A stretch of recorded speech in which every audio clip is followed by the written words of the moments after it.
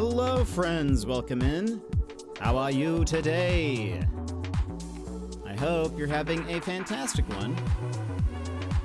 Let me just double check that everything is working. And then we will begin. In the meantime, how are you? How's it going? What have you been up to?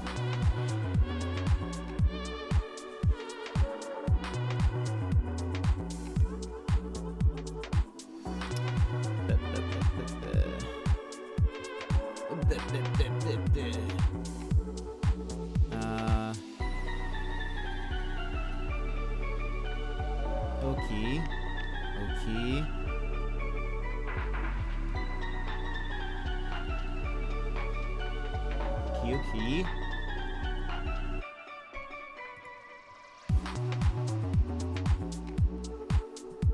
I believe we're good to go. Wait.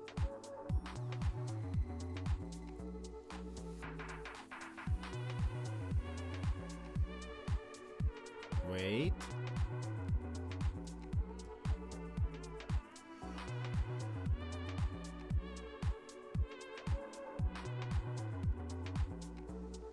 Yeah, should be. Hold on.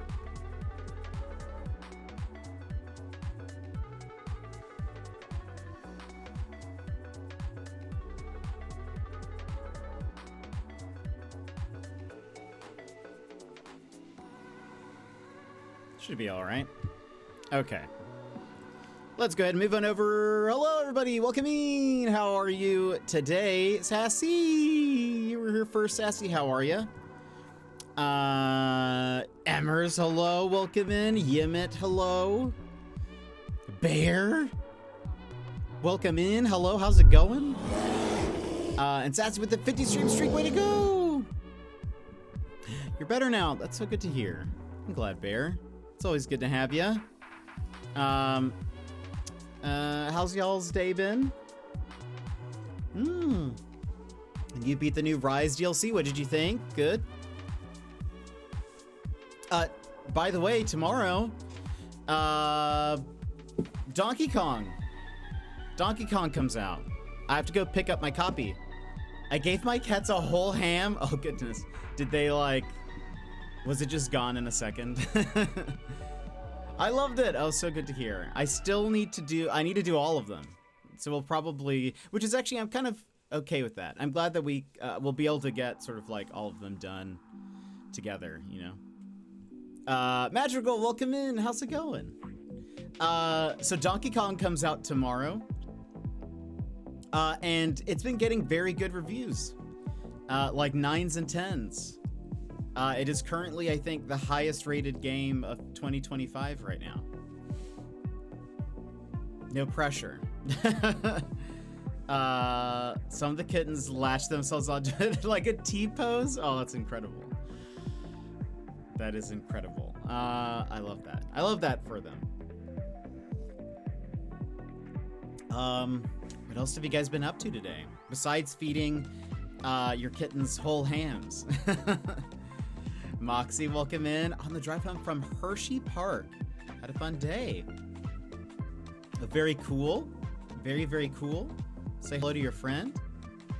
But yeah, so Donkey Kong tomorrow. So let's see how much we can get done today of the Roottrees Are Dead.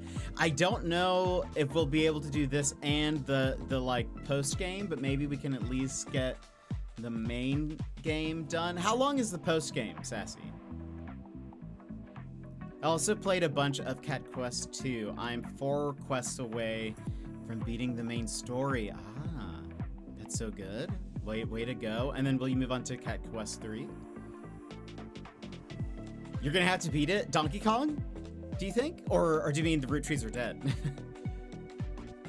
Today was a pretty good day. How are you? I'm doing pretty good. Today's a very windy day. I was actually like a little bit like it rained a bit too, but it's very windy. So I wasn't sure. I was like, oh, maybe I wonder if my internet will die. Makeda, welcome in. How's it going? How are you? There was also a big earthquake in Alaska, far enough away that it didn't really affect us. But I think I heard some people in Anchorage heard it or felt it, but I did not. How many of the Roottrees? Oh, I don't know. At least 18, because we hit that mark. So I think we're at least at 18, but I'm not sure. Finally cut a stream before bed. I have been starting streams late this week, unintentionally. So I apologize for people who have bedtimes and stuff. But I'm glad to see you. How have you been? How's it going? Peanut, welcome in. About to go to sleep, but I just wanted to wish you a good night. Well, good night, Peanut. Thank you for coming in. It's good to see you. Hopefully I'll catch you a little bit in YV stream tonight. I believe he streams, so hopefully I'll see you there. If I recall correctly, it took about the same amount of time, I think. It took me to do everything? Oh, so like 11 and 11?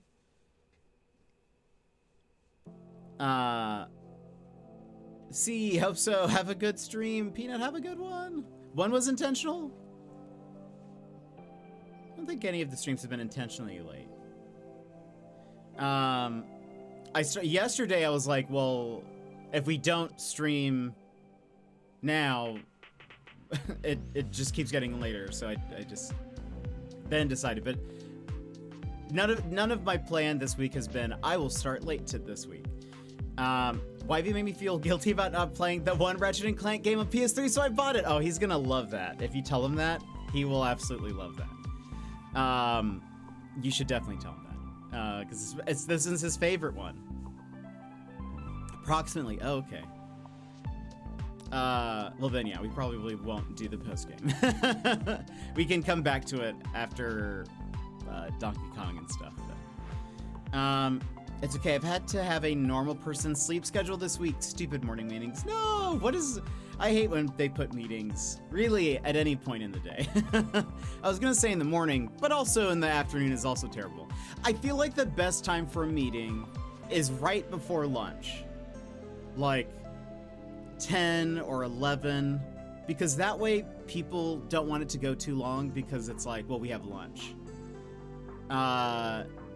Because meetings after lunch, then you're tired from lunch, you know? That wasn't this week though, was it? That was this weekend, I think. I think that was Saturday. I don't count that as the week. That was last week.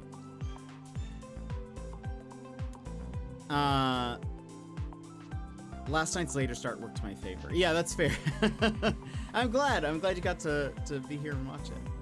Fair. The best time for a meeting is put it in an email. Actually true though, Makeda.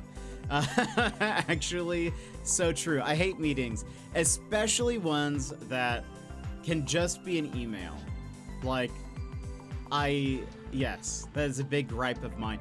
I worked at this one place for a bit where, like, it was mandatory that I had to be there for every meeting, but no meeting was ever relevant to me.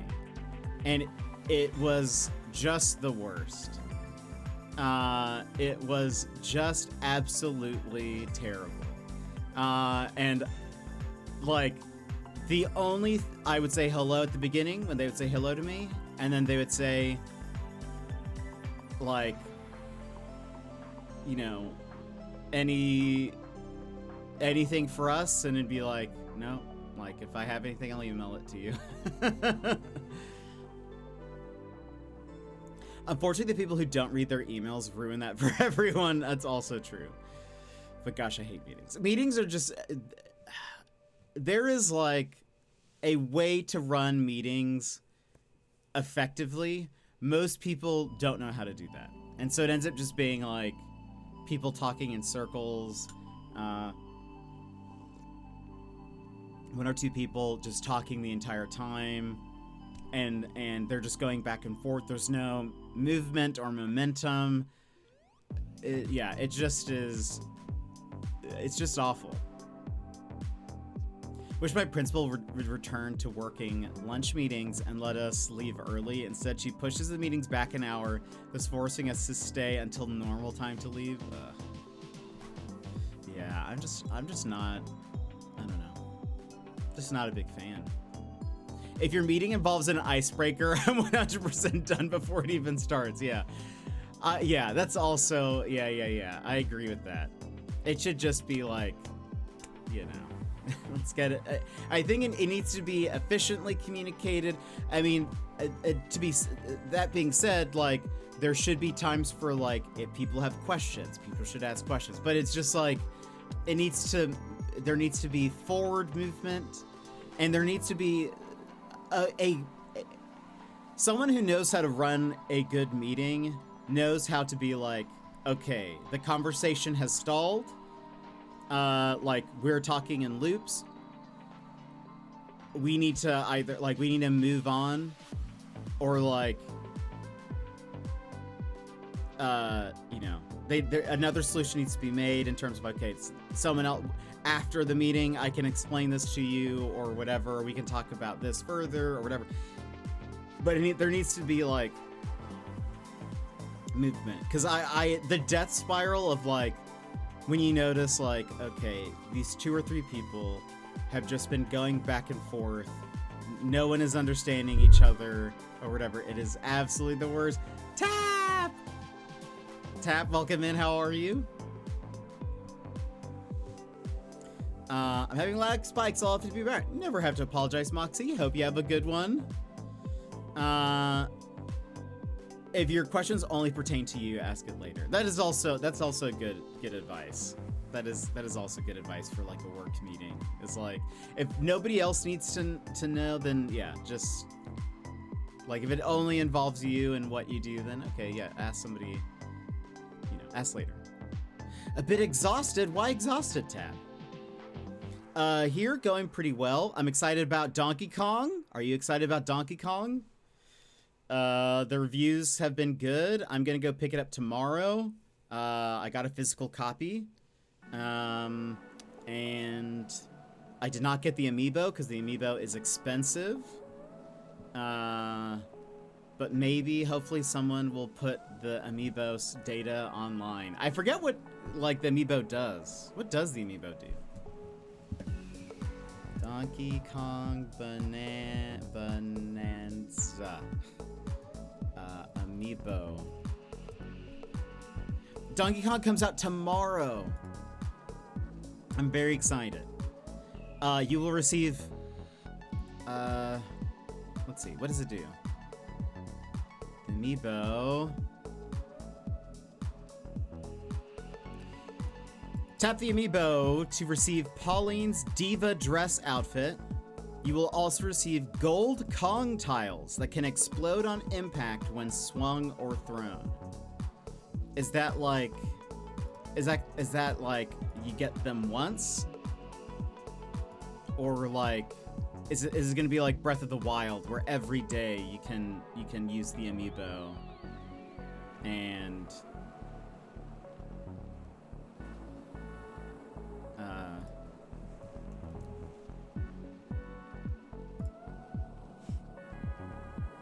doesn't say. The amiibo looks very cool. But anyway, I guess we'll figure that out. Oh, and I never answered this, but yes, I plan on moving on to Cat Quest 3. Ah, very cool. Very, very, very cool. But I think I will try to 100%. Oh, dang. Oh, way to go. Just one of those days, I guess. I'm super excited for Donkey Kong, though. The reviews have been incredible. Yeah, I've just really, like, seen I haven't read anything. I've just, like, seen the numbers and, like, the yes recommended or whatever. So, yeah, it sounds exciting. Very excited to play. So we'll do that tomorrow. There's also an indie game that I've been looking forward to that comes out tomorrow as well. And so I have not received a code for that, unless I got one in my email.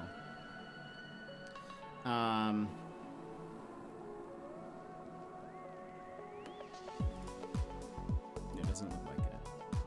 which is fair and fine because I guess I will. I was like, do I play the Drifter on its release date, or do I play Donkey Kong on release date? But if I didn't get a code for it, then that kind of answers that. But we will play the Drifter very soon then. Like maybe next week, potentially. Because the Drifter looks incredible. And it's made by Aussies and it has voice acting and they're all Aussies and it makes me very happy. The Drifter. Let me post... We played the demo for it during Steam Next Fest. And it looks really cool. Here is the Steam link. But it is a point-and-click thriller. A pulp adventure thriller. And it seems like the demo is really interesting. And it's all voice acted. And they're Aussies, and you know how I feel about that. I can't play Donkey Kong, but so excited to watch it. Oh, that'll be fun. Well, I'm glad. Hopefully you'll be able to. Oh, Fiery Fingers, welcome in. How are you? Sorry, I didn't see. Your name color is like exactly the same as Taps, and so I accidentally skipped it. But how are you? How's your day going? Hope everyone's doing well today. Yeah, I'm doing pretty good. I just work pretty much. That be it. It's a bit windy here.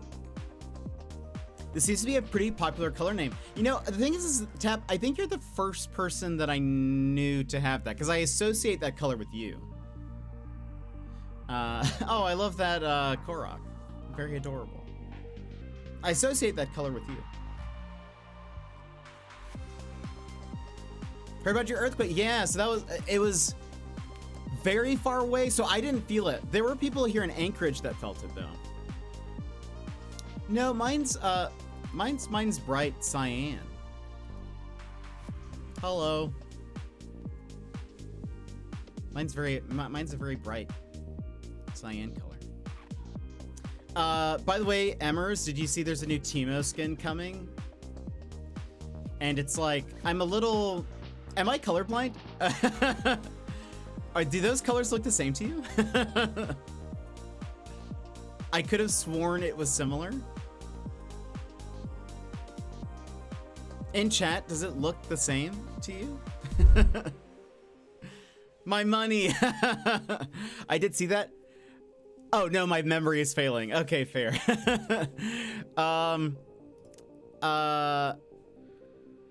a little, I will say, I think it's weird that they're giving Teemo another skin in what is basically the same skin line as one that he already has two.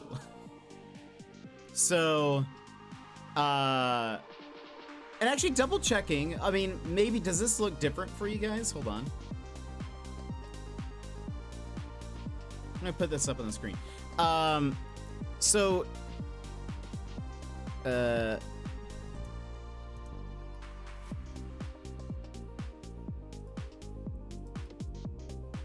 mean, to me, very different colors. So,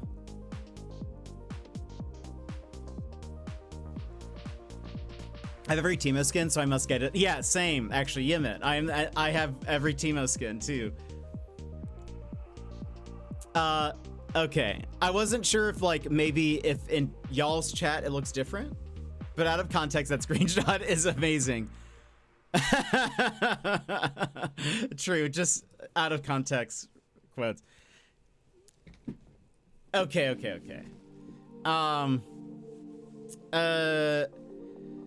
Yeah, there's a new, okay, Teemo is getting a new skin in the Spirit Blossom Springs skin line.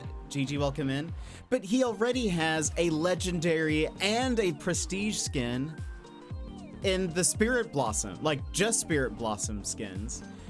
This is his first skin back from his rework, like his first real new one. And it's weird that they then are giving him one that's like adjacent to... I have no Teemo skins. Who's Teemo? Teemo's from League of Legends.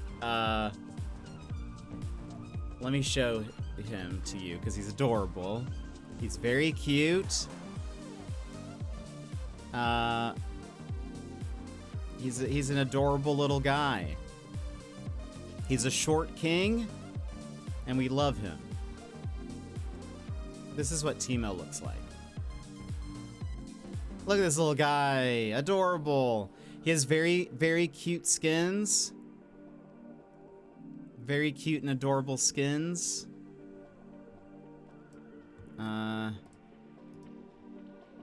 Here's another one of his skins. Like he's just a little cute little guy.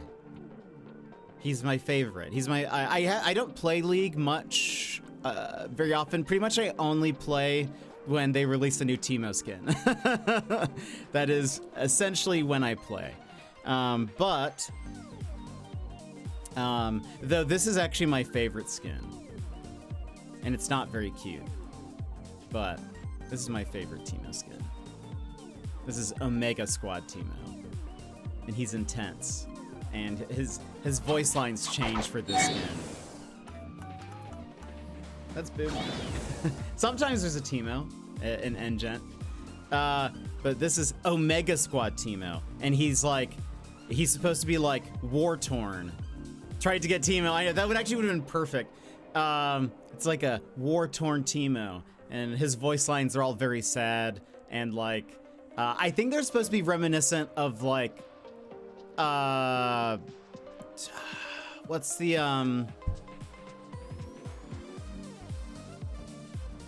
Metal Jacket. Full Metal Jacket. I think it's supposed to be a very like full Metal Jacket inspired Teemo where he like talks about the war and and stuff, and I love it. It's my favorite skin.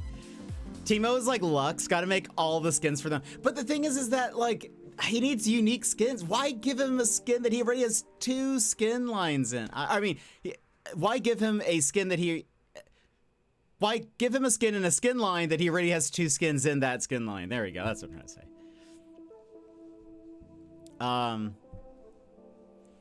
That went way over my head. I haven't played League. What a cute little guy, though. He is a cute little guy. Clancy. That I have Full Metal Jacket. Typically all of Teemo's like Teemo is known for his laugh and like kind of being a little annoying, but like he's just a very cheerful little guy. He's a scout. Astro Teemo is cool. I will give you that, you know. And Cottontail Teemo is great around Easter. True. My most used ones are probably Astronaut Teemo and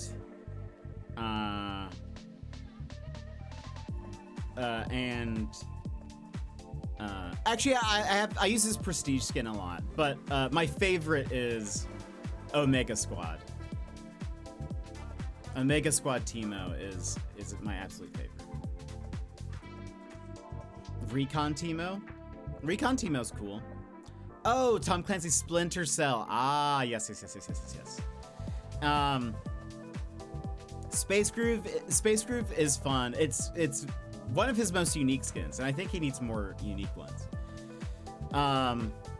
But yeah, his Omega Squad is just great. It again has my favorite lines in it. It's just so good.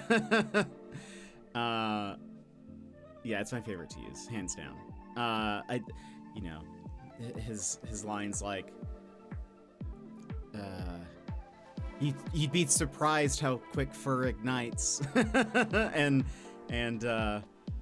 I forget what started the fighting.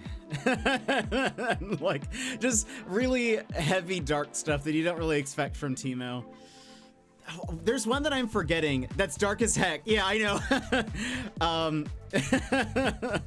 There's one that is Omega Squad Teemo quotes.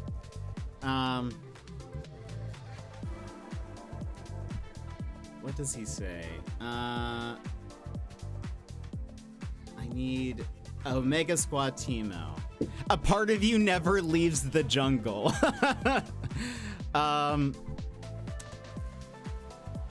So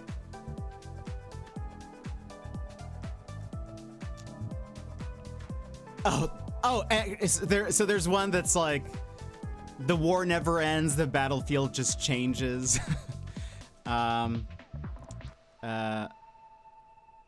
What is it? Actually, this one doesn't have it listed here. There's the one that's like, there's something about like having to like prove yourself or something, then you'll get a name, as if like he's just not going to get to know his teammates because he doesn't know if they're gonna survive. We ain't all making it out of here. I love that. That's one of, I don't know. It's just so adorable. And he kind of has, he puts on this like kind of old man affectation to his voice that I feel like is a little bit different. Anyway. Anyway. I love it. It's just the best. This one doesn't have, oh wait, hold on. If I click on Omega Squad Teemo, does it? No. Anyway. It's just the best. It's just, and again, his normal lines are like, are like not that. His normal lines are things like,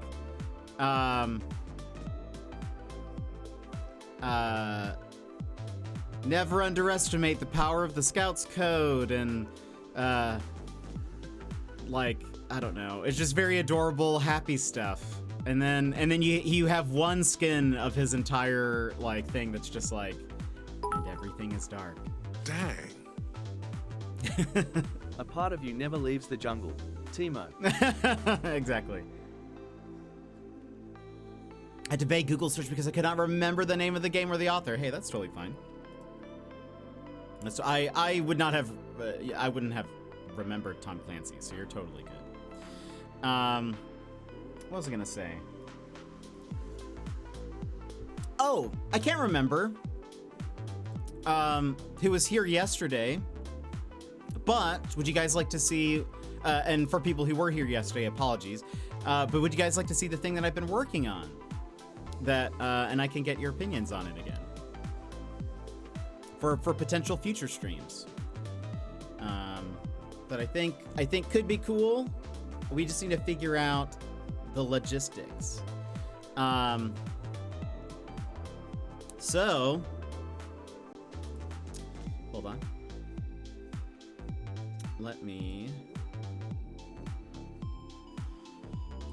put that on.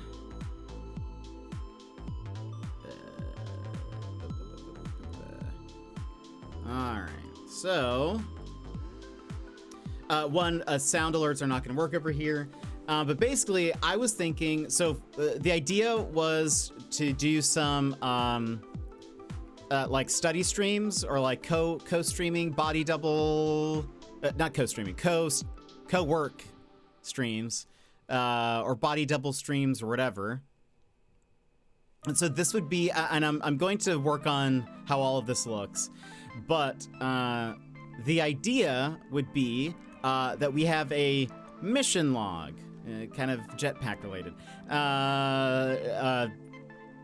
It's basically where people can put your tasks, your task list of things that you want to work on. And you guys can actually add your own. If you do !task and then anything after that, it will add your task to this list. And so it's all automated by a bot in chat. So if you guys want to do that, you can test it out. But the way it would work is while we would also do like a Pomodoro timer, which I'm not sure if you guys fully all know what that is, but Pomodoro timer is where you have like 25 minutes of work, 5 minutes off, and then 25 minutes work, 5 minutes off. And so we would have that timer on the screen. And when we are working, I would do this. There you go. So it would be sort of just a frosted blur. I feel like that way for a few reasons. One, it makes it so that while I'm working, I don't have to be like, What does my face look like? Do I look normal while I'm working on stuff? Because I in the past when we've done co-working streams, I've been focused on like, I've got to make sure I'm not just looking like, you know, I have a deadpan expression or whatever. So this would be, so you guys can still see me as I work. This is me typing, working over here. But we can like keep track of everything. And so we can do like, what's cool is you can do task.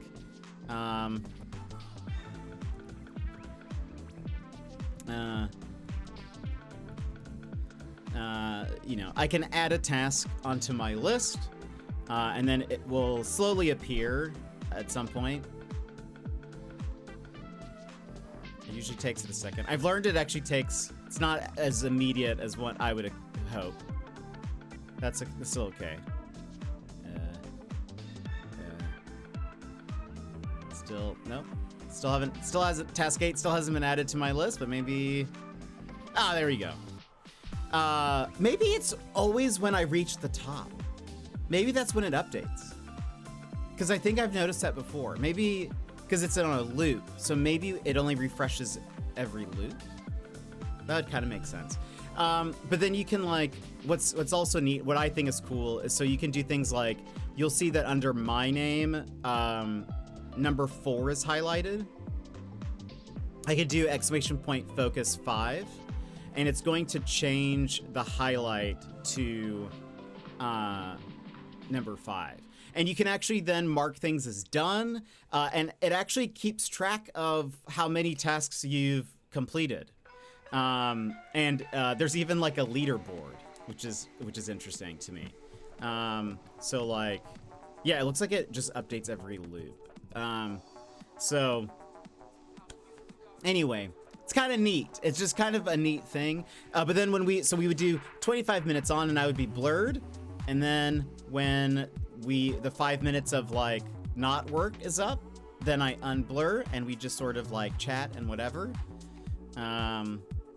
So anyway, that would be the deal. I think we would have maybe like a couple of other like widgets and things on the screen, but that would be the general like vibe of this. And then we were talking about this yesterday. I'll go ahead and I'll turn all this off. Talked about this yesterday. I think what we'll do is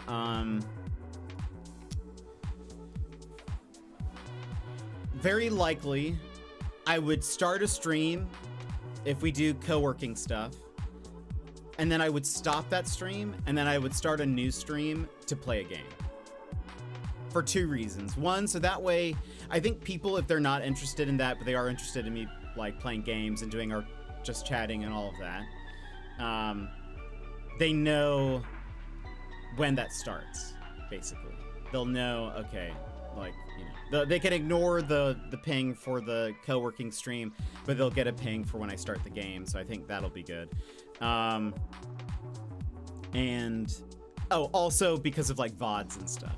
Because I think if people were then searching, if people are on YouTube and they find my VOD, I think they would click away pretty fast if they, like, the first 2 hours is just like silence and music and not the game that they're looking for, you know?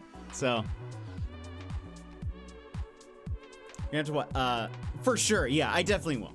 I'm leaving them there just so that as I like mess with how visually it all looks, I kind of have a working task list, you know. Probably be there the whole time. Excellent. I love that, Bear. Thank you. Thank you for your dedication. This would be so helpful when crocheting because I'll have the motivation and I'll be seeing me check things off and there'll be built-in breaks. You see, that would be great. And I mean, like, and you know, it's obviously people don't have to put tasks on if they don't want to. I just thought it'd be a fun way to sort of like, if we do co-working streams, it gives you guys some kind of interactive, like, thing. It gives you some way to be a part of it besides, like, just saying you're working on something or whatever, you guys can have your name on the screen and you can let people know what you're doing. And I mean, it can be like basic stuff too. Like, I mean, you don't have to, not everyone has to be working on a dissertation. It can just be like, I don't know, taking your meds, making coffee, taking a shower. You know, it can be like basic stuff. And then, you know, you're just checking things off. You're just doing things. That sounds great. I'll probably join sometimes, but not right now. Right now is bedtime. I got a bit of stream today, Makeda. And for sure, actually, a lot of those streams would definitely be earlier on in the day. So I think it would probably work out for a lot of people. But Makeda, I hope you have a wonderful night. Get some sleep. Then maybe I'll finish Mr. Panda's blanket before our 10th anniversary. Incredible. Yeah, I think it'd be fun. So I don't know when those would start. I still want to get the layout sort of done. I'm gonna add some like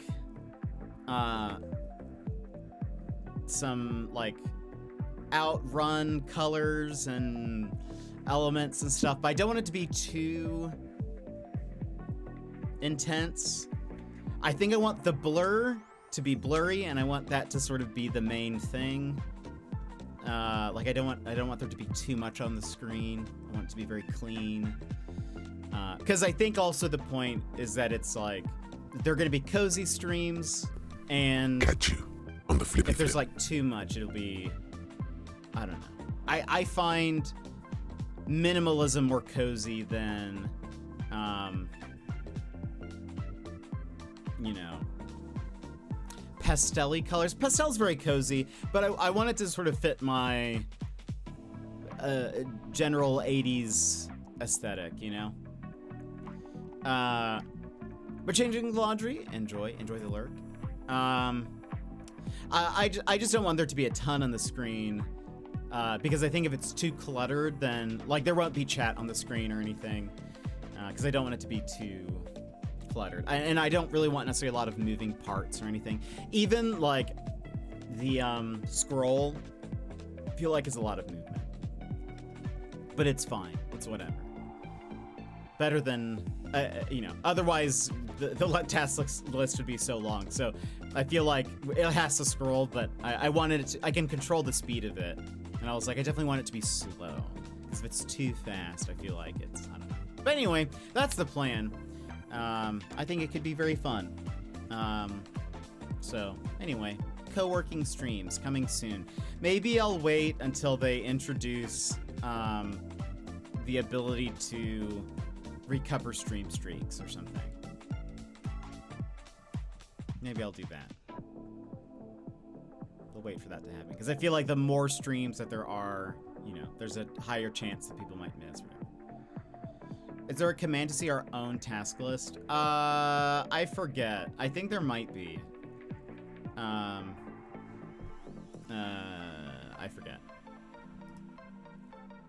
There is. Let's see.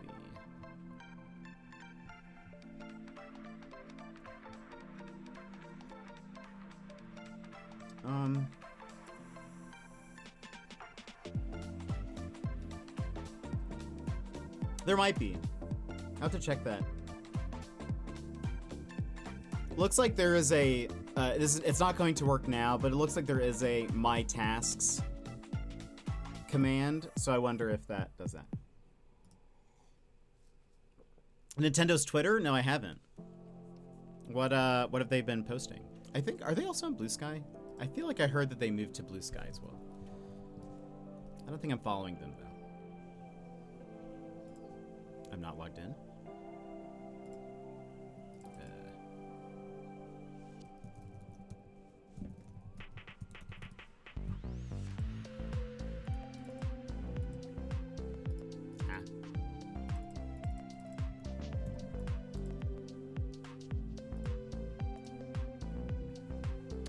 Well, they did Animal Crossing stuff a while ago, and then Nintendogs, and now they're showing black and white stuff. Oh, really? I know there's a repost bot for sure that takes their Twitter post. Oh, is there? Let me see. Nintendo. Oh, unofficial. Yeah. Nintendo USA. That is, yeah, you're right. Oh, how did we not talk about this? Can there be a general command to have Nightbot tell us which commands there are? There is one that's not Nightbot. Rumor has it we're getting a. That's what I heard. But I don't know if we talked. Well, we did not talk about this, but sure some of you've heard, but I just forgot.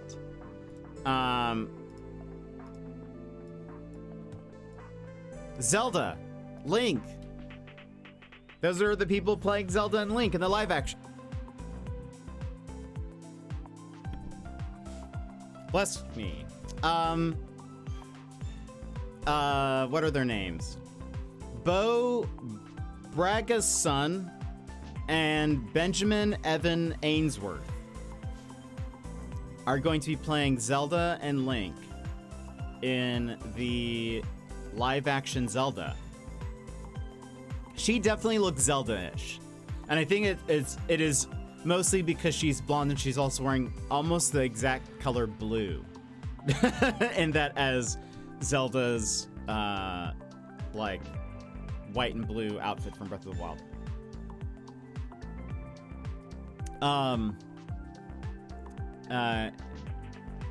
And I don't know any of these people, but anyway, that's Zelda and Link. What do you guys think? I'm glad it's not big names for the main. Honestly, same.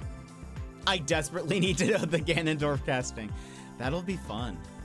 Yeah, I have no idea. I can't even imagine. There's rumors, and I mean, I don't know how anyone would know any of this, but there's rumors that it's going to be very like perhaps a Lord of the Ringsy like trilogy, where maybe it's like leading up to something. It's not going to be just like one fully self-contained movie, which honestly I feel like that would be the best way to go. If it's sort of like everything is leading towards a final battle in a third movie. So Link gets defeated in the first movie, reawakens like Breath of the Wild. I mean, potentially. I also assume it'll be kind of like its own like unique story and stuff. Some people were hoping that it was going to be like based on a game like Link's Awakening or Breath of the Wild or something like that. I imagine it's going to be its own thing, which is I think probably also the best way to do that as well. But I'm also glad that it's not like Kristen Stewart is Zelda. One, that would be wild. Because how old is Kristen Stewart at this point? Yeah, I think that's also, I mean, and that makes sense too. I think with like characters that are supposed to be very like elvish and fairy-like and stuff. I wonder how dark it's going to be, or if it's going to like how serious versus funny, because there is some humor in Legend of Zelda. There's a lot of weird and wacky things, but what's her name? Yeah. I can't think of her name. That would be wild. I think a nice mix will be good. Yeah, I think so too. Because I hope it's like, honestly, if they tried to go for Dakota Johnson, yeah, I think if they go for a Lord of the Rings vibe, I honestly think that would be kind of a good direction to go into, because like, I want to see a lot of like bright colors and green forests and whatever. I hope there's a lot of that. And I assume we'll also have like, it's got to be like the first movie is going to be a lot of like Hyrule and like the forests and you know, the castle, a lot of trees, and then I'm sure the next one is going to be like maybe is when you go to like the ice area, and like maybe evolves, you know, some air stuff as well. And then the last movie I imagine is going to be like you know, probably one of the lava areas, and then the boss, you know. I feel like, which I hope there's gonna be a lot of like bright colors, and you know, what timeline are they gonna choose? That's also a good question. That's also a good question. I'm honestly like, a Zelda movie is quite like I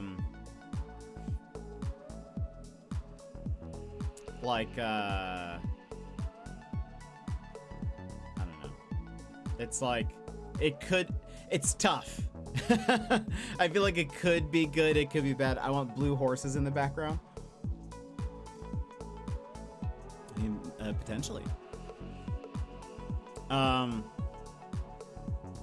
But yeah, so I don't know. I'm afraid of live action movies because they never really end up being good. So I think a lot of it is also going to really depend on like the director and all of that, so. Which they haven't said, right?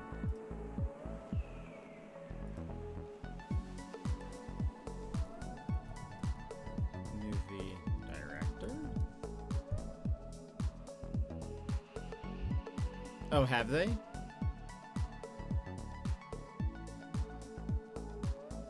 Oh. Wes Ball, known for Maze Runner and Kingdom of the Planet of the Apes.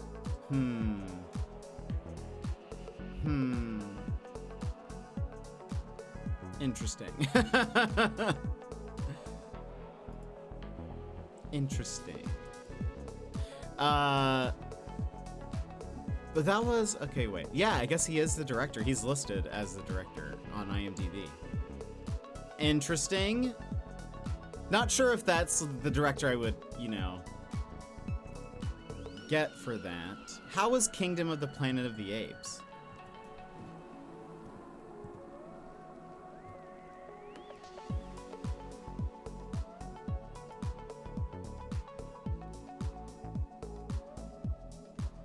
An 80% on Rotten Tomatoes. Not terrible.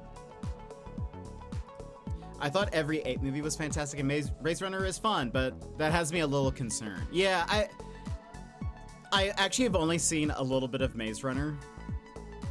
I liked it a lot. The series is wild how it keeps building on itself. Have never seen a single Planet of the Apes movie. No, I lie. No, wait. No, I haven't. I got confused with King Kong. The one with Brie Larson. I have seen that.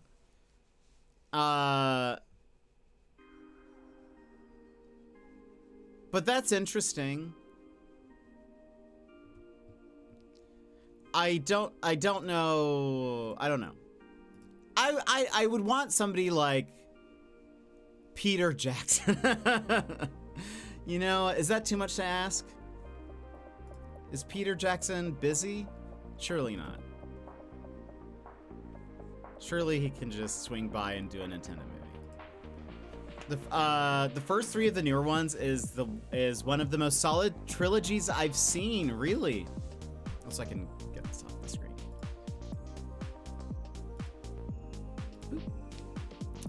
Boop. Haven't seen them since they came out, so I'm not sure how they would hold up today. Interesting. I don't know why it's never really interested me. I've never even seen the older ones or anything. Me and my friend were always joking about Maze Runner, how the main characters were always looking for the plot. That is very funny. I think I've seen like random clips of it. Because I was like, people talk about it, I should know kind of what the movie is, but then part of me is like, maybe I did see the full movie, but it just feels like I saw random clips.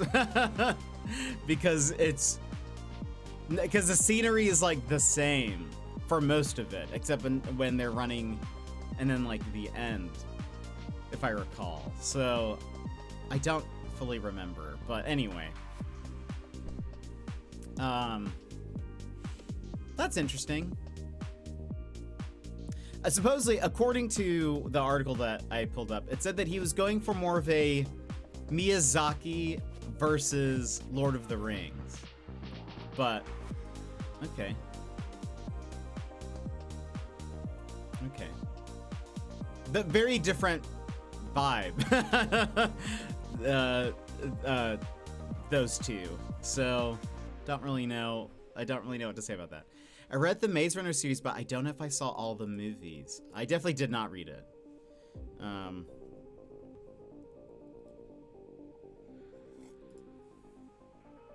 Nacho Bro Chacho, welcome in. How are you? Mercedes, how's it going? So mystical, but realistic. Yeah, yeah. Yeah, it also depends which Miyazaki films. An incredible name. It is an incredible name. Do you want me to still call you Mercedes, or do you want me to call you Nacho or Brochacho? What do you want me to call you? I mean, Miyazaki films are excellent, but I'm getting like it's you know, Lord of the Rings is like an epic. Whereas, like, I feel like Miyazaki movies have maybe moments of epicness, but it's not like an epic, legendary tale, that kind of, you know, that kind of thing. It makes me happy that you remembered I changed my name. Mercedes is perfect because that's how you knew me. Okay, well then I will call you Mercedes still. Yeah, I think I was in... I can't remember if I was in Devin or Brandon's stream whenever I saw that you changed your name. So I remember. But it's great. We have avocado and nachos now. We need some salsa. We've had salsas in the chat before, but they weren't ever regulars. We're on our way. Anything else fun going on, friends? Anything else exciting before we get into the game?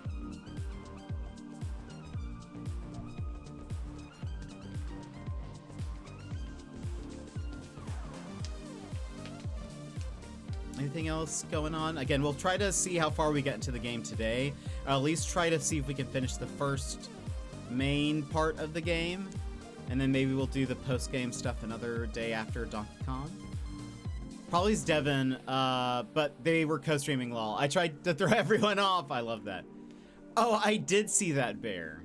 I did see that. Wild. Wild times. Changing my name to Salsa and Lime, which is very good, to be fair. A new word-based puzzle game came out that I'm loving. It's called Wordplay. It's like Scrabble meets Balatro. Oh, is that on Steam?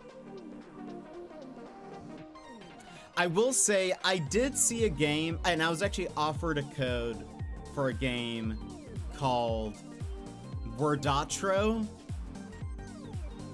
which is supposed to be like, again, Balatro with letters and stuff. And I was sort of like, that feels like you're trying too hard. Like that. that seems like you're really riding on the coattails of another game, and not doing something for yourself. So I don't know. I decided not to accept that code. Hold on, let me see. Wordplay.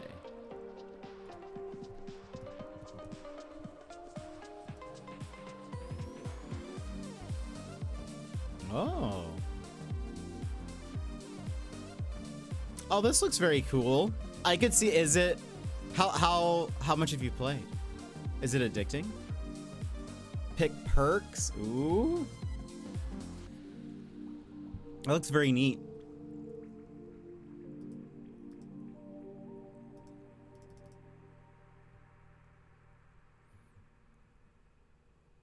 Apparently this is in my Discover queue, even though I search for it. I will add that to my wish list.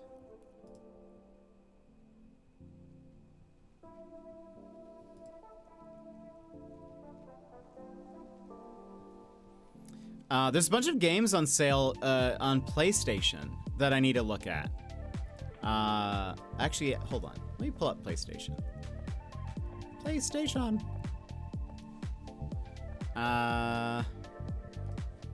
There's the summer store on PlayStation has started. Summer sale. Maybe a couple of hours. I just got it yesterday, but it's been such a nice quick break from work. That's so exciting. It does look like it could be very addicting.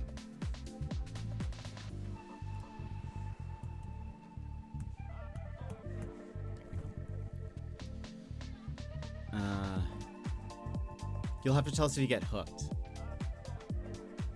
Okay. Yeah, I got some notifications that things on my wish list were on sale on PlayStation. Ooh, there's a game called Fort Solis that I've been looking at for a bit. And it's 60% off. It's a sort of like a walking sim style game, but spacey. Responding to an unusual emergency call from a remote mining base, Jack arrives at the dark and desolate Fort Solis. With storm warnings imminent, he heads inside to make desperate contact. As the night grows longer, events escalate, spiral out of control, and the mystery of what happens to the crew begins to reveal itself. The storm is approaching, limiting Jack's escape as he looks to hold out until morning arrives. Anyway. It's been on my wish list for a bit, so. Ooh, Manifold Garden is $3. We'll get. Garfield Lasagna Party is not on sale, everybody. I'm sorry. We won't be picking that up.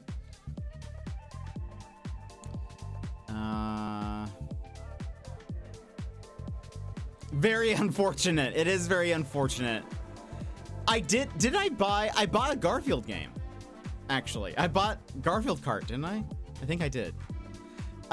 Harold Halibut needs to go on sale. Why has it not gone on sale on PlayStation? Why are they holding onto that for dear life? I need a good sale for that.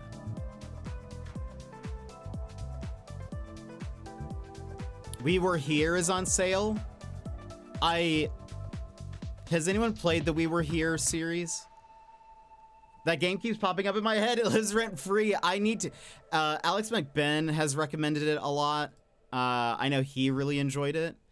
And so I also want to play it. But Black Magic, it's pretty fun. Need a friend for it? We Were Here. Yeah. I have actually been thinking about trying to convince Yvie to play them with me. But they're currently on sale for so cheap. I wish, you know what? I say this every once in a while. It's such a jet game. Harold Halibut, I bet. It looks fantastic. You know what? One of the things that frustrates me. It is 2025. We're on the PS6. I mean, PS5. What? We're almost at the PS6. It is still impossible to gift people games on PlayStation. Why is that? Why is that not a thing? Gifting games should have been introduced into the ecosystem such a long time ago. Why is that not a thing? Because if so, I would just be gifting YB games to play with me. I have been trying. I've been trying very hard. He's just so busy, and is he's always playing, you know, games he likes. Womp womp. Imagine playing games you like and not playing games with me. Anyway, I've been thinking about trying to see if you would play those games because they'd be fun. I think they'd be fun to play. We're still going through Split Fiction. I think we might play some this weekend as well. So I'm very excited about that. But anyway, but Black Magic, how are you doing today? How's it going? Anyway, I campaign that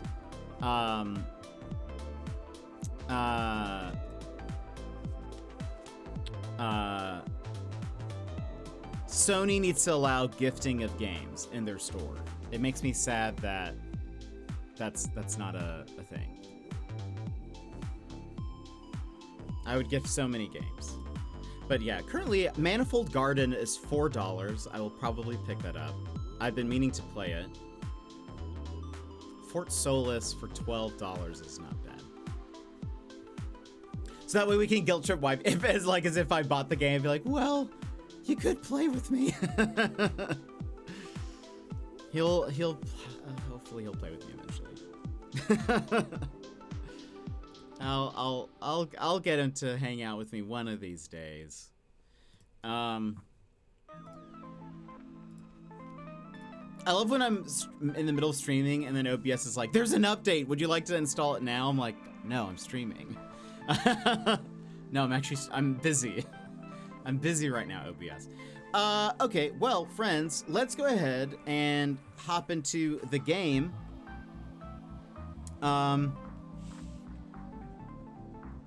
Is there anything else before we go? No, I don't think so. We're going to be playing more of the Roottrees Are Dead. So we're going to run ads, though, beforehand. So we'll BRB so nobody misses the thing. And then we'll be back. We'll hop into the game. So, friends, if you need to stand up, stretch, etc., now's a perfect time to go do so. We will BRB.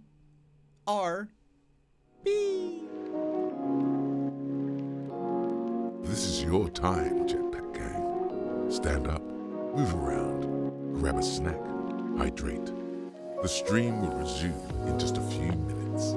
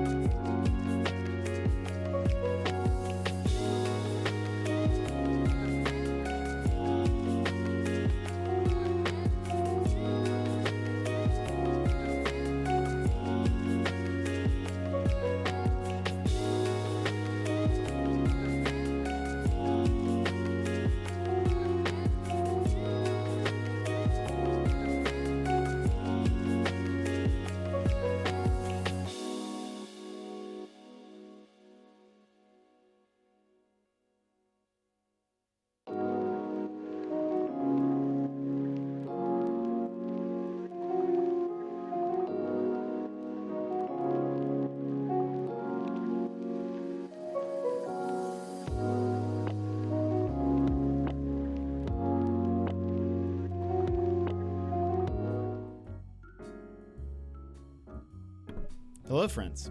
Welcome back to the stream.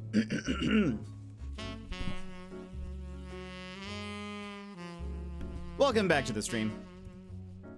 And welcome back to the Roottrees Are Dead. If you've not been here before, let me tell you, these are the Roottrees, and they're dead. These Roottrees specifically are dead. Some of the other Roottrees are dead. Not all the Roottrees are dead, though, we've learned. Our goal is to put together this family tree. We are sort of in like a weird point where I need to figure out some stuff. I'm not really sure what I should be looking for next. So we're going back to read some of this stuff. We're gonna have to be looking up names on our computer, going through the public library, periodicals, etc., etc. I do wonder. No, there's not. Okay. I have to have both, I think, if I want to search for something.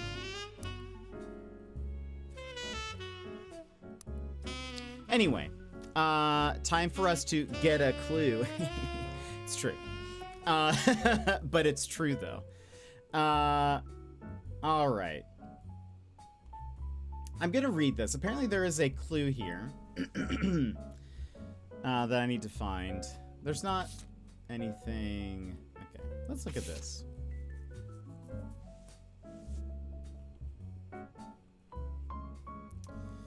Carl Roottree was voted Watchman of the Year in 1987, and a photo of him appears on the cover. According to the cover, Business Watch is the magazine for and about corporate leaders, and has ongoing coverage of who's who in the corporate world. I wonder if they have information on, like, other people that they've listed, like,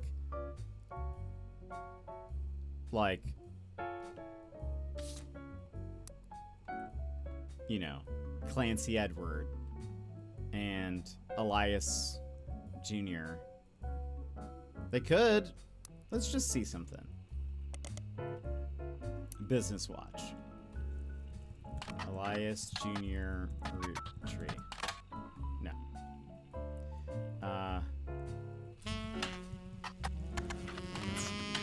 Edward Roottree. Zachariah Morden. Ah! In 1959, there is a small blurb about Zach Morden, son of James and Gwendolyn Morden.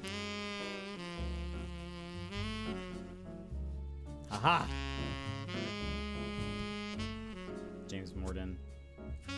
I can't remember. Was Zach his... Okay, hold on. In our notes, we had something about Zach recently. Didn't we? Or maybe I just read it. Okay, hold on. It's fine. Go back. Go back. No notes. Inheriting the candy company. He's quoted as saying, Elias trusted me with carrying on his legacy. So I plan to do. Along with 5 pieces, our chocolate maple products are selling incredibly well. We will not be making any changes. Okay.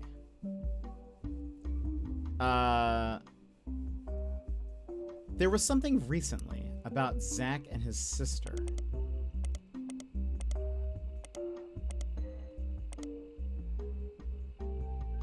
Was it in...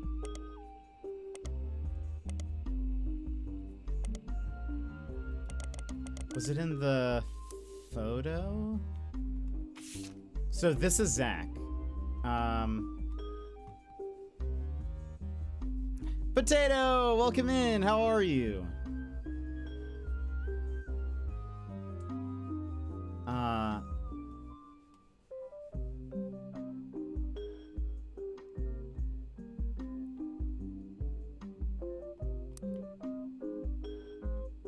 Hold on, Morden. So that's Gwendolyn. Angelica.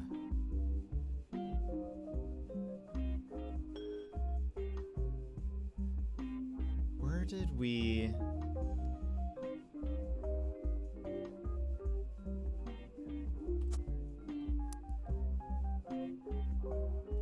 Where did we...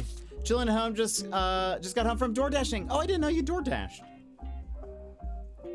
How did it go? There's something.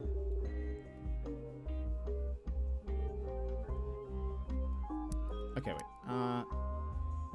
You don't know. If I search for Angelica Morden, nothing.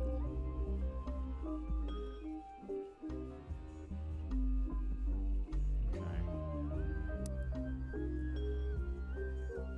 I feel like there was something. Dynasty? Is it under Dynasty?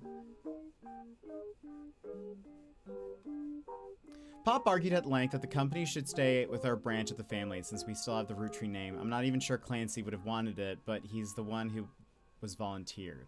Instead, it ended up going to Zach. Even though his surname doesn't match the candy, he's the firstborn son of the firstborn five-piece. Ah, well, okay, that still doesn't help. I'm not sure how that's relevant to running a company, but Granddad always had very particular views when it came to his bloodline.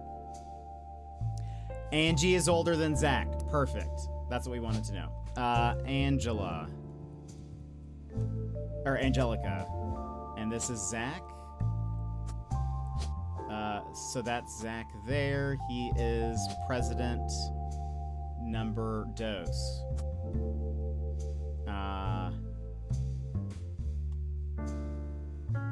Angelica. So...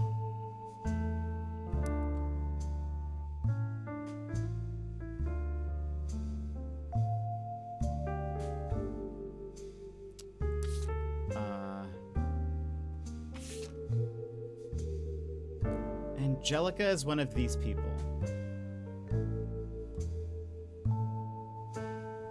What was I gonna say? Very slow today, not many people, and it was raining. Oh, that's not fun. And also, barely got tipped today. No, actually, now that I'm looking, I did get tipped all day. No, Potato, I'm sorry. That is rough. That is very, very rough. Do you live in a place where, like, is DoorDash very busy? Or do you live, like, in a smaller town, like, big city, small town? I feel like that would be... I feel like it'd be pretty different depending on kind of also where you live, too. Grandma says we include Sam. So, okay. I think this is going to be Angelica. The reason why is because their hair is closer. But I could be wrong. She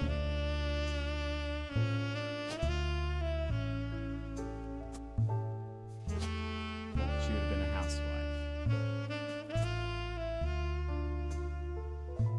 We don't have any else. Nobody else is like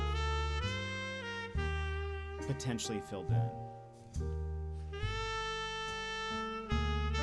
So even if that is correct, we don't know.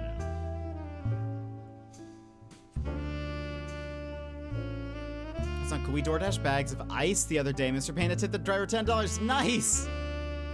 Nice ice. It's mostly busy here. I do live in Florida. There's a lot of stores around me. Ah, okay, interesting. That's wild. Well, I'm sorry that it was not a very lucrative day. That's no fun. So I'm very sorry.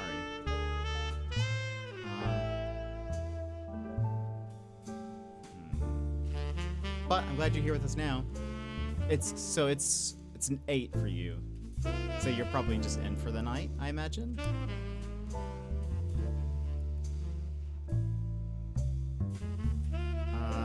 Okay.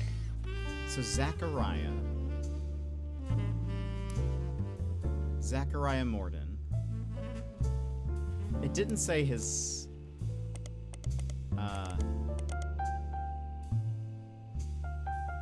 small blurb about Zach Morton, son of James and Gwendolyn. Okay.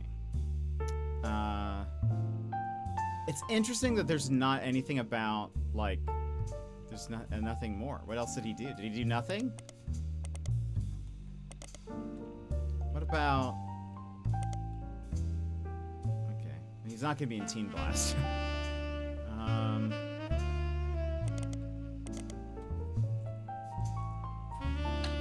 So again, Zachariah Morgan.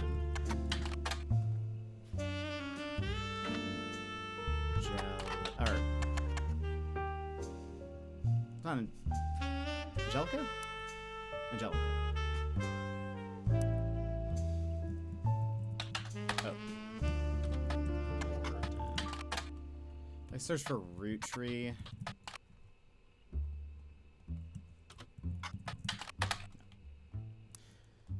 We don't know his spouse. James Morden.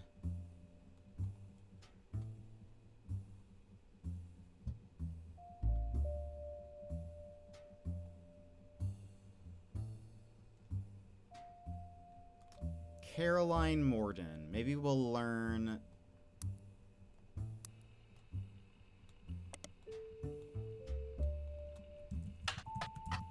Caroline.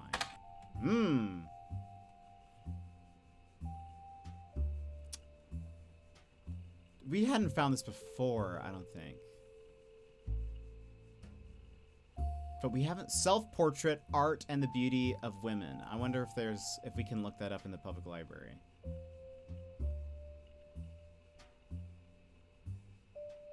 The copy.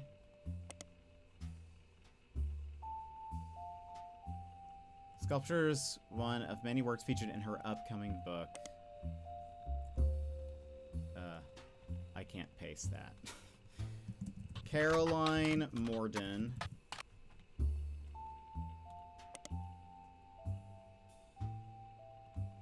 It's not gonna remember that. Oh, I guess I can do this. Oh, search periodicals. No, that's not what I want to do. Oh no. If we do note, there you go. So now public library. Caroline Morden. Self-portrait, art, and the beauty of women.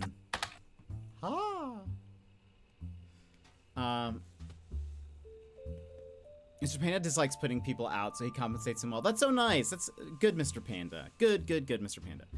I'm about to stop doing DoorDash completely soon, though, because hopefully I get a call back from this job or an email from a place to get my licenses done for security.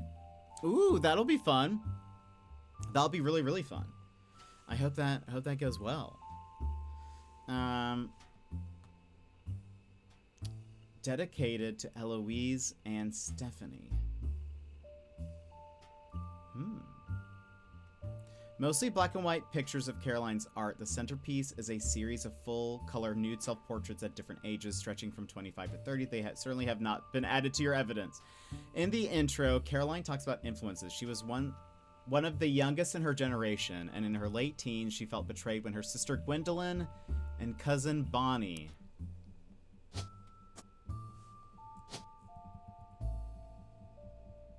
Gwendolyn Morden. Okay.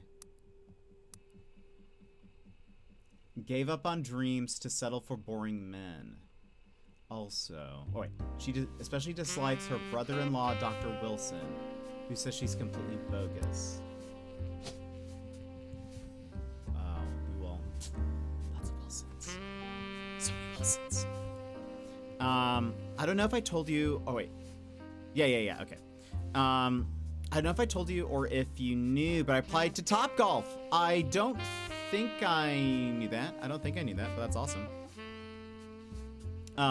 And when they called me back, they said that I would be better suited to their facilities department because I had mentioned in their interview that I have an IT background. Oh. And they said I should get a text or call back sometime soon. And on top of that, I have a backup plan to do armed security, so I'm going to be taking my search for those and my concealed carry license. That's so cool, Potato. I'm glad that seems like a much more like stable and good job. So I think that sounds great. I think that sounds wonderful. I hope that works well. So any like clue as to when that would start for you?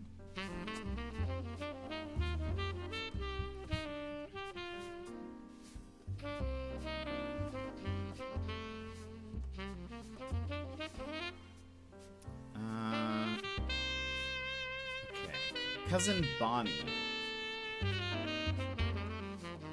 So that would mean Bonnie is one of these. I'm just gonna put Bonnie here.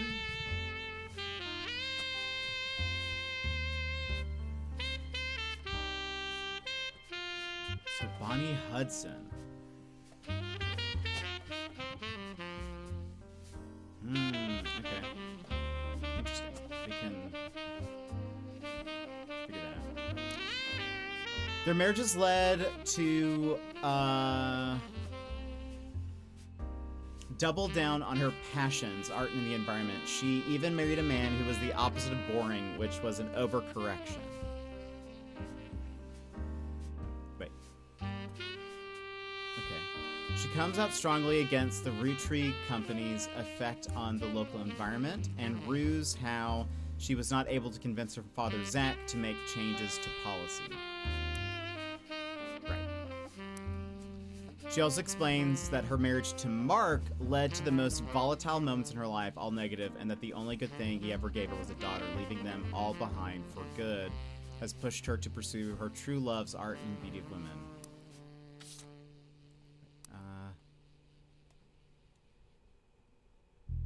Right. Okay, so we know Stephanie.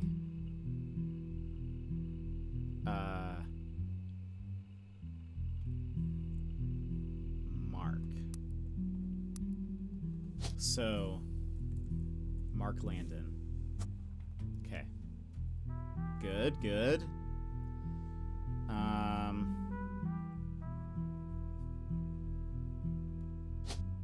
Do we have another photo of her? I don't think so. Okay.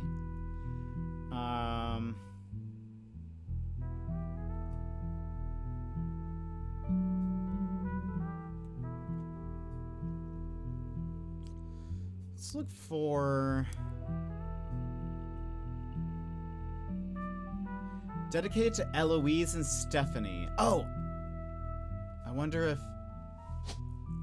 Eloise. I think that's gonna be Eloise.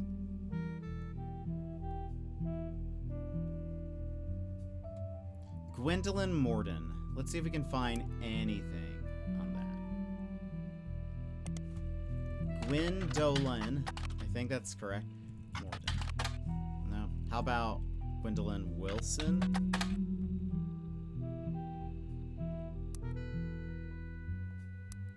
Did I spell that right? Gwendolyn. Yeah, okay.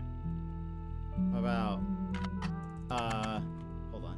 Let's look at all the Wilsons. What are their names?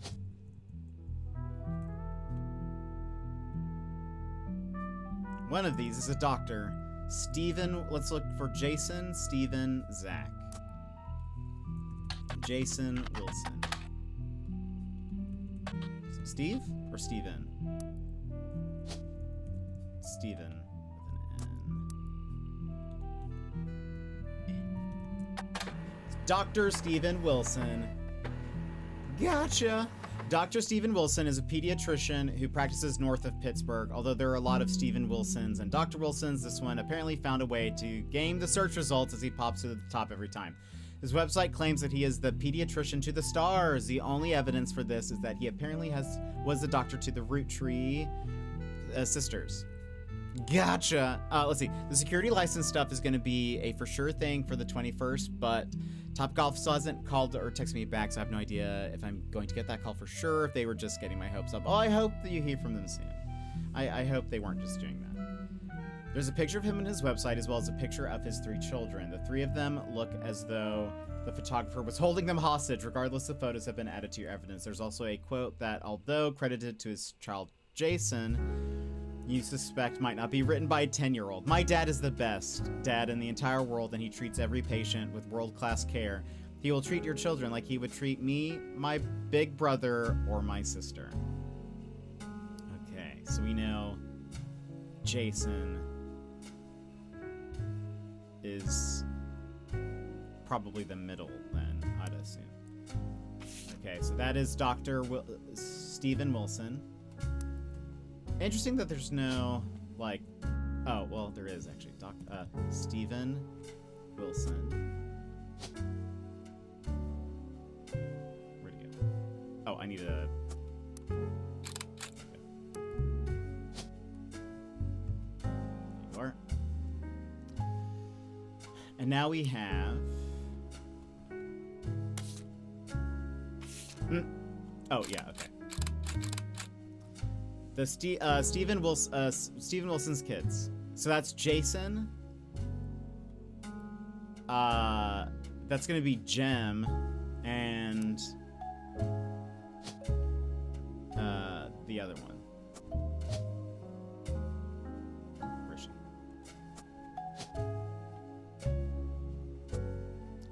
So this is Jason.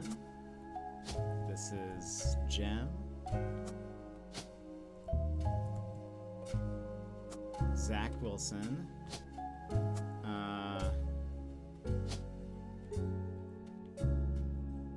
Well, he's graduating, but... Oh.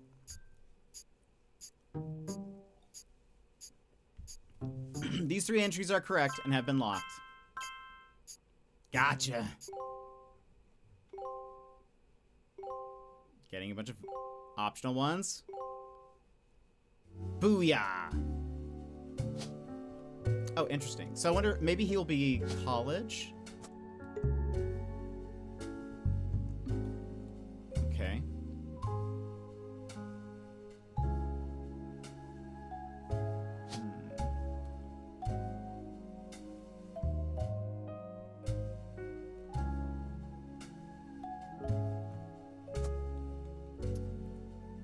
Hold on. Okay, so where is that one photo?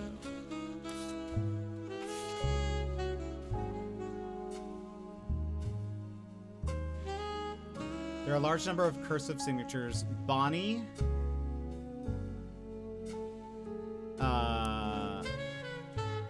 Okay. Bonnie Hudson. We're gonna have to look her up. Bonnie, the next president, Guy Hudson. Oh.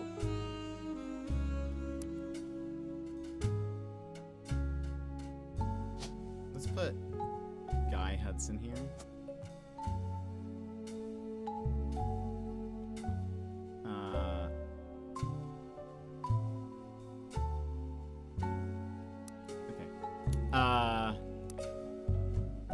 Ernie Jr. Ernie Jr.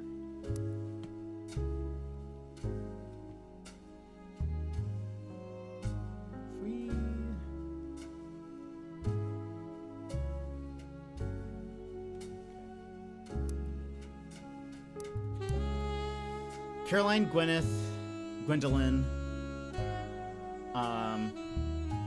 Miracle Jr. So Gwendolyn is in this photo.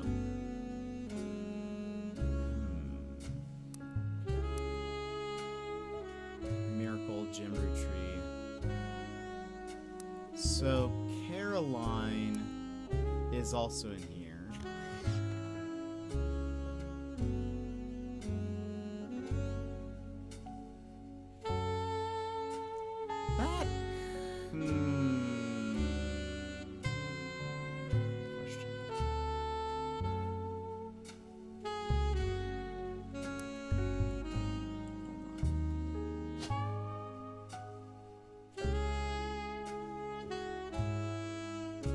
You.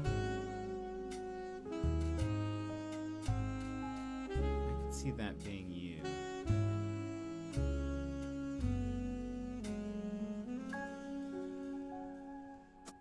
Gwendolyn would also have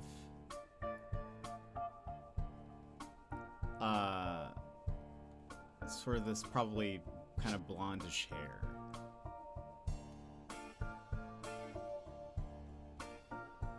Could be that one.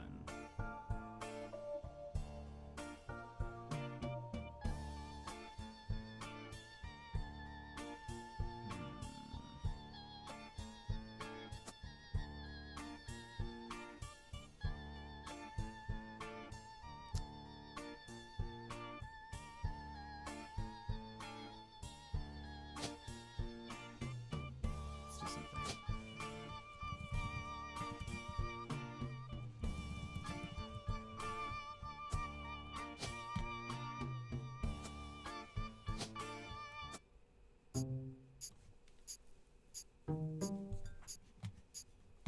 can figure these out.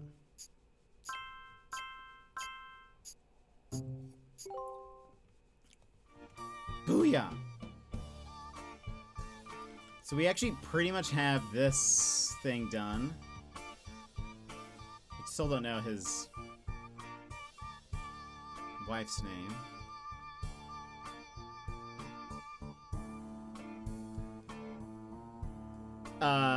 She does actually look very annoyed in that photo. You are correct. Then, I mean, like, is this Caroline? Because she has the beret. That could be her, but also, like, I don't know. I think it's one of these, but I'm not positive. She looks younger here. I mean, and it's going to be a photo. I'm gonna say that's her.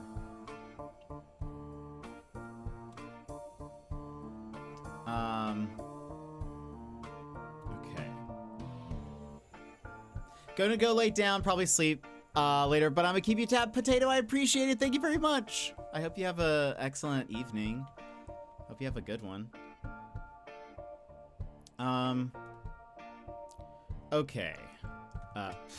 I was like, I've got to search for Guy Hudson. I went to my computer to search for Guy Hudson. Wrong computer. Let's look for Business Watch Guy Hudson. A small article from 1977. Guy Hudson, along with his twin sister, are no strangers to the public when it comes to the Roottrees snacks. They both appeared in the company's advertisements as children during the Boys and Girls Agree era. Now Guy is taking over the Roottrees company at the end of the year. Who would have known that one of the two adorable redheads, Guy credits his mother and father, Angie and Christopher.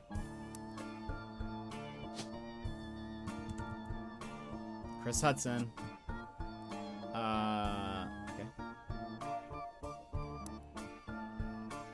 Arguing over everything but chocolate would grow up to take over the whole world. Guy's uncle, Zachariah, the current president, has decided to take an early retirement to focus on traveling the world with his wife. Zach was quoted as saying, "Now that our daughters have started families of their own, Clara and I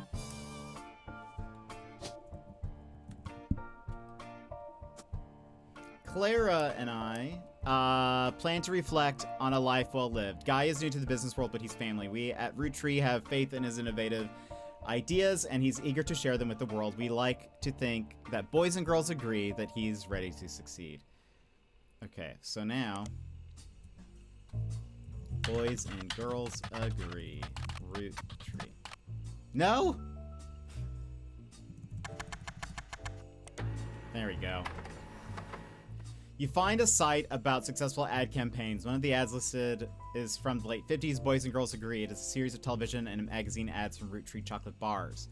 The ad campaign is described as having the premise that boys and girls are often diametrically opposed, except when it comes to one thing, both of them agree that Roottree is their favorite. Their advertisement in the series was the most memorable due to the bright red hair of the boy and girl involved. One of the magazine advertisements have been added to your evidence.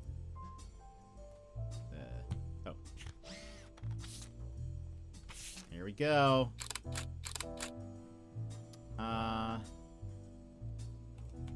Okay, so Guy Hudson.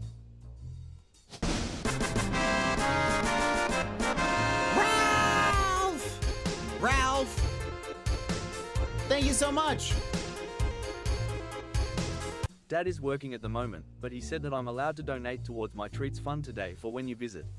Also, Ralph! Oh my goodness. So many treats when I get to visit. Incredible. One, Ralph, thank you so much. That is very kind of you, very generous. Silly puppo. One, I hope, excuse me.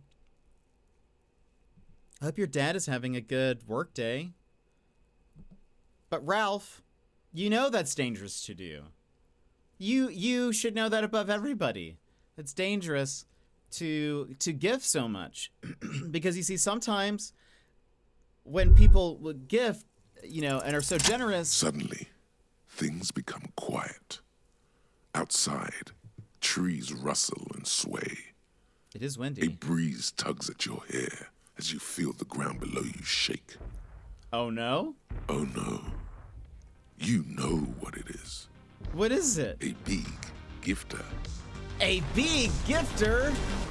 Ralph! I hope you get all the treats and all the walkies in the world, Ralph. That is so kind of you, so generous. We are trying to do math. 125. We're halfway. We're 50% towards our goal of a Hot One stream. Do you guys want to see me get interviewed while eating spicy food? We're almost there, but thank you so much for the generosity and kindness. You didn't need to do that, but I very much appreciate it. So thank you for all of it.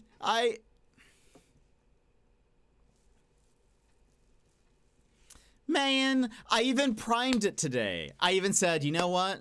I'm going to prime the frog just in case it happens today.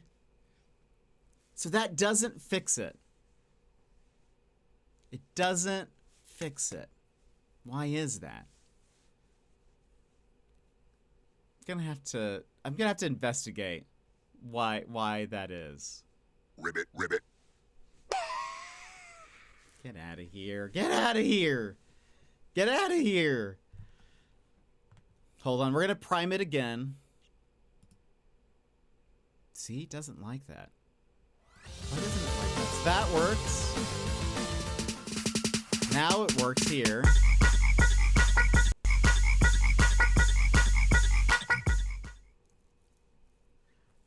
Okay, let's try it one more time. From the top.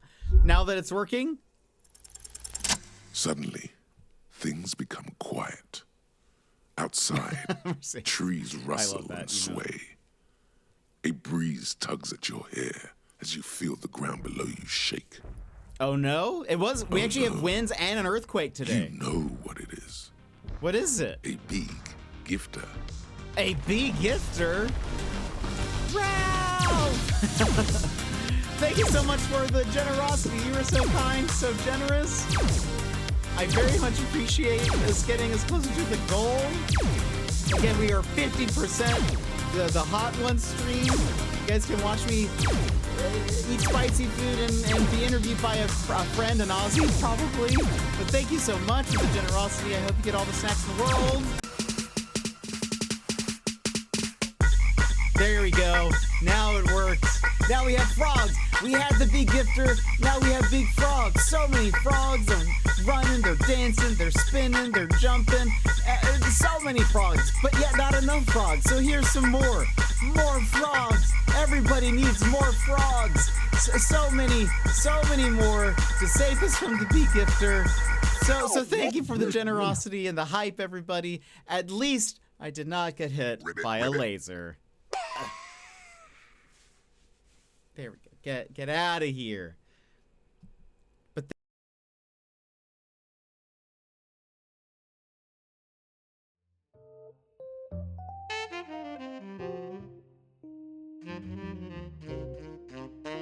Jet, a whisper lost in the wind. Your mic is muted.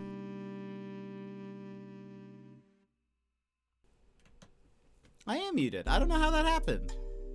That's weird. I must have accidentally hit the button on the stream deck or something. That's weird.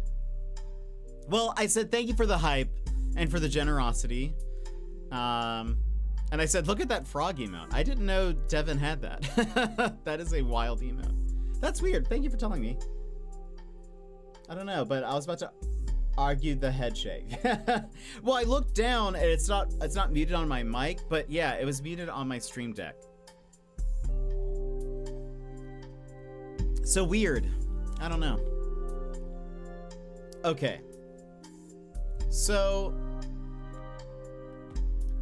we're gonna take a couple of guesses. We know he is President 3. Is she still a housewife? So, well, okay, no, she actually might not be. Gwen was the first woman to not be a housewife.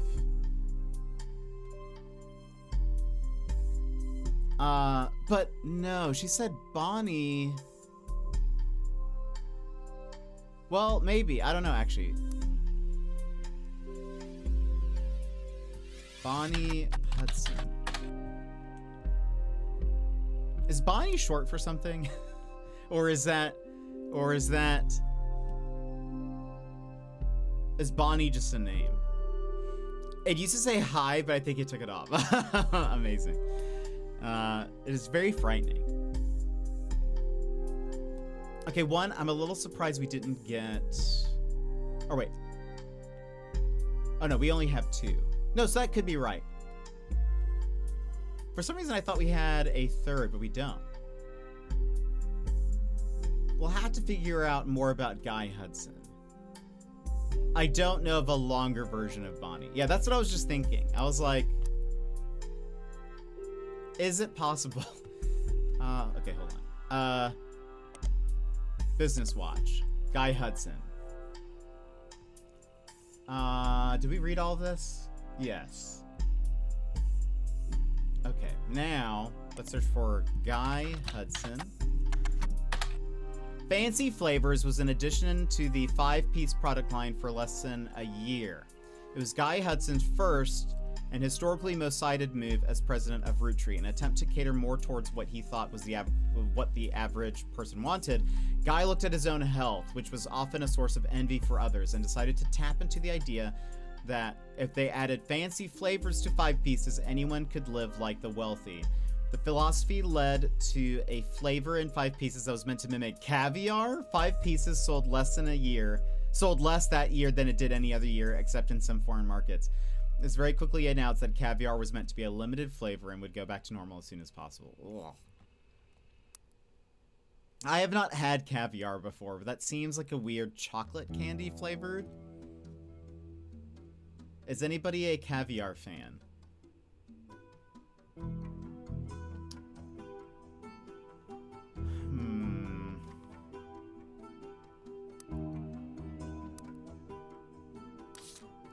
Now, cousins.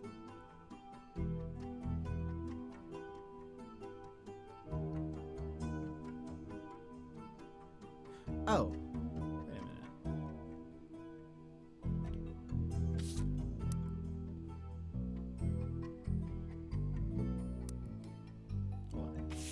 This is Chris Rafferty's Cousins Art project and is said to include pictures of Davy, he swims for UConn, Bethany's yearbook photo, Davy's younger sister, and Stephanie, who is an only child.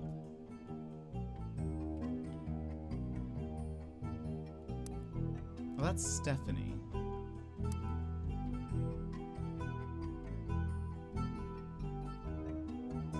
So that's Bethany. That was him. And Stephanie, who's an only child? But that... Are there 2 Stephanies who are only children? What are the chances? Hold on. Davy Kellogg.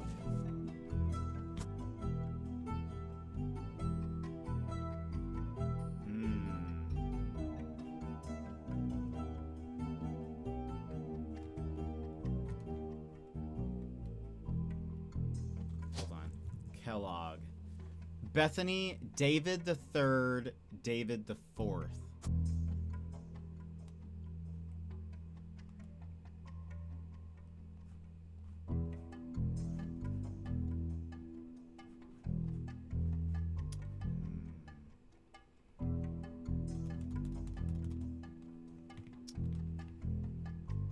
Are there other... Hold on. Hudson. Interesting that we have...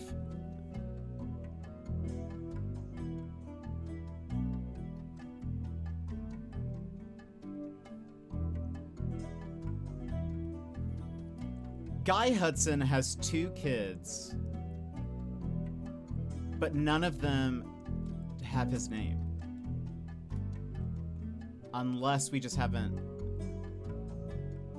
Caviar and maple? Just caviar in general, I've never had. Okay, that's interesting to me. And we searched for David Kellogg, if I recall.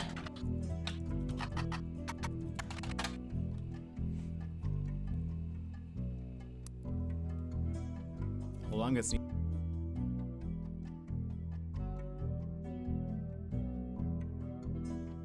Excuse me. Okay.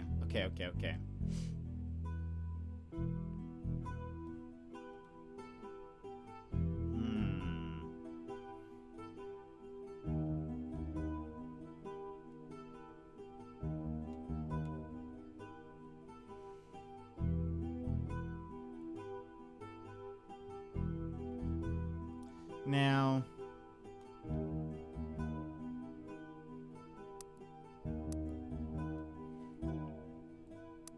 where were the Raffertys?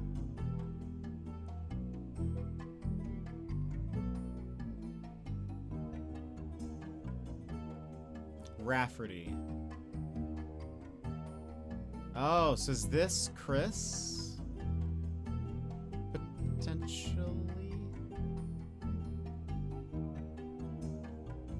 There's Clark. Hold on.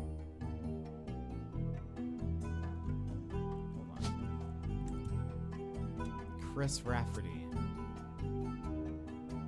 Just chilling in the backseating channel if anyone wants to join. Oh, that's right. For those who don't know, if you're unaware, into the void with you. In our Discord, we have a backseating chat. So if you guys want to talk about like answers and stuff, that is there. That is there for you. So we have. Oh wait. Huh? Oh, there we go. I clicked on the wrong thing. Chris Rafferty.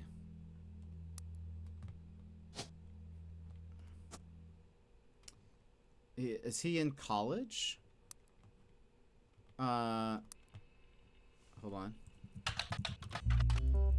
Is he technically an artist? Chris, it was his email. Did I save his email?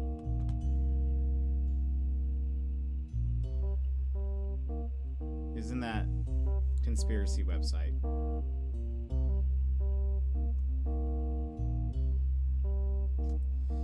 I did not. Hold on.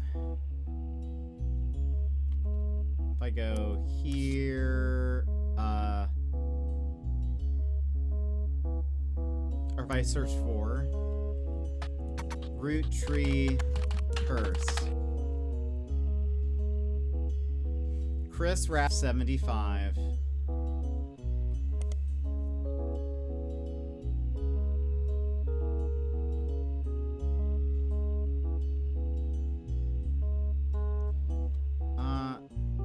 So maybe he's an artist technically. That's gonna be Lulu. I'm gonna assume that's Luisa Garcia. Let's say he's an artist. Or maybe he's still in college? Okay.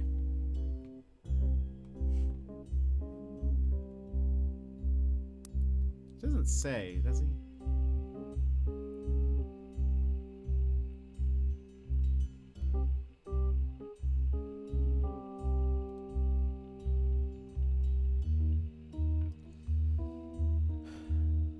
Painting I did for my first year of college that I plan to give her when we get married in May.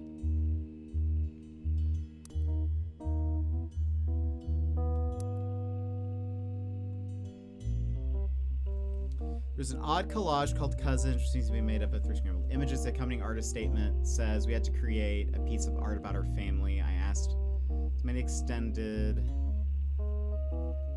Like, he might still be in college, so I'm not sure, but maybe, I don't know.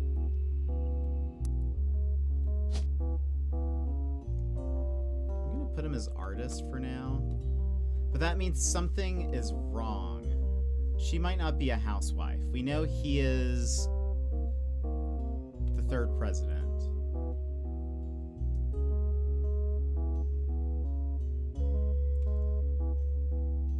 in...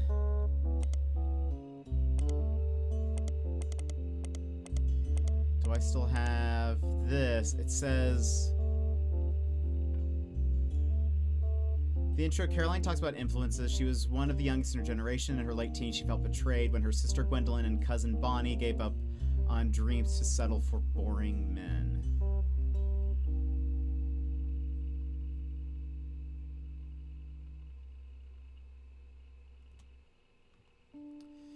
See, that makes me feel like Bonnie is a housewife.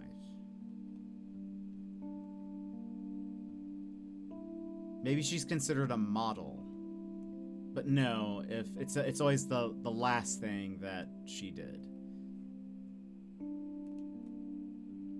He might not be an artist. That has to be correct, though. This has to be where he is. Is there any other...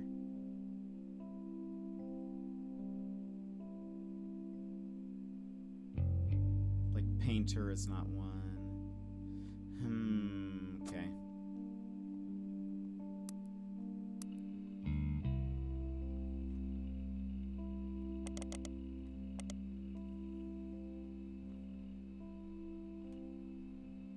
Go Tartans. I search for Tartans. Carnegie Mellon University. And I can't paste. Oh, I can! But Carnegie Mellon. Chris Rafferty.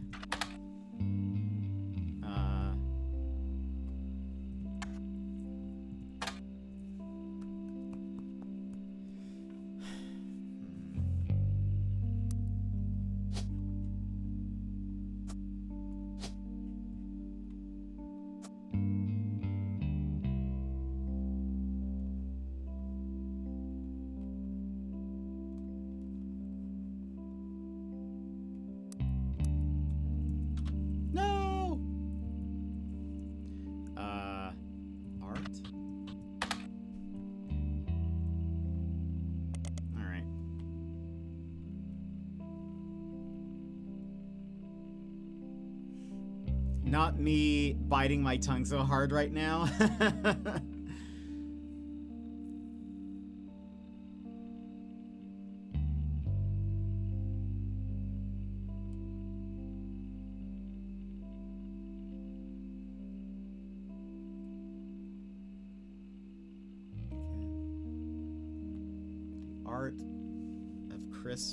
The Art of Rafferty.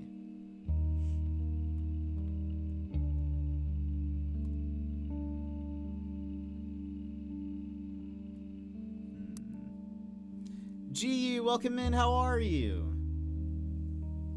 How goes it with the 3-stream streak? I'm doing pretty well today. How are you? What have you been up to? Oh, that's interesting. That's correct. This is not.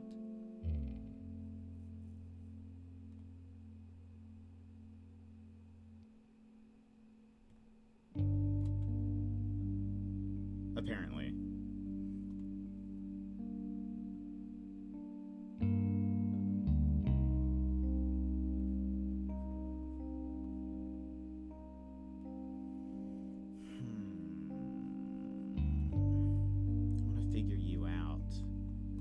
That could be...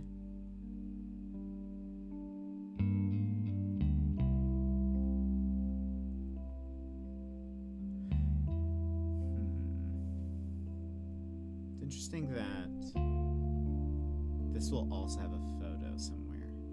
Sleepy, fair, fair. Makes sense. Oh yeah, happy World Snake Day! That's right. I remember you were saying that at the end of a stream yesterday. Happy World Snake Day.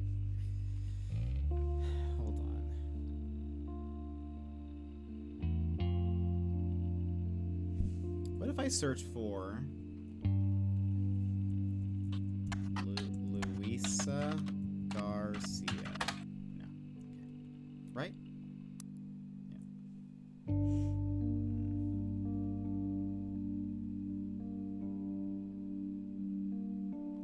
Also, question mark. There's also a Kim LaRue. Maybe she's Kim LaRue.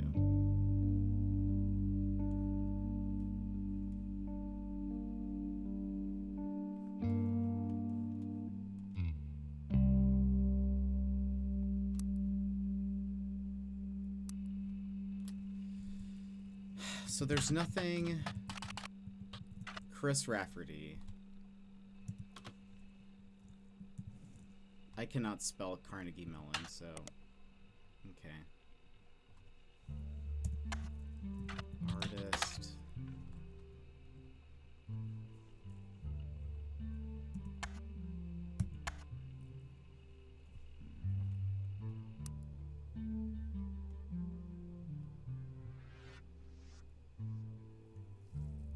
Does anyone have a favorite snake for World Snake Day? I don't. Actually, I mean, honestly, I find snakes very scary. So I don't think I have a favorite snake.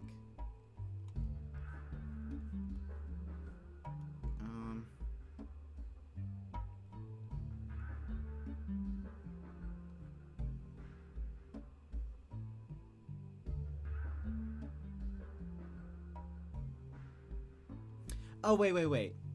The reason why we had Kim was, I'm sorry, why we had Jane was because of Clark.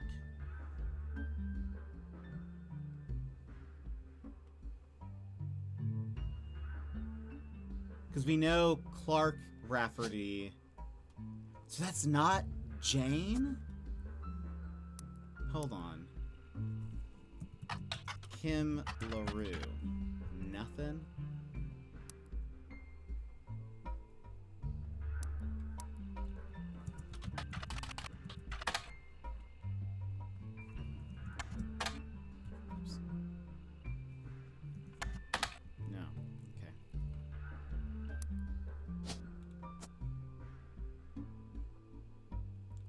Is he... You see that? I'm so confused. We're gonna keep Kim there just for now.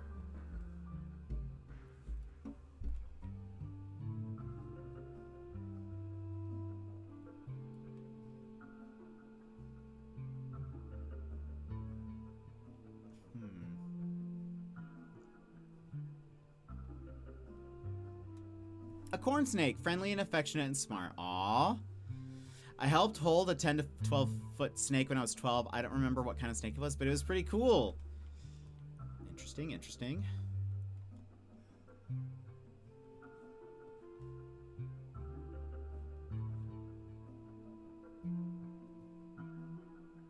This is right? I mean, we don't know if he graduated college. That's the only thing, but neither of those work. It could be something is wrong here. We don't really know much about Bonnie Hudson.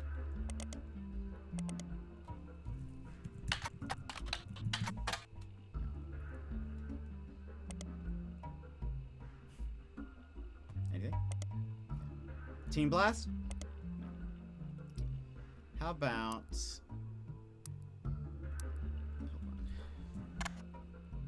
Guy Hudson. We saw this.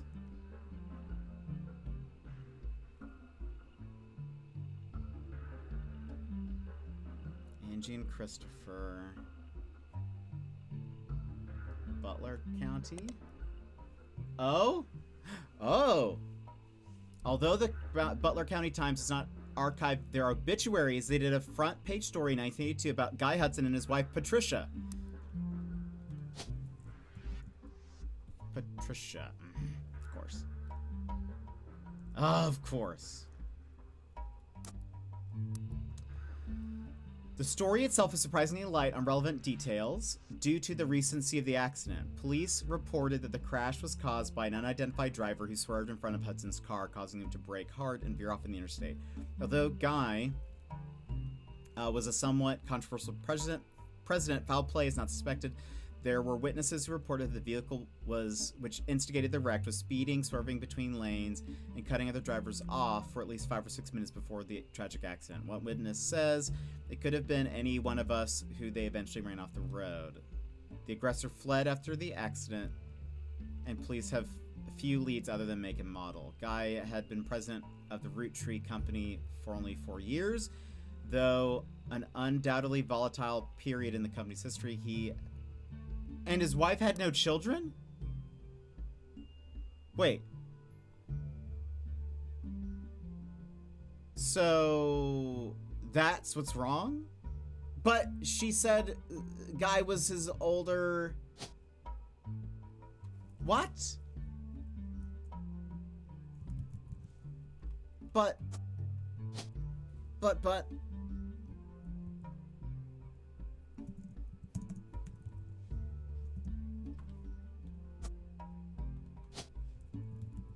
Didn't it say... it's third.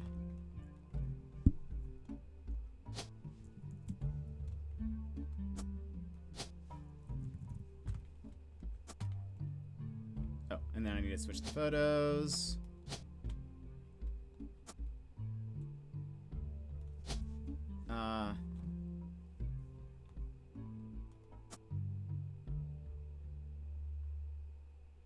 I thought it said that Guy was the older one.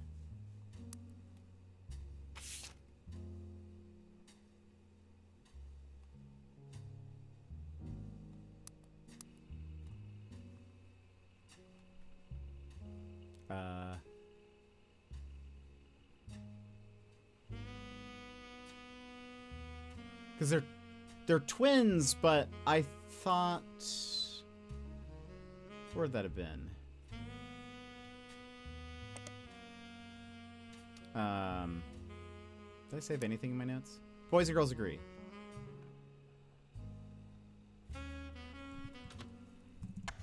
Boys and girls agree.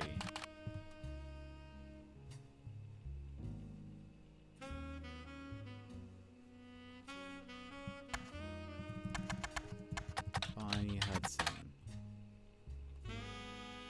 Where did I... Is it gonna be...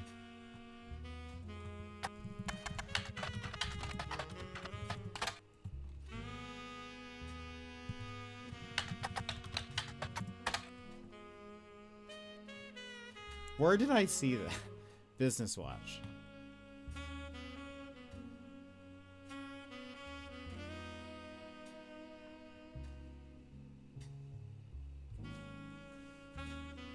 Oh, wait, maybe it was with the photos?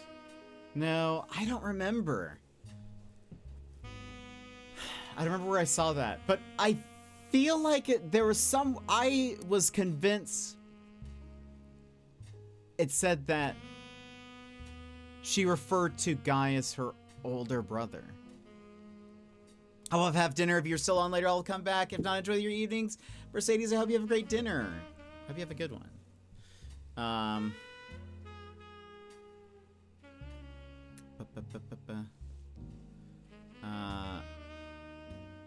You guys are doing your snake chat. Very good. Very good.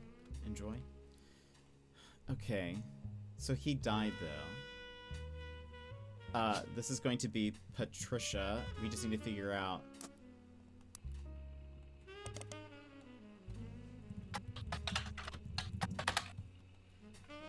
The other one is... Christensen.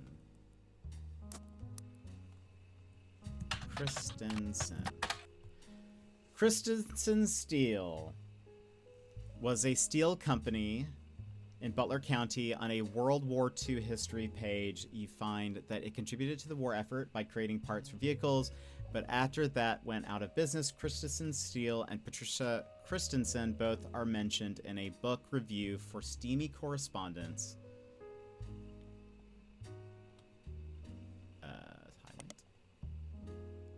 Tina Angelina.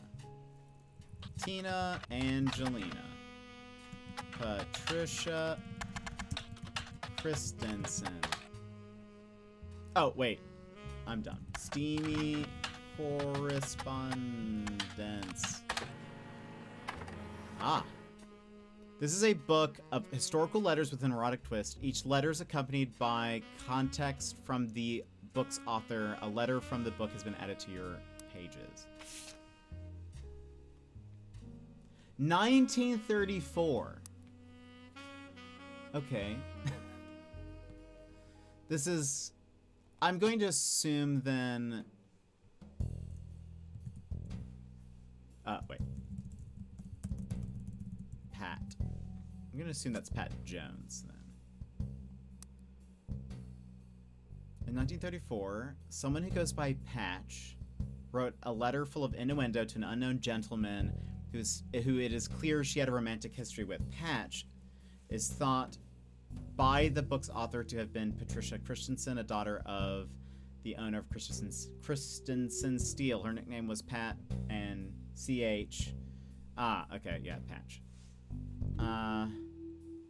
Patricia would have been in her mid-20s, was married to an older man of no notable status. This letter was most definitely not to him. There are a few passages that mention a daughter leading Tina Angelina to theorize that this letter was written to the father of a child she hid from society in some way. The letter ends on a mention of a twisted twin that seems to evoke imagery from classic literature. If not for her story, yours and mine would be the most tragic tale ever told. How awful is it that such beauty was ripped from its rightful fate, and worse, sent to live in possession of your brother's twisted twin. Left an outcast, forced to a life of labor under a wicked relative.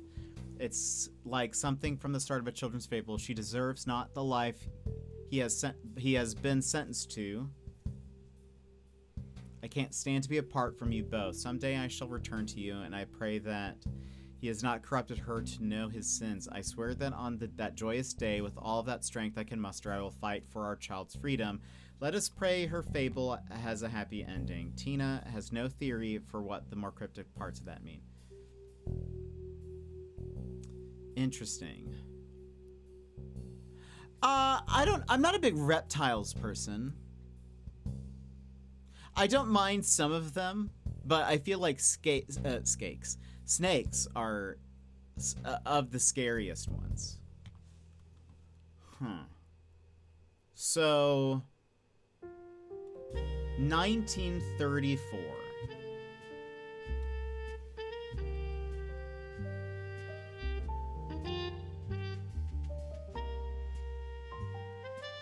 She had a relationship with somebody and had a child with them. There are also a few passages that mention a daughter, leading the author to believe that this letter was written to the father of a child she hid from society in some way. The letter ends on a mention of a twisted twin that seems to evoke imagery from classic literature. A twisted twin.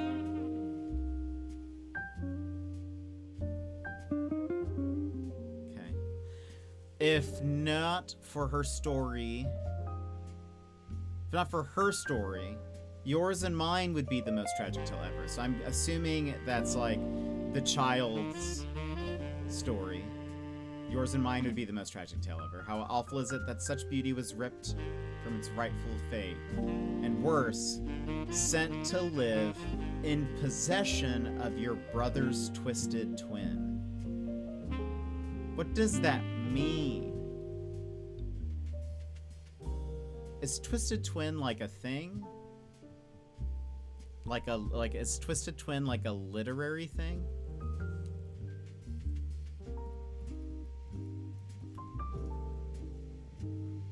There's a movie called Twisted Twin.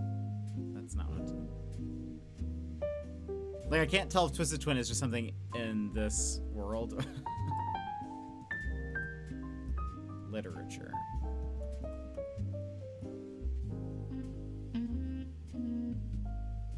Seems like people just like the alliteration. Okay. I don't think it's a thing. I think it's just something she's saying. Left an outcast, forced to a life of labor under a wicked relative. It seems like something from the start of a children's fable. She deserves not the life he's been sentenced to. Can't stand to be apart from you both. That's interesting.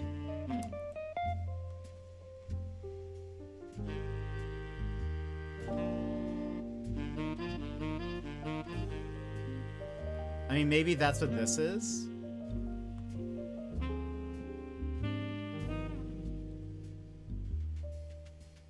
This kind of makes me feel like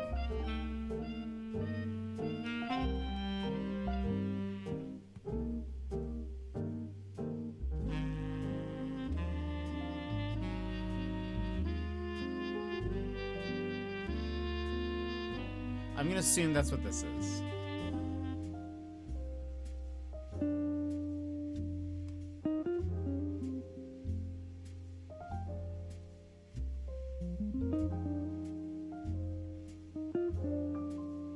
Because that's the only one that is a little bit off from the tree.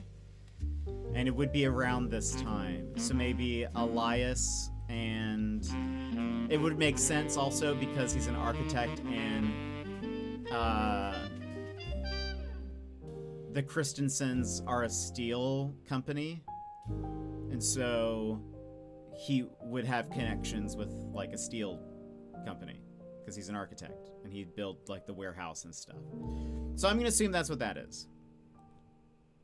Could it be that the person that we are it could be that the person that we're talking to is also maybe from this line, because she says she's a root tree, which she technically would be, but you know, she may not be on this like main list. So that's gonna be my theory. So yeah, that's my theory. But unfortunately, that doesn't lead us anywhere to where I wanted to go. I'm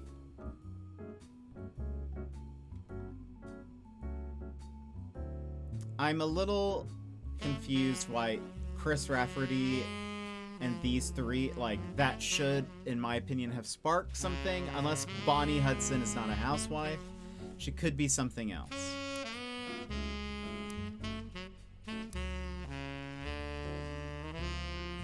But it doesn't lead to anything. Bonnie Hudson.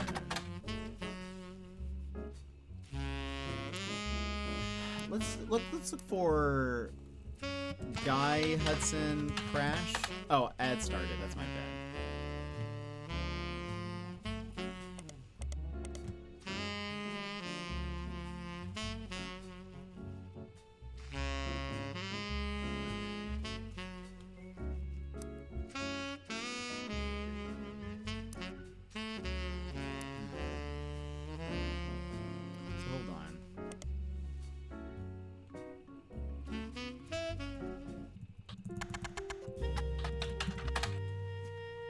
Same thing.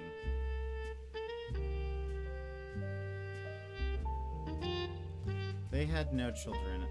Bonnie Hudson. Okay.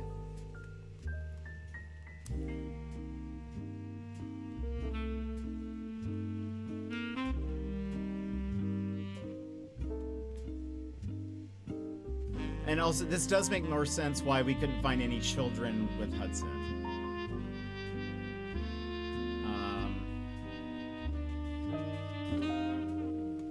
We would need to figure out who she married to figure out her kids' names. Let's go back to...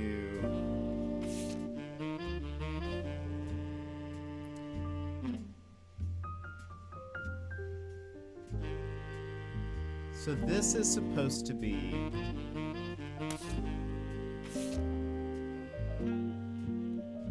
Bethany. Bethany and Davy. And again, we learned Davy Kellogg. Could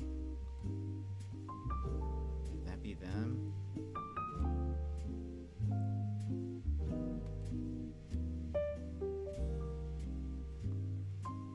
Does feel like there's not really many options left unless that is them, but that doesn't make sense. This could technically be them as well. Let's figure this out.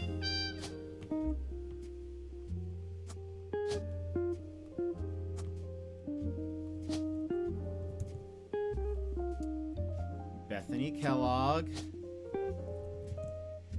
He would be the 4th. He is a college student. Oh.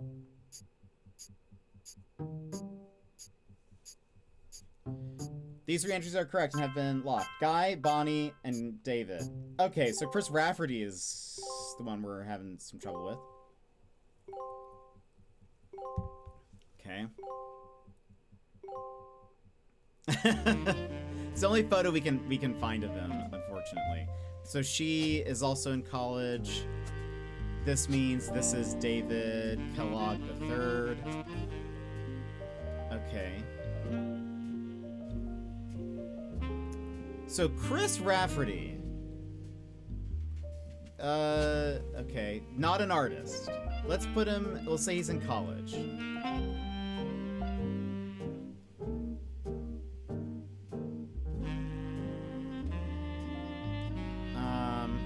Because look, Louisa that is correct. So there's something off here.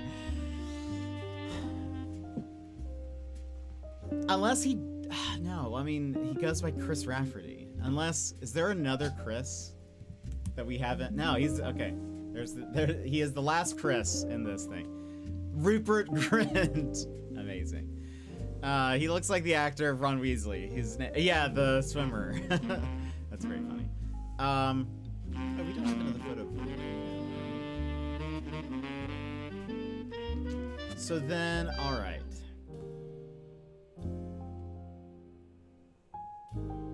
We mostly have this done then. Yeah, looks like I'm pretty confident that this is correct. I mean, we have not searched for Bethany Kellogg, I don't think, but I mean, Bethany Kellogg. Okay, is she in?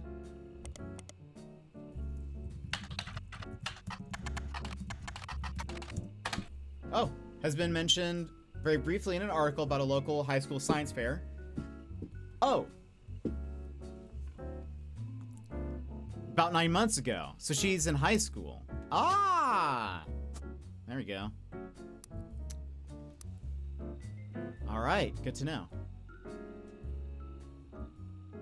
The article says she was inspired by her mother Bonnie's fair skin. Okay. We have that correct. All right. What we got? We go here. There's still so many people that we haven't identified. Eli, there's this guy, that guy, this girl. Oh, so that was right. That is the artist.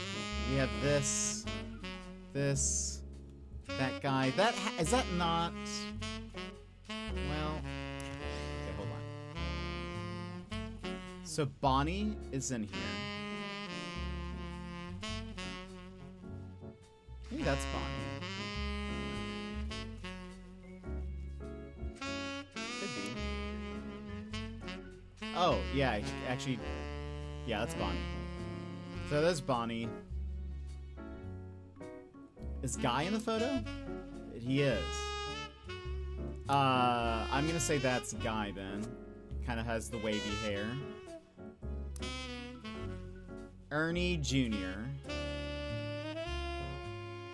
Caroline, Gwyneth M, Gwendolyn, Miracle Jr.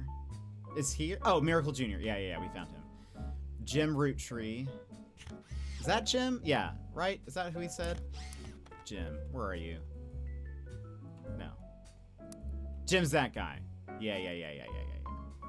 Carl, Clark, and Eli M. I wish I could mark some of this off. That would be great. This guy looks exactly like my dad, exactly like my dad when I was born. It's uncanny. Oh, that's wild.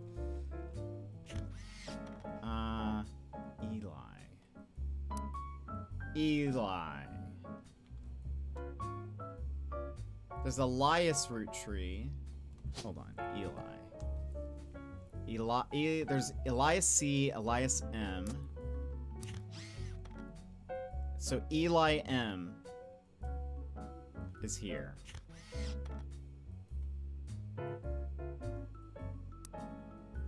Eli M.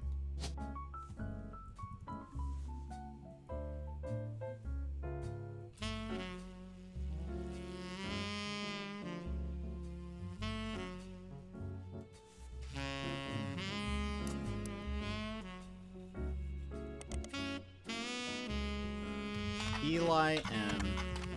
Roottree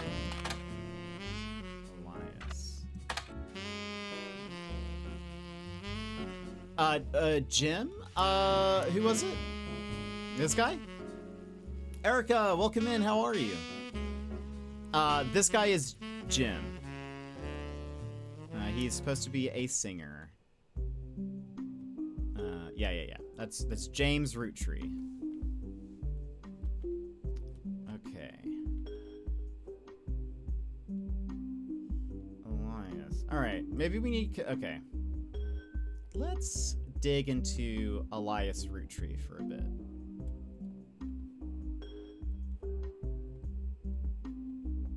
So hold on. We have President 1, President 2, President 3. We're missing President 4. Maybe President 4 is in here somewhere. Okay.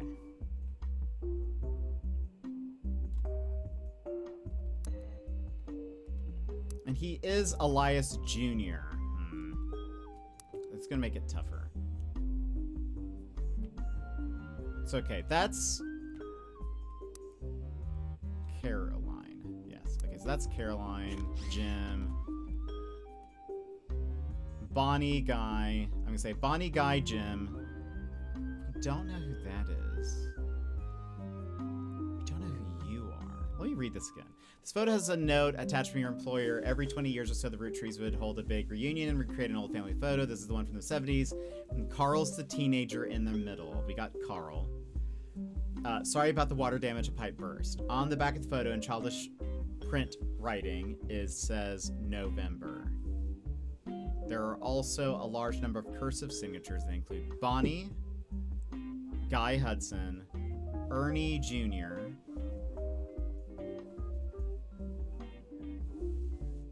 Caroline, we've gotten, Gwyneth M. There's Gwendolyn. Gwyneth.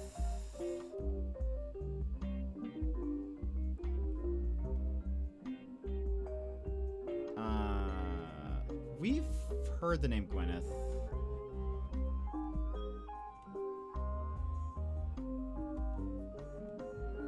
I don't remember where, though. I must not have put her anywhere.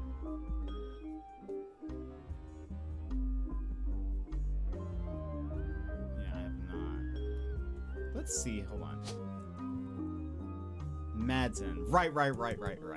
We were looking at the Madsens for a secco. Alright.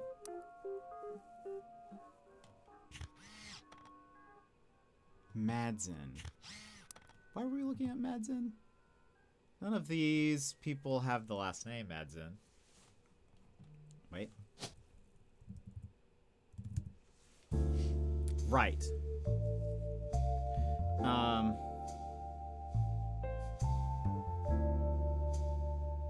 Gwyneth Ernest Jr. There's Ernest.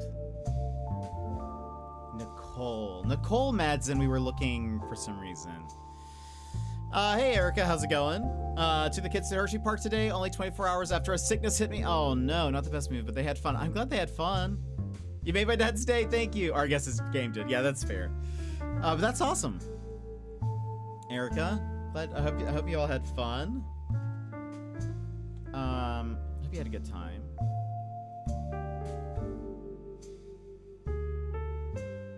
Oh, maybe we were looking at Nicole, because we knew his wife's name was Nicole, but I didn't know why. Or I couldn't figure out the relation. So, okay. And then Ernest.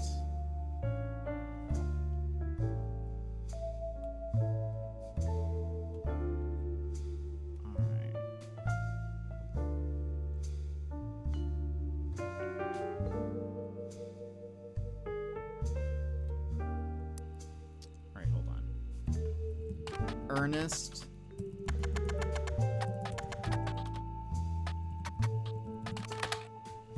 Right? That's how that is spelled. Ernest. Yes. Okay. Oh, Madsen.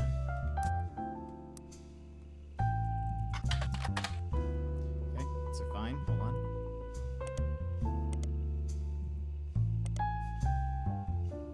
An article from 1982 announces that an Ernest Madsen Jr. is taking over the day-to-day operations of Roottrees after the previous president died unexpectedly.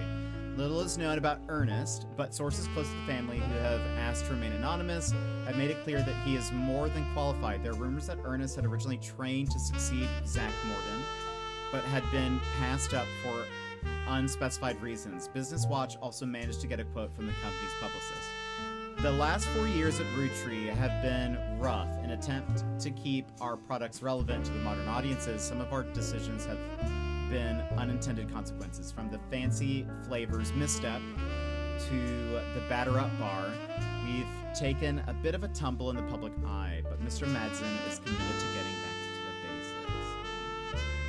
the basics. So Ernest Madsen Jr.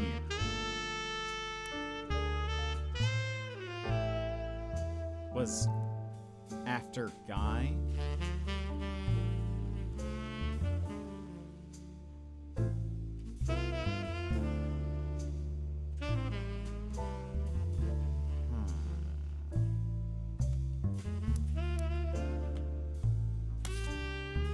Where's Legacy?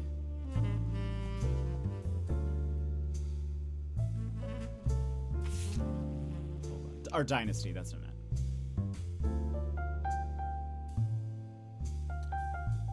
Double checking. Okay. Wait. Okay. So,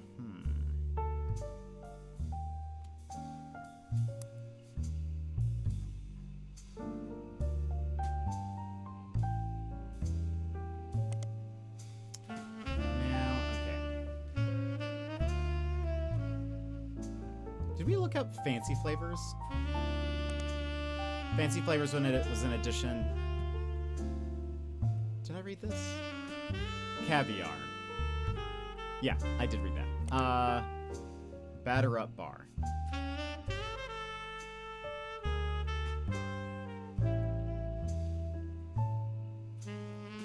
I think sometimes it's hard to tell which letters are highlighted. Okay. The Batter Up Bar was a failed candy bar released by the Roottrees Company, launched with great fanfare in 1980. It was meant to evoke the classic combination of pancakes and maple syrup.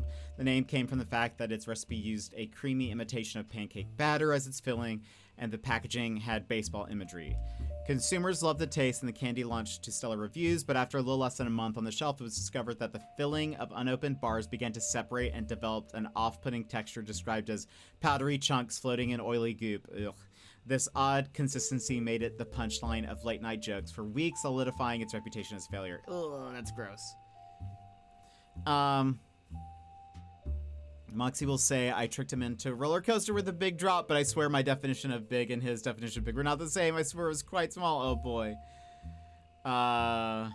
Something I ate, I think. Oh, boy. Oh, thumbs up lady isn't a murderer. She seems cool. I literally don't know, by the way, but she has a perm and a thumbs up, and media has taught me not to trust that. You know what? That's fair.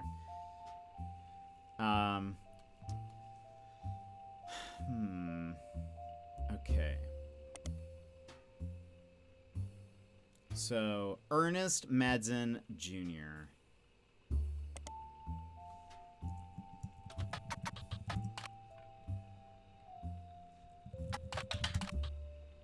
Really? Really? Is that possible? Madsen.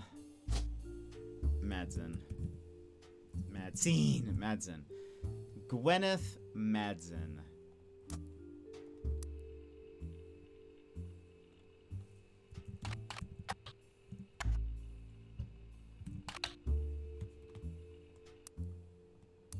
Give it to me one more time. Gwyneth. Right. Gwyneth Madsen. That's fine. Copy. Pasta. No.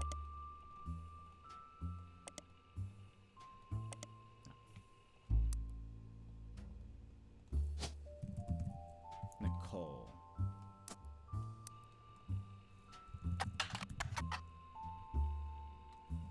Copy.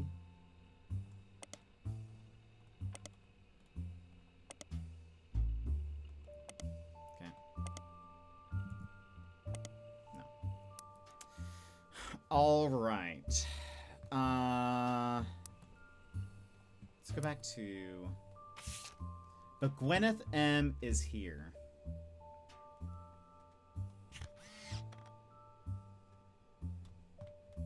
We don't have... So we know his name is Eli.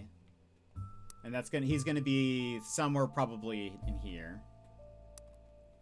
This guy, we don't really know.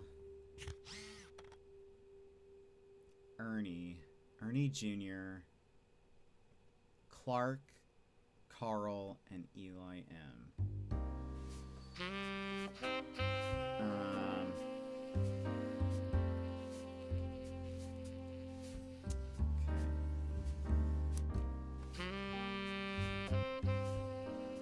Tell me more about Elias Roottrees, architect, junior.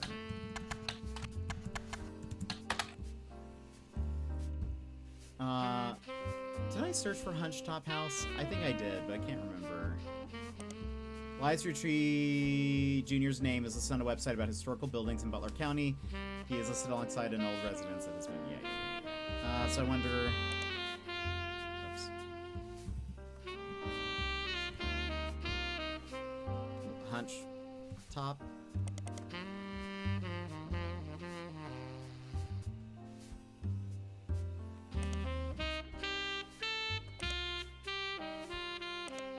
Small feature details the building that Elias Roottrees Jr.'s architecture firm worked on, called Hunched-Top House. It also mentions that Elias Jr. was Elias's oldest son. Hunched-Top House seems unrelated to the Roottrees.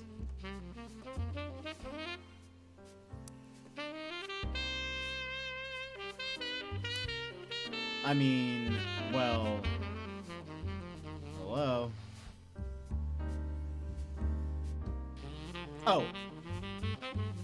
Oh, they mean, right. Okay, yes.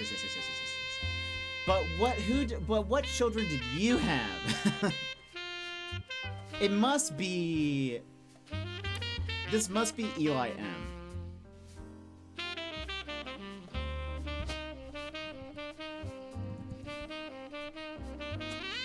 I'm gonna say this is Eli M. We don't know anything about you, though.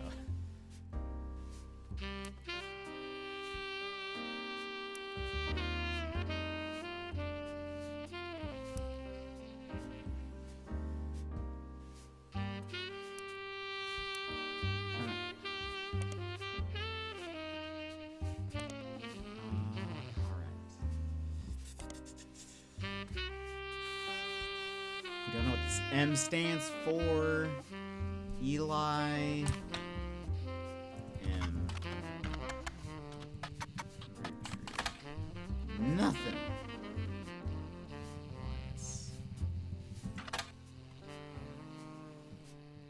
I think we... Okay, let's keep looking for Elias Jr. stuff.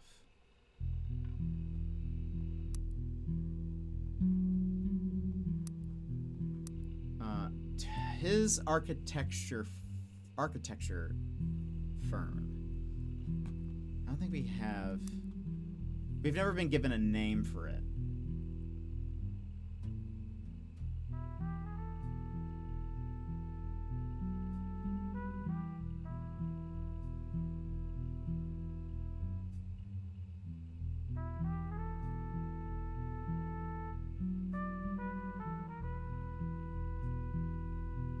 We know that he built the warehouse.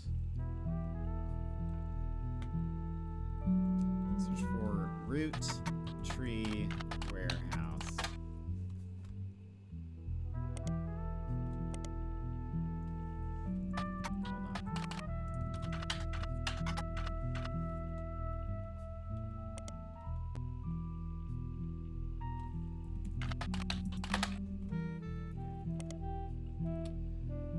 Hold on.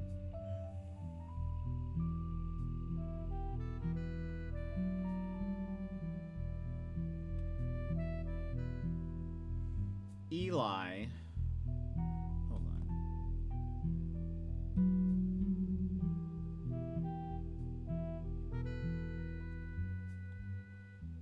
Life between wars.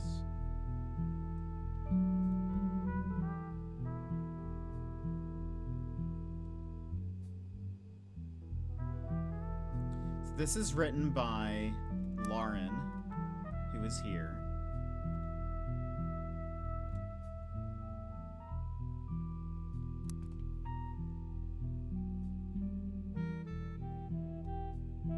Let me start from the top here. An entry entitled Sam from Lauren Roottree's diary, written in 1963. From a previous entry, you learned that Elias Roottree had given in to his wife and announced that Sam, an obscure relative, was to be included in family gatherings. Gwyneth had been pushing to include Sam for quite some time. Lauren writes, "Why Sam? I have many distant relatives I've never met. After all, Granny had sisters, and Granddad had a brother or two.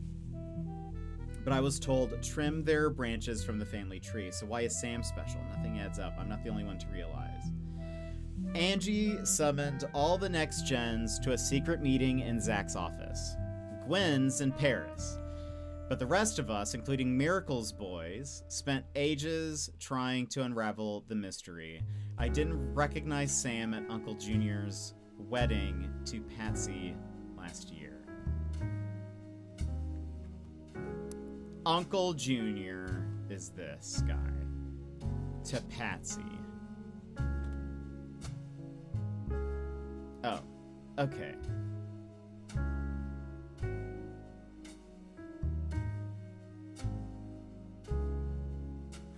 So that's who he actually married. That's weird. So what's the whole love letter thing about? Okay.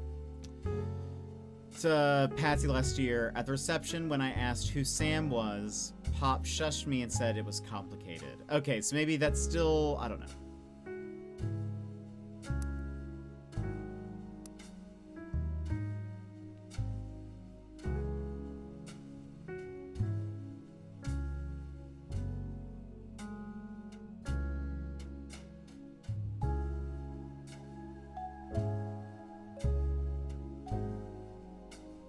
Obscure relative is to be included in family gatherings.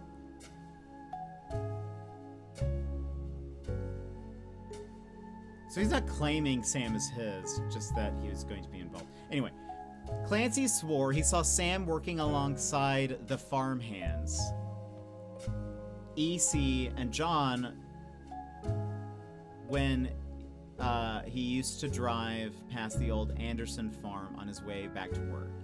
Upon hearing that, Zach checked the records and managed to confirm all three are on the books. Eli, Miracle's youngest, not my brother, even chimed in.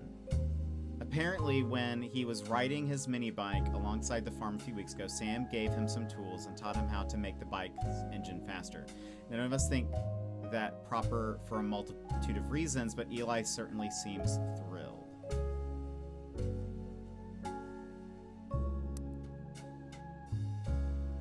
So she has a younger brother named Eli. Hold on.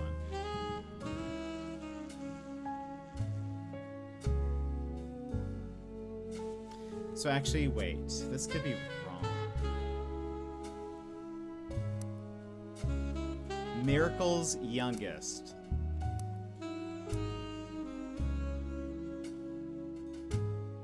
This could be Eli M, then.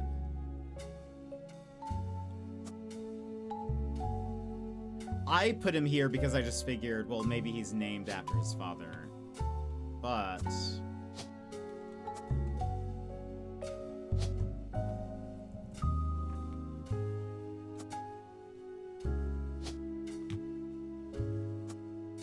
perhaps he's named after his grandfather.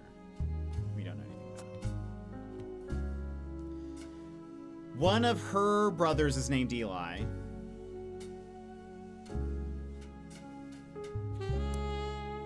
Also, I need to run ads. So let's go ahead and stand up, stretch, do our things, and then we'll be right back. So if you need to grab a snack, grab a drink, we will BRB, my friends. BRB!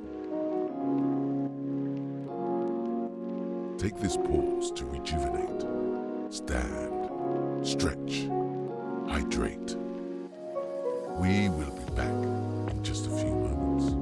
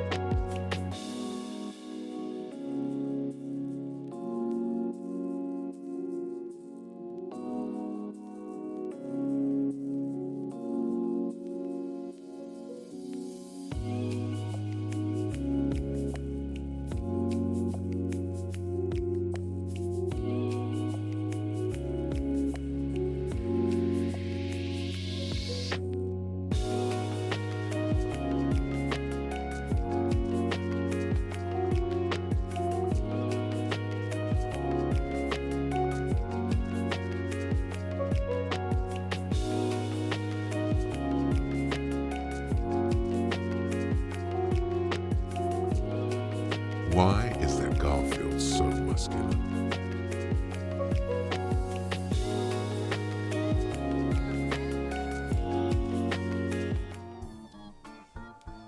And welcome back, everybody. Let us continue solving. Let's continue solving the things. All right.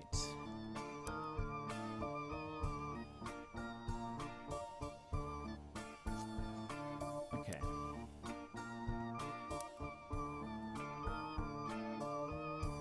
So we really don't know. You know what? Hold on. Let's go into the Miracle Root Tree side of things. Miracle Root Tree. Okay, I think we read this. The Miracle Network, blah, blah, blah, blah, blah. Yes, I believe we already read all of this.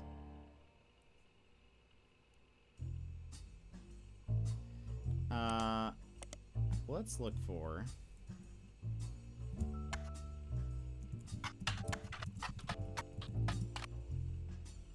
Alright. Miracle Roottrees and his son, who goes exclusively by Miracle Jr., have appeared in the Butler County Times a great deal over the years. Miracle Network, which is a collection of churches, television shows, and products that can be purchased, has multiple advertisements in each issue. You do find one article mentioning legal troubles. Unfortunately, it's a throwaway line in an article about a tour they plan to take across the southern United States. 3 Generations of Miracles tour. I wonder if I can find...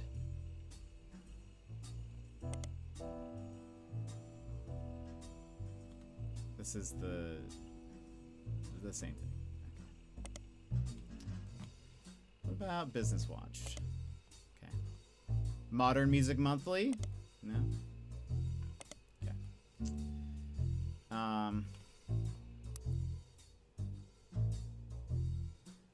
Miracle Jr. I feel like that's not gonna... Let's just search for Miracle Jr. Okay, we did find this. Clergy Watch.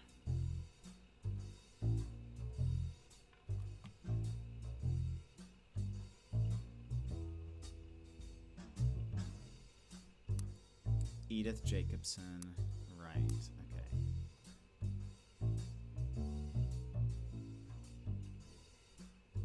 Let's look up Clergy Watch. I don't know if we did that before.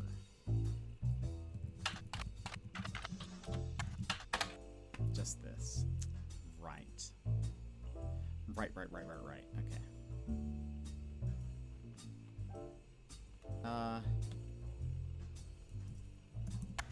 Edith Jacobson. Find a link that seems to be a partial and corrupted list of archived articles from the Butler County Times. Articles cut off, but it mentions Edith Jacobson and an arrest.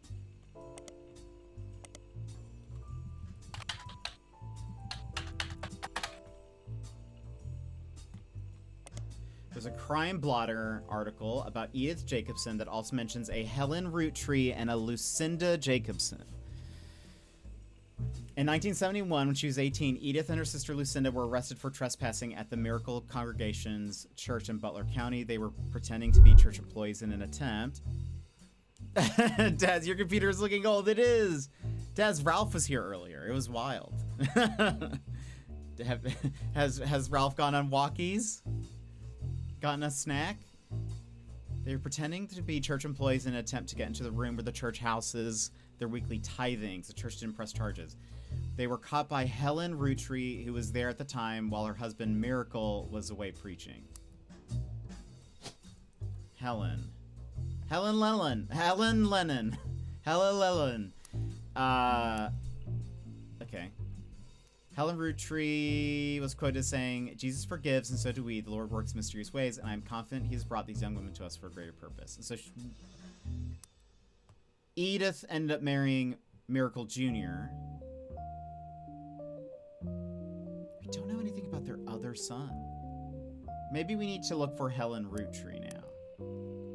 But hold on. Double checking. Edith Jacobson. Has she been in anything else? Teen Blast? Oops. It's fine. Helen?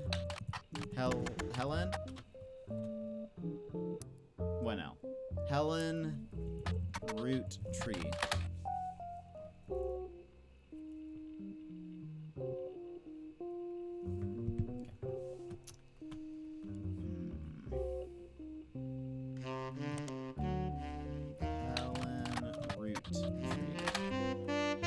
Business Watch. Butler County Times. That was the thing we just read. Team Blast? No. What's her Lennon? Helen Lennon. Did I spell that right? I did. Case. Lennon. Butler County Times. Team Blast? No. We haven't done morning walkies yet. Just about to. Oh, Ralph was here earlier. I did let him use the credit card today. Yeah, that's what it was. Amazing. Well, I hope your day is going well. How is the workies? How's the workies? I'm gonna just start calling your workies.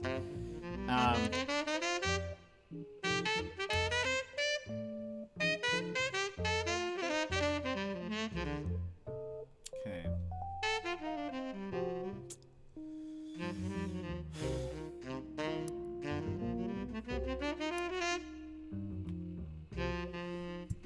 Pious Miracle.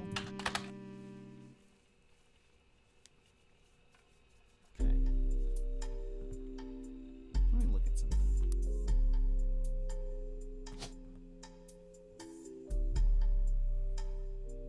So these are all November root tree. Hold on.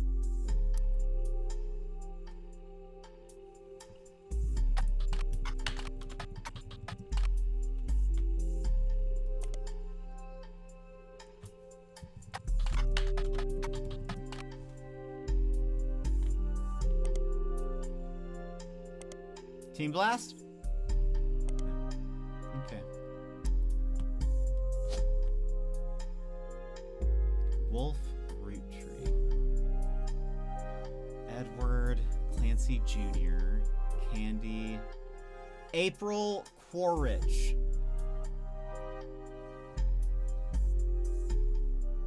I kind of just want to search for her because what a name.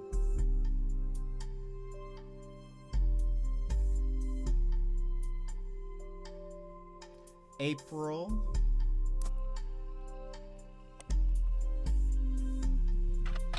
Quaritch, right?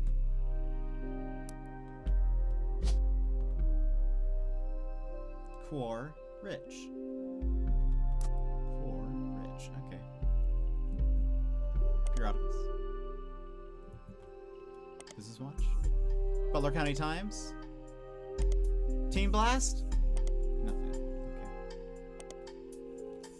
Okay.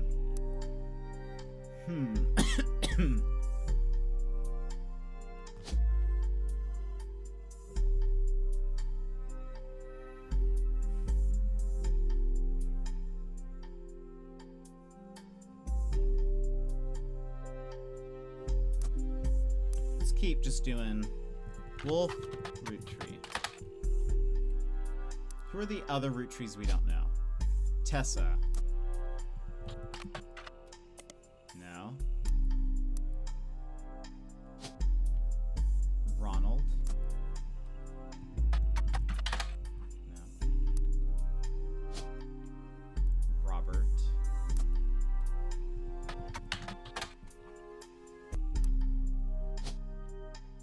Christina.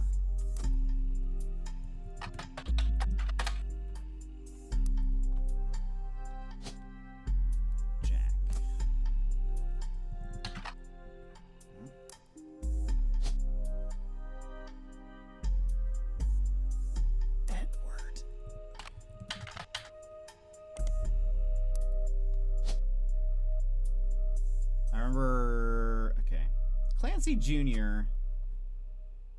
I mean, it's assuming one of these.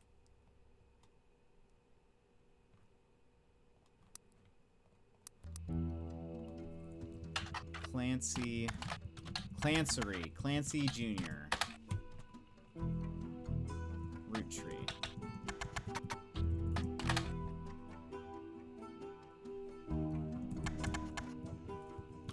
Oops.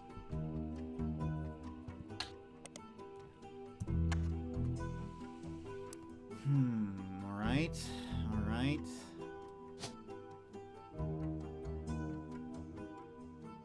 Deborah Bean.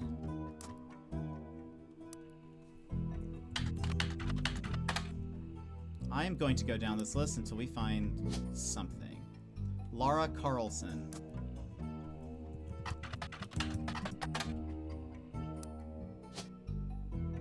Sam Cattrall.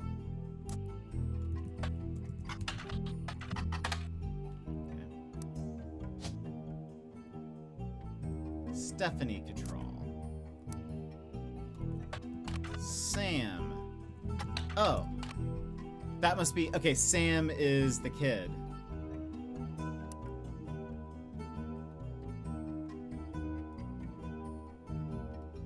Right? Unless... Yeah, because we haven't had... There's no other... Yeah.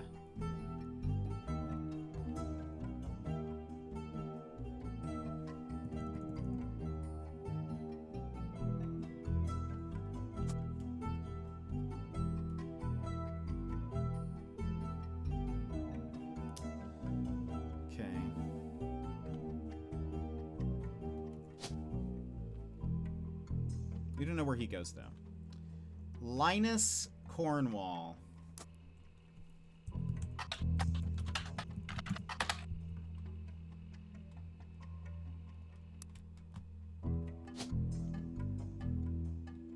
Walter Forsythe.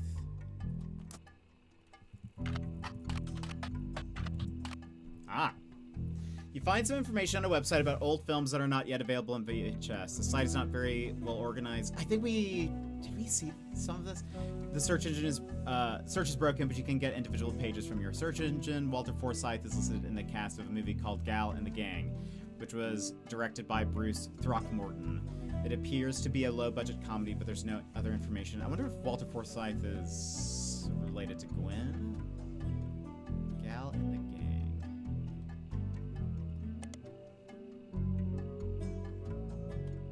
Bruce Throckmorton. He's a prolific movie director who released a movie every year from the mid-1960s until his death on set in 1993. Most of his movies could be described as camp, especially those from the early 1970s, although you notice some critics seem to take offense with that characterization. One of his signature flourishes was to include a silly message a minute or two after a movie's credits ended. Most of these have been cut from the home video releases of his titles, so fans of his work have been trying to track down his film prints to catalog them all. As fascinating as this is, it doesn't seem to be related to the Roottrees.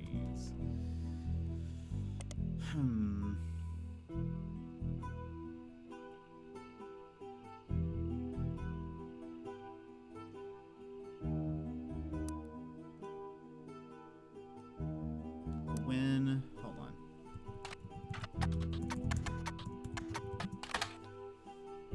Oh, yes, I did. I did mean that.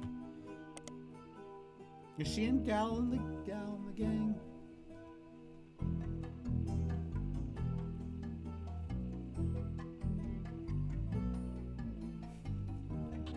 IMDb.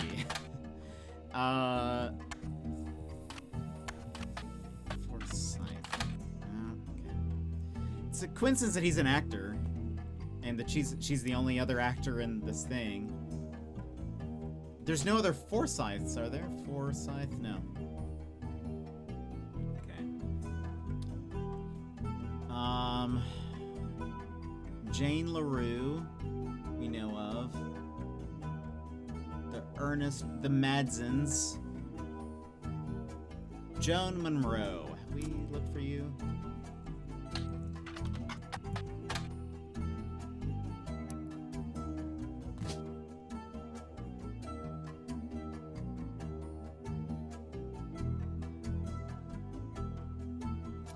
Penelope Tessa Green.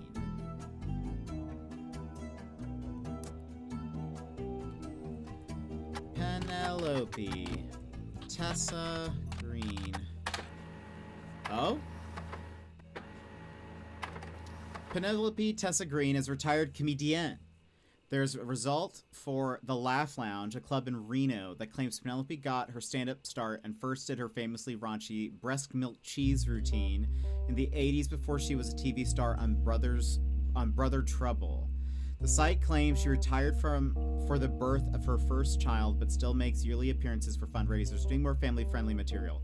You find a picture labeled Joko-Lantern 1997, as well as a different picture labeled Jack watching one of his mother's charity sets 1994. Both have been added to evidence. Okay.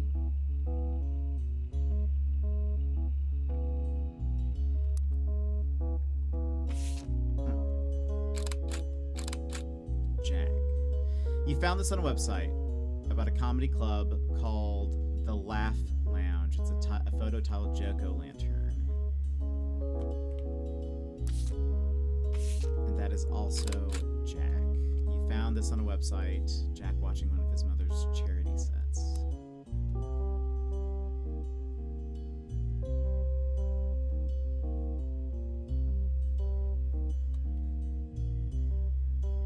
It is a very cute little bear onesie, I agree. Okay.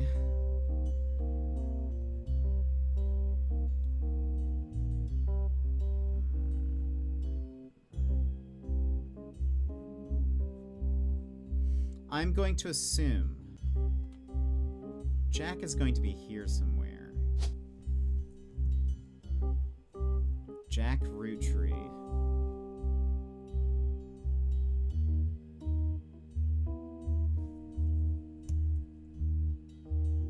But Tessa Green? It's interesting there's a Tessa Roottrees and then Penelope Tessa Green.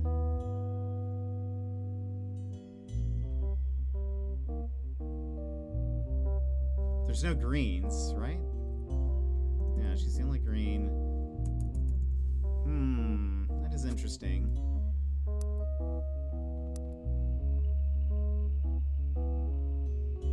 Let's look up Brother Trouble. Brother Trouble was a 1989 sitcom about two 16-year-old brothers, the same age when adopted, played by Tommy Mark Sheridan and Dustin Christopher Baker. Their single mother, played by stand-up Penelope Tessa Green, often had to navigate her job as a magazine columnist, as well as the troubles that came with raising two boys who were extremely competitive in sports, academics, and even romantic pursuit of their next-door neighbor, Roxy. The showrunner was small-screen director Ron Roottrees. The show had strong ratings through the entirety of season 1, rocketing both Sheridan and Baker to instant stardom, mostly amongst the teenage girl demographic. However, it was canceled in 1991, midway through the second season, due to a significant drop-off in ratings. Ron Roottrees, small screen director, RR Productions, defunct production company responsible for Brother Trouble. You find a comment on the Usenet board stating that Brother Trouble ended up being an ironic name considering the rumors about RR Productions' Ron and Robbie Roottrees.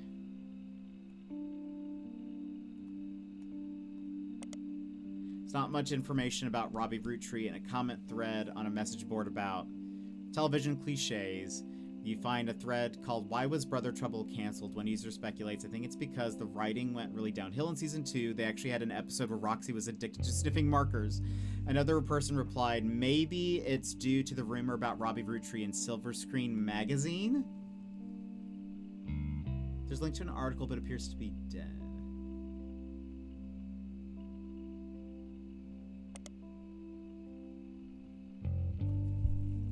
Robbie Roottrees.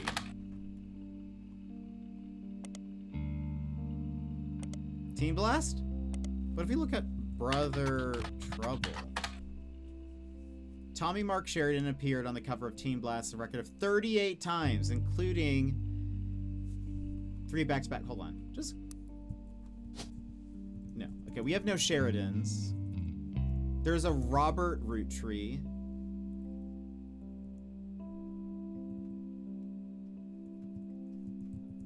Ronald. Hold on.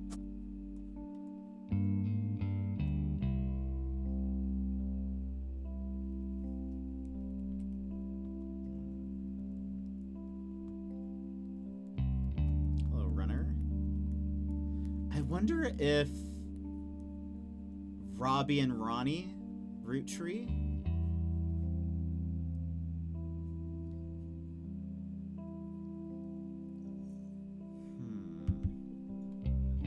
They could technically have the Roottrees name, but they're quite youngish. Well, no, they might be the same age as him. But wait, when was the show?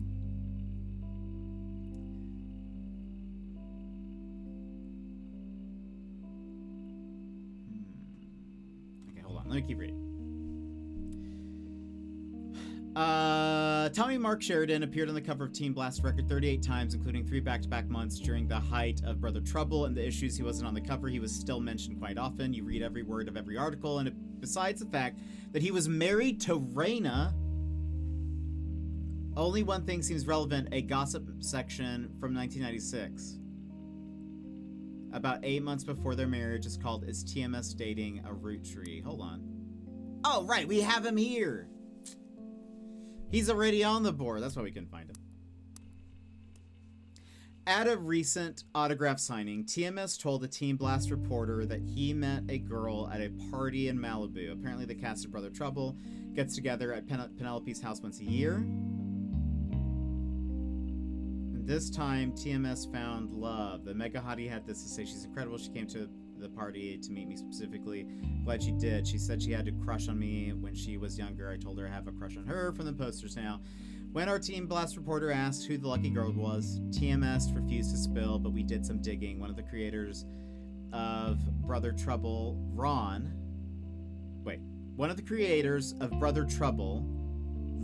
married Penelope, who played TMS's mom on the show. And get this, Ron is a distant relative of the Roottrees sisters. What does the don't forget note say? Hold on. Don't forget?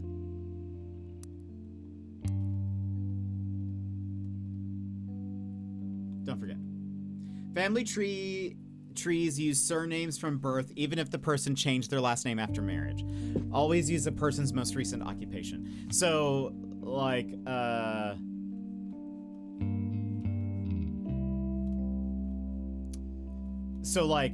Bonnie Hudson became Bonnie Kellogg, but her name is on here still going to be Bonnie Hudson. That's what that means. Now, okay.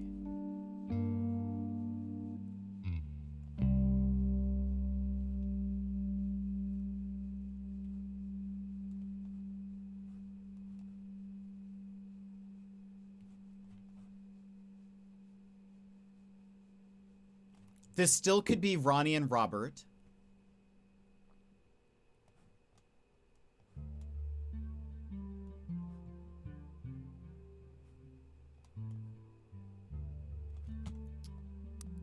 Let me read this again.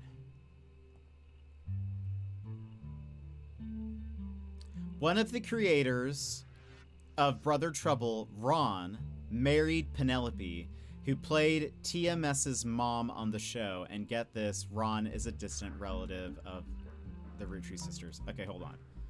If, let's say... Well, okay, we don't have... Hold on. This could be Penelope. This would make... Wait a minute.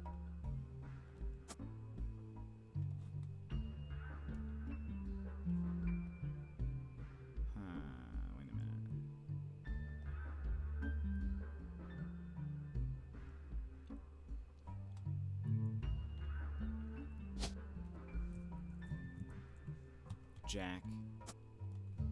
Occupation, child.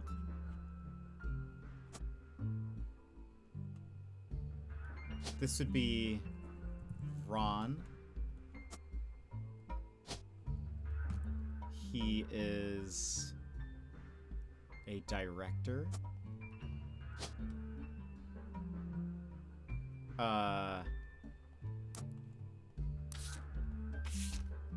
Wait, is Ron pictured? He's not.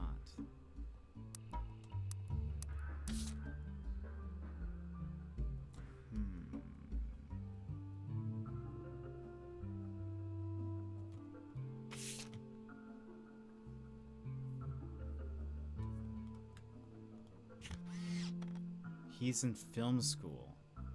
Oh. Actually, maybe this is... Could these be Ron's and Robert? They are Roottrees.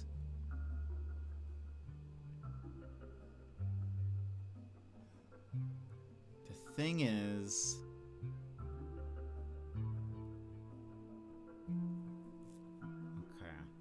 Let's actually see. Hold on. The thing is we don't know if they have another child. This is the only... Okay, if this is Ron, this would be Robert. Director. Oh.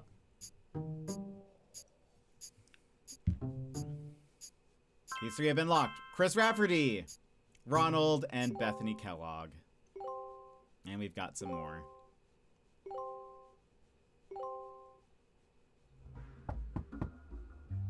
Knock on the door. On the phone, I said I owed you an explanation. But I can't reveal everything. Not yet. Unbelievable. I'm sure this all seems like deception for deception's sake. So I'll try to explain why. It's true, I'm working with lawyers. But not the candy company lawyers. My publisher's lawyers. I'm on the verge of releasing a book. And it's not kind to the Roottrees.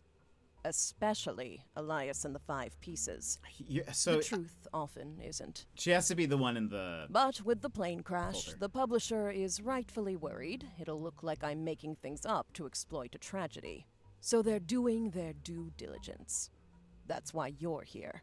To be sure there's enough evidence for an expert to unearth the whole story.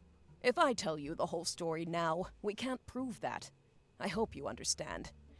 That said, I can say that the work you're doing is very personal to me.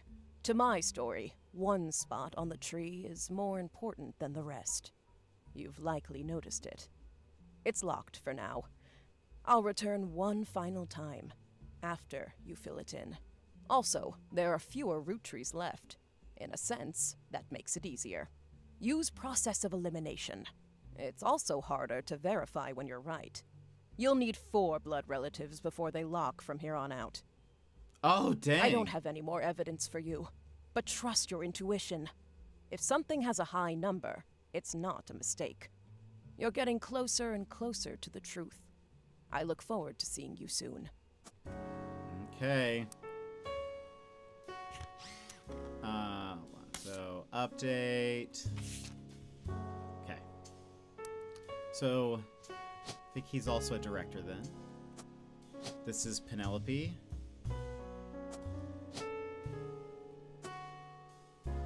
So then there's...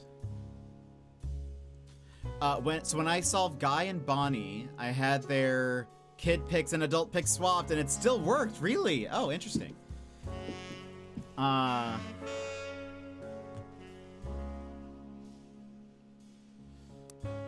hold on.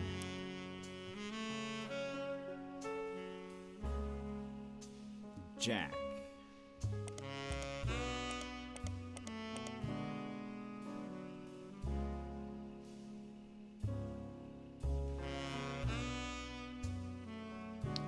Joko Lantern. Okay. So hold on. This is going to be... This is Jack.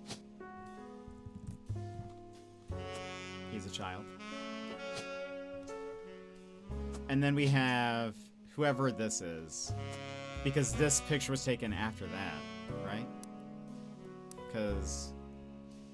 Yeah, Jack is 1994. The Joko Lantern with the baby is that. So whoever this would be. Root Tree? Is the name Wolf?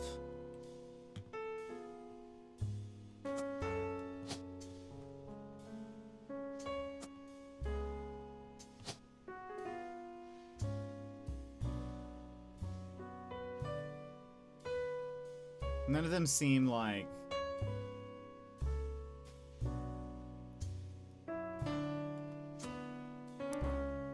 Did I search for Joko Lantern? The Laugh Lounge Comedy Club hosts several fundraisers throughout the year. The most famous one seems to be Joko Lantern, which happens every Halloween. Comics and patrons are encouraged to wear costumes. Okay. Not important.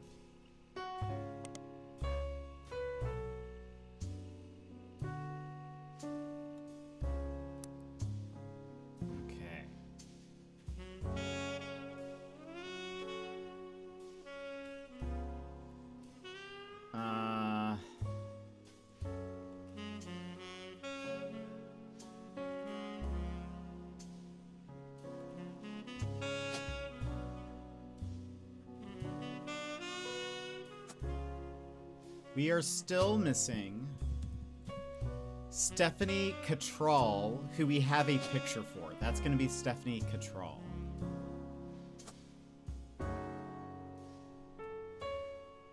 We know she is a only child. She could be... No, she can't be over there.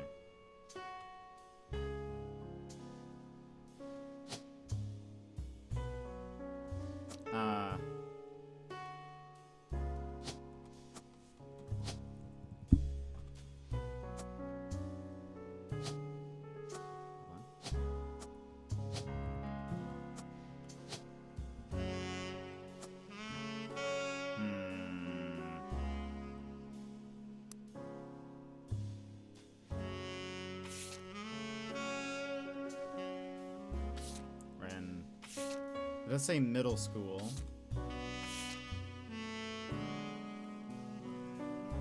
Stephanie, who is an only child. Because that's clear. I mean, it's weird that there's a second Stephanie, and they're all also the same age.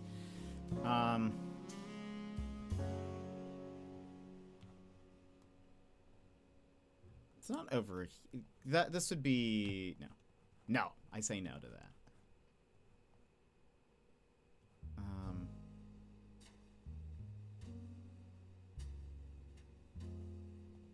Can we read what that says?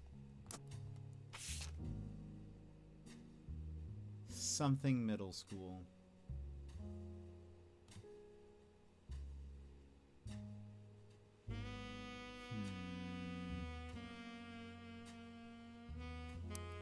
The county they live in is Butler. Yeah, that doesn't look like it says Butler.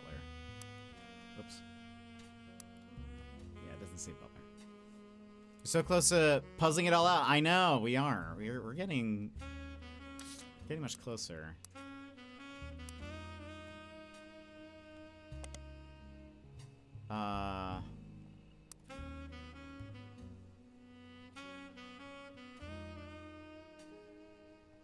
Again, it doesn't make sense. She can't be there. She could be there, technically. That seems weird. Maybe this is a long line. Maybe this is not accurate to the page. No, okay.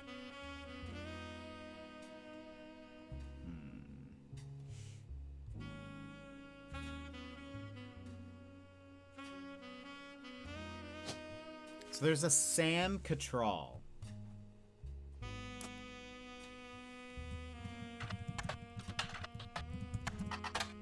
Did I spell that right? 2 T's, 2 L's. Yes, okay. Is it Samantha? No.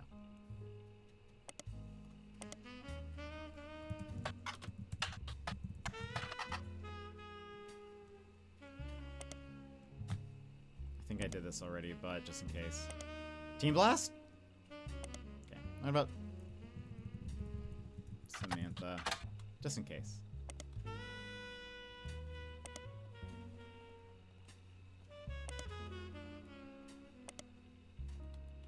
Samuel?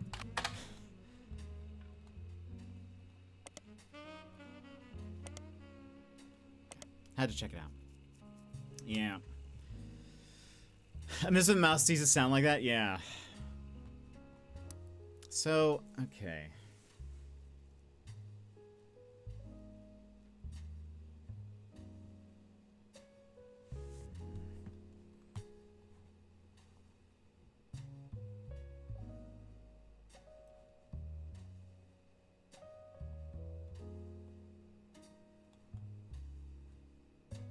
How many root trees we have?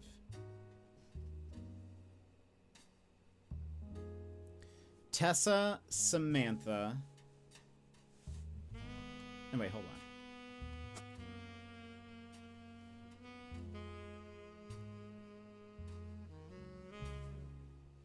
We also don't know if that's Wolf.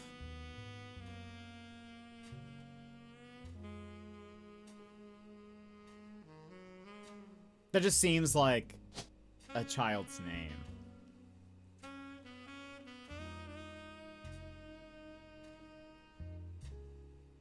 Could be Candy. We don't know. Okay.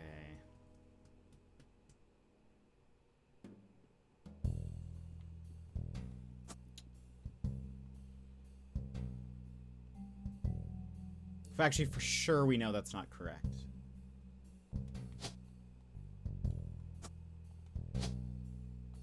Hold on. Oh, actually, no. We don't know if that's correct, because we need 4 now. We need 4 correct.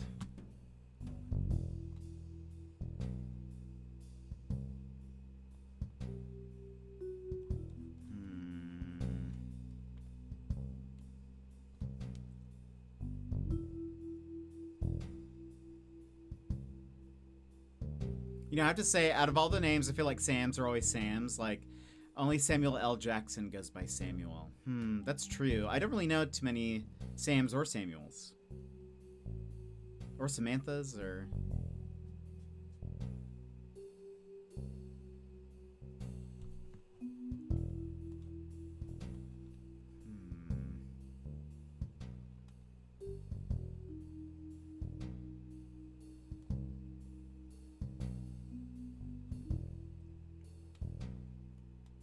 Technically, we have...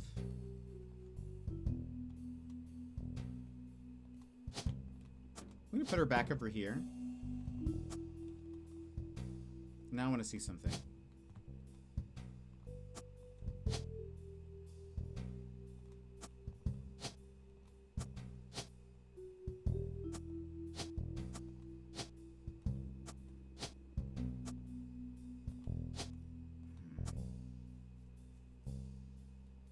Because that should be 1, 2, 3, unless she's supposed to be over here.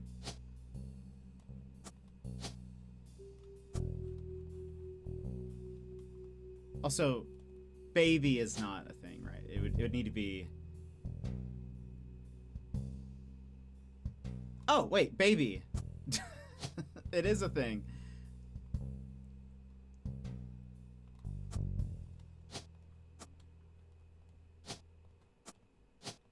Your job is to be a baby.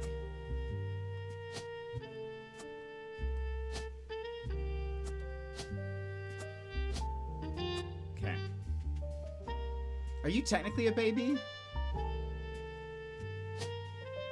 Probably not. No. Okay, something is definitely wrong here. Yeah, but I have 4, so I know one of them is not correct. I have Robert, who, I mean... He is a director. Correct? Hold on. Let me actually double check that.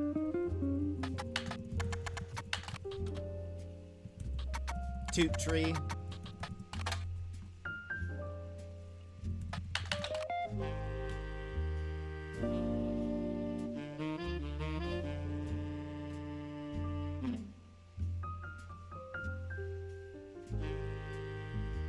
Not much relevant.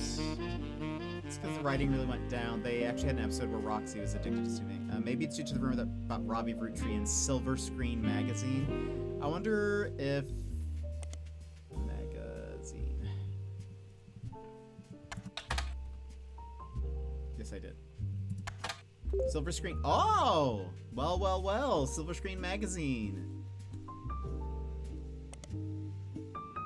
New magazine unlocked.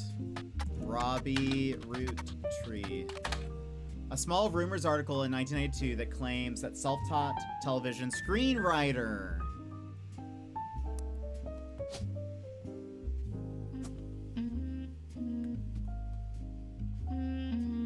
Okay, hold on. Candy. Edward. Christina!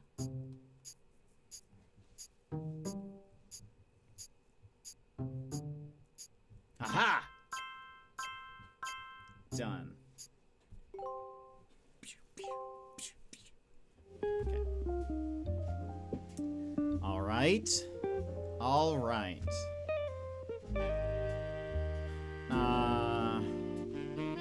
So, that helps us a little bit.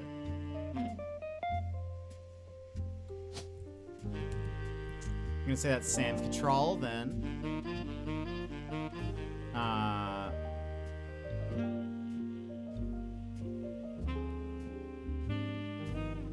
Alright. We have 12 left. Alright. 3 groups of 4. That's math, everybody.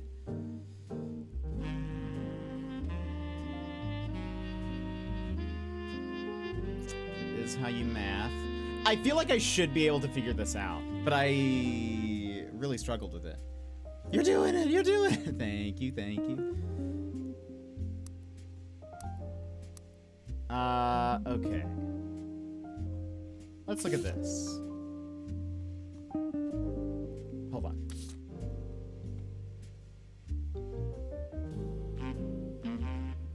So it doesn't actually say... There's, well, hold on. I'm still gonna read this. This picture was famous in her house. Pop had it framed. That's him on the left. It was taken in 1935 to celebrate the move to the new warehouse that Eli Jr. designed. Angie and I both wanted to be in the photo since Miracle was in it. That's Miracle. And the 3 of us were all about the same age. Oh, wait. This is not what I wanted to read. Wrong thing. We still need to figure out who that guy in the background is, though.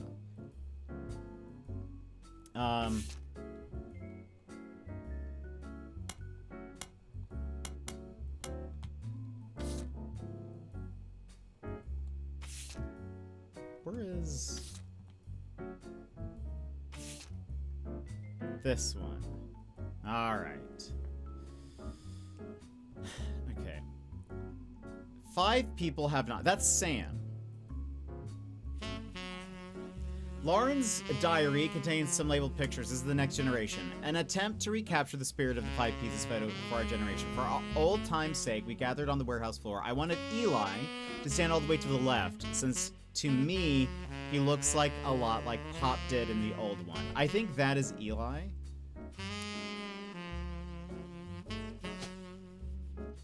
I'm gonna say this is Eli. Because he is dressed the most similar to their Pop in the first photo. Kind of has the same hair, and he's wearing a tie, not a bow tie. So yeah, I think he looks the most like him. He also, this guy has a mustache. So, I think that's Eli.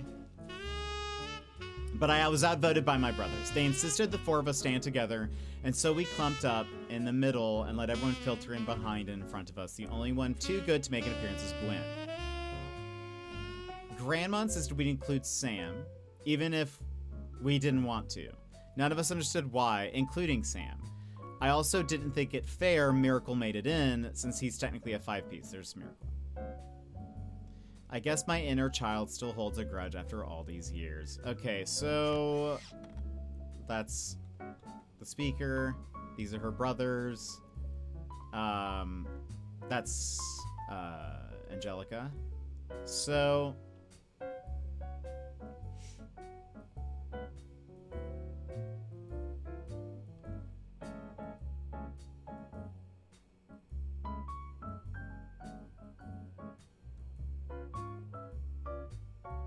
now,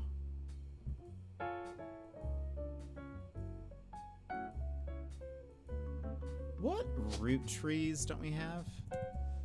Candy, Clancy, Edward, November, Samantha, Tessa, and Wolf.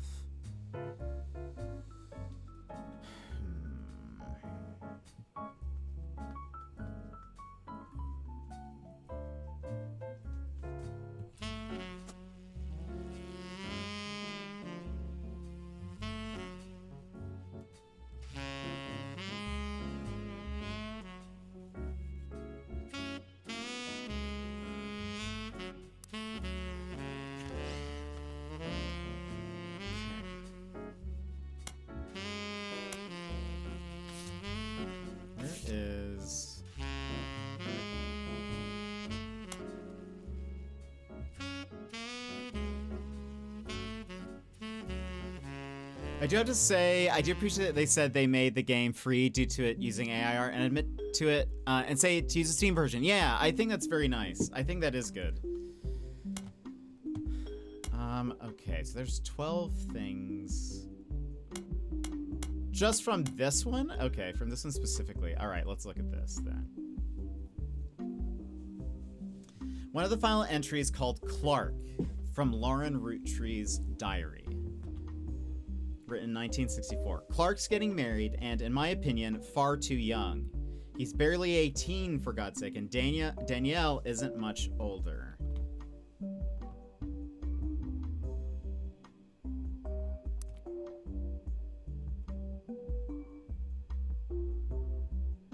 Clark, right, that's her son. And yeah, we got Danielle. But openly confronting them would make me a hypocrite. After all, Jacob and I got married at 16. Clark, like the rest of his generation, is a free spirit. What else do you call a group of kids growing up with more money than any one person can spend? They all aspire to be musicians and artists and dancers and all sorts of nonsense. The only one who has any discipline at all is Carl, but that's because Pop forced Clancy to send him to the academy.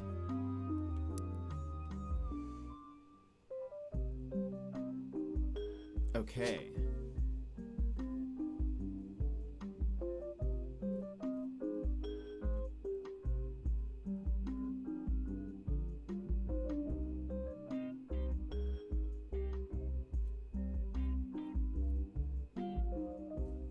Perhaps then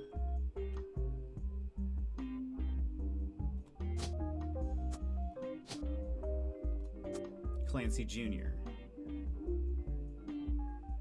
This would make that, whoops,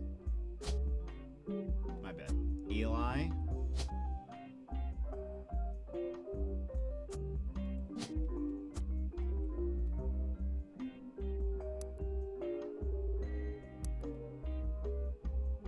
Maybe I'm just getting old, but our generation was never so bad. My brothers all seemed to pursue paths of knowledge, and the most rebellious thing any of us ever did was bring home someone who would be illegal to marry if we lived anywhere south of Pennsylvania. Pop seems to have gotten over it because Edward is set to take over his department once he retires.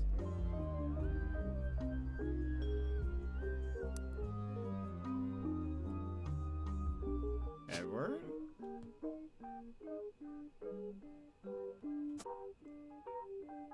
I just realized Clancy and Edward. That's funny.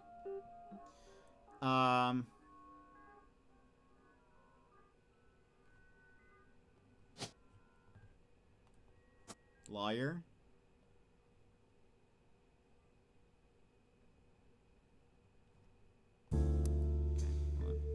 As for me, my published book, Swashbuckle My Heart, is based on the pirate stories I used to invent with Jacob when we were walking in the woods after school. I think he'd be proud that Clark and I are carrying on his name. Even my cousins are doing well. Zach's not a bad president after all, and his sister seems to be doing a good job raising her twins. Gwen is Gwen, but at least she came out of the divorce with her head held high. She even told us she might come home next year so we can meet her kids. The free spirits in any other family, they'd all end up on the streets, even Clark. Okay. Tortilla, welcome in. How are you? How's it going? Oh, let's see. To me, it's like using copyrighted assets. It's at least respectable. They recognize that, and we're open about it. I mean, there is environmental issues, but you know, still respectable. Yeah, at least I like that they. I probably wouldn't have played the game if they hadn't hired an artist, but I'm glad that they have. This is called The Roottrees Are Dead. It is sort of like a deductive mystery style game where we are trying to piece together this whole family tree, and we do that by looking at clues, but also searching the internet and periodicals, public library, etc. So yeah, it's been very fun. We are close to the end, but it's very fun.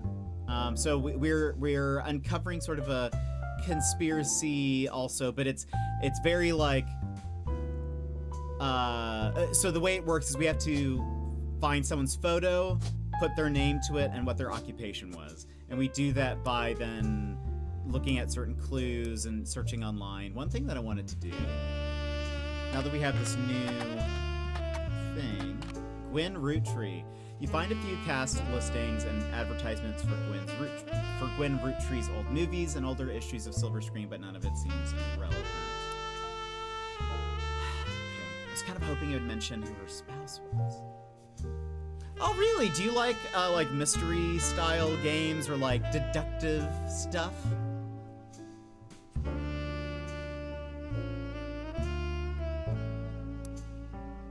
I don't know if we have search for just Edward.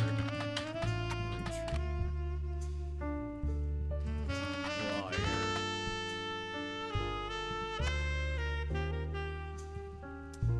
Let's go back here. Business Watch. Butler County Times. Team Blast? Alright. Do we know the name of his firm? Clancy Edward Roottree. Lawyer. Also, I spelled Clancy right? No, I did not. Clancy. Right, the Clancy Trust. Maybe that's what we should be researching. Clue to this day is my favorite board game. Oh, so fun. I love the movie Clue. I recommend, if you're interested in this style of game, I recommend the game The Return of the Obra Dinn. Highly recommend. It's very similar to this, but one of the best games of this sort of like deduction thing. It is a game where you can solve everything without having to take a single guess. Like everything is in the game, and I love that. And it's like it presents it to you. You just have to really like look hard. There's also a game called Chance of Sinar that is also very good and kind of is similar in that the gameplay is different and what you're trying to solve is different, but it still uses a lot of deduction. And so this game, The Roottrees Are Dead, is maybe more similar to The Return of the Obra Dinn, but in a very different presentation. But The Return of the Obra Dinn is, I think, one of my favorite games of all time. But I love detective stuff. I love solving things and all of that. Especially if there's murder involved. I'm on board. Okay, hold on. Let me read this. It's been a while since we've read this. The Clancy Trust is a highly unusual corporate arrangement named after Clancy Edward Roottree, who was Elias's son and the Roottree Company's head lawyer at the time. Due to its unique nature, it's often brought up in online discussions about financial matters and inheritance as an oddity. The company mandates that a fixed percentage of its profits are split every quarter amongst bank accounts representing each direct relative of Elias and Gwyneth. An account is created for each blood relative at birth and first accessible when they reach 18. The actual numbers have never fully been disclosed to the public, but due to the ever-increasing success of the company, it is a significant amount of money. The Clancy Trust is known for being essentially impossible to get around due to many checks and balances written into it. Still, there have been a few situations in which family members have tried to forcibly remove another member from the trust. Most details online are pretty vague since the matters are handled internally. One, I feel like this is going to be what is the whole purpose of this game, kind of, and the lady who's talking to us. Clancy Trust. Is this the same thing? It is, but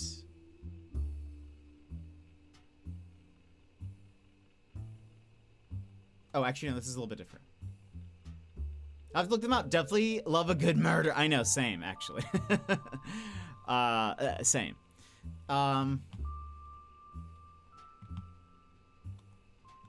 The only information you discover is from a university law school, which apparently had a guest lecturer talk about the Roottrees versus RR. RR.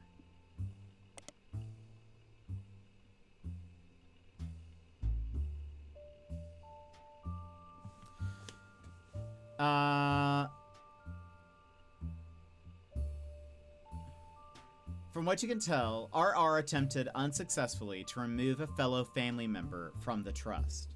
It was said that RR attempted 2 arguments. First, the person in question was born out of wedlock, and second, they committed a significant crime against a fellow family member. Highlight. Oops. Back. Still, due to the ironclad wording of the Clanstead Trust, it was impossible to remove any direct descendant of Elias Roottrees without completely dissolving the trust. There is no additional information online. If I search for legal oddities, I want to search for now.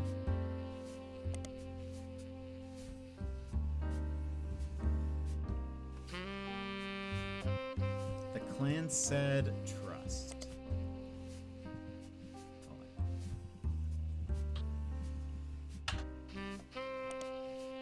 The Clanstead Trust was mentioned in many times in Business Watch. Most results are from the 40s and 50s, but occasionally more recent references creep in.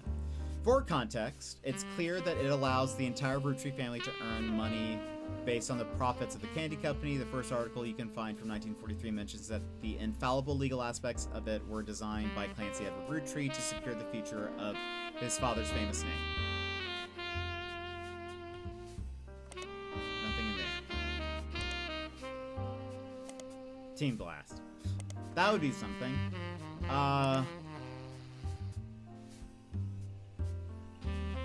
RR.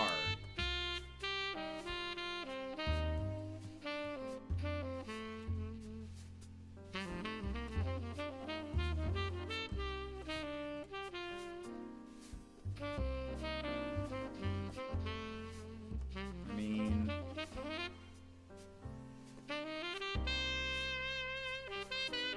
it's interesting also that this is like in a box, you know. What if RR, one of the R's, tried to get someone out of the thing?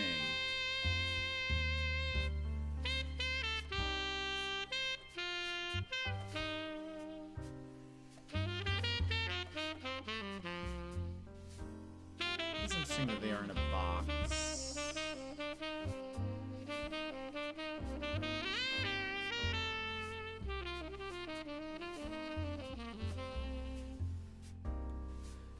Okay. But that doesn't really help me out. Meow.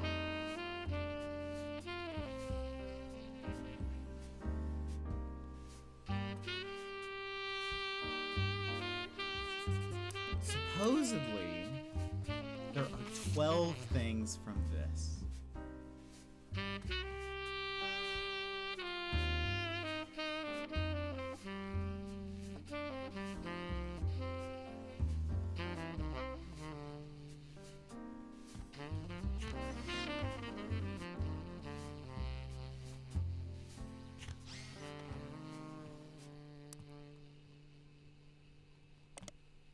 Let's go ahead. Lauren Root Tree.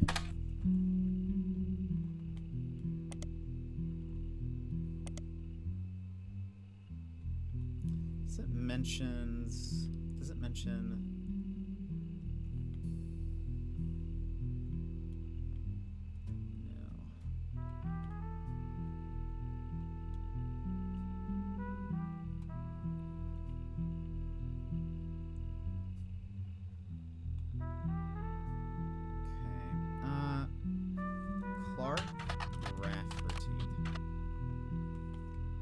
Still need to figure out who he was married to here.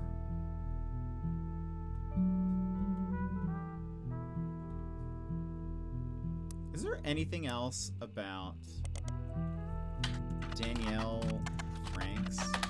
No.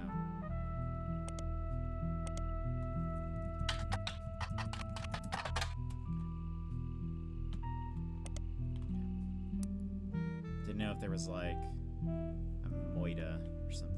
We don't know what happened here. But they were young. Then he has another child, but he doesn't, or he has another marriage and has a child through her, but we don't know anything there. Secret hello. I'm surprised we don't have anything for these guys also. I don't really know who their children are.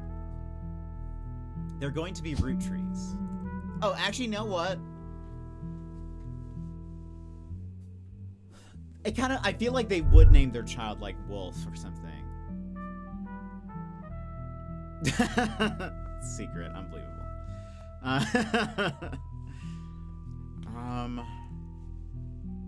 Okay. Clancy Jr., Edward Elias, and Elias M are all on the board, but we don't really have much about them.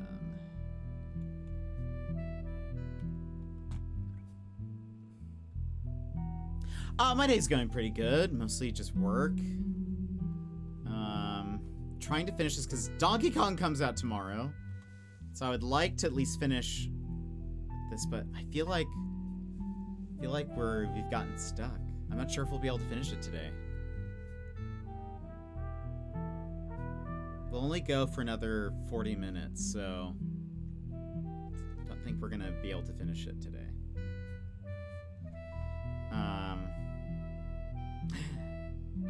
Anything for Donkey Kong. I know. I'm actually very excited. I mean, it's getting 9s out of 10 and 10s. So that does, I do like that. Now, okay. We know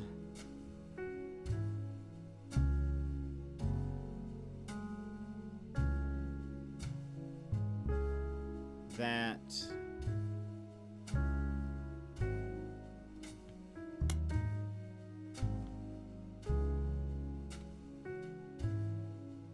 she said that her brothers all went into the sciences or something.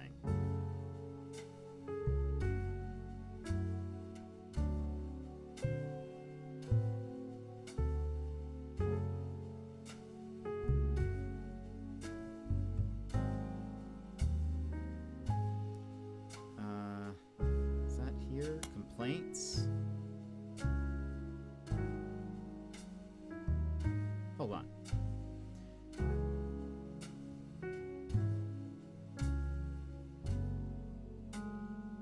Now she's off living the glamorous... This is about Gwen. Now she's off living the glamorous life while I'm stuck here with Clark. I must admit, seeing her everywhere contributes to my unhappiness. Her visage stares at me even now from my coffee table. She gets to be in Starlit and tells tales of how she gallivants the world, kissing the likes of Harrison Lane and Wild Bill Williams. She's the first root tree woman to be anything other than a housewife, and I'm jealous. If I were not a single mother, could I make my own way in this world? I wonder if...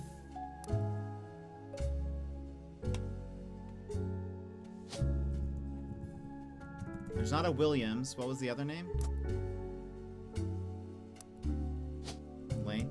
No? Okay. So she didn't marry Harrison Lane or Wild Bill Williams.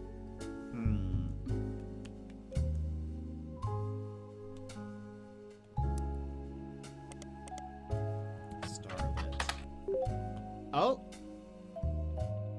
Starlit was a magazine that started with the colorization of film and went until around 1964. Generally, it was a tabloid with a focus on famous actors and extras. Oh? Gwen... Right? Roottrees, okay. Gwen Roottrees was often in Starlit. Most mentions were around the time of her divorce in 1958 from Wild Bill Williams. Okay, that's clearly not his name, so...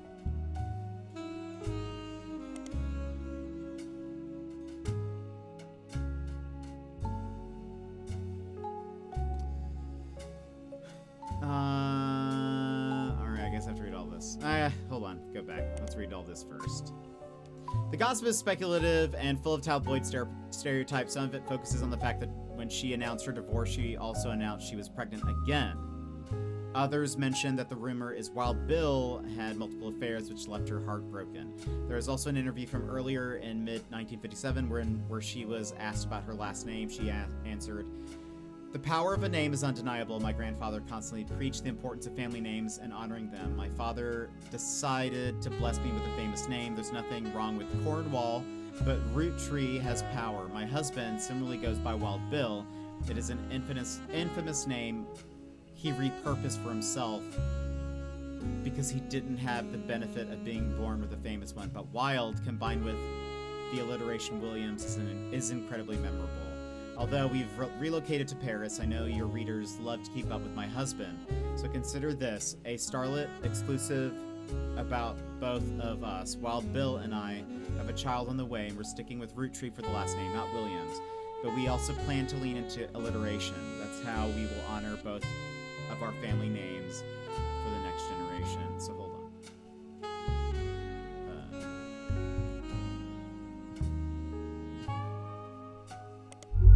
What? There's... Oh, Williams. JD? Walter Forsythe! He's Walter Forsythe. Done. Okay. I say done, just that one single thing. JD, welcome in. How's it going? So, okay, wait. We also learn there's nothing wrong with Cornwall. Lioness Cornwall. That is who Margolite married. All right.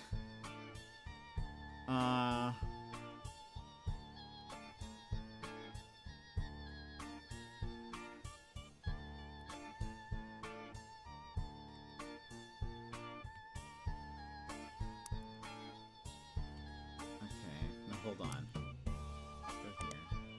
Making a late lunch. What are you having for lunch? I am. I'll be ending in like 30 minutes though. But how are you? What are you having for lunch? Okay.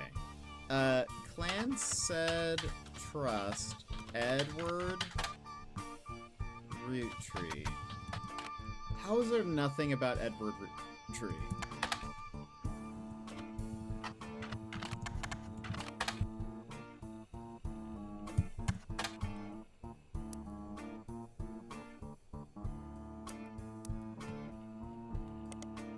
I did this already. Edward Roottree.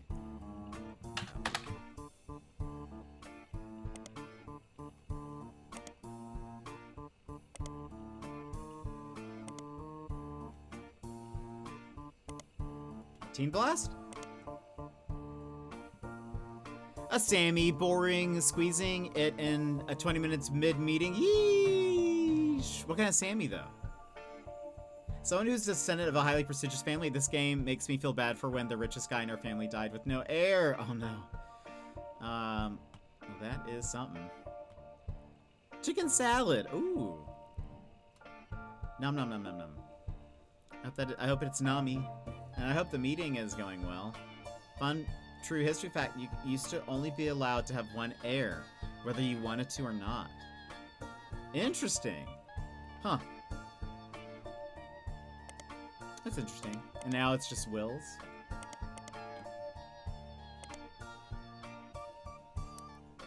Good meeting. Nah, but I'm hungry now. That's fair.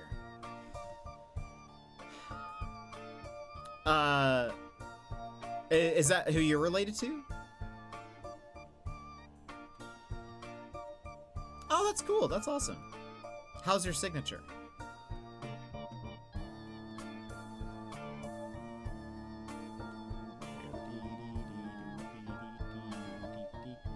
As large as cripply as his, fair. You know, then it's been passed down.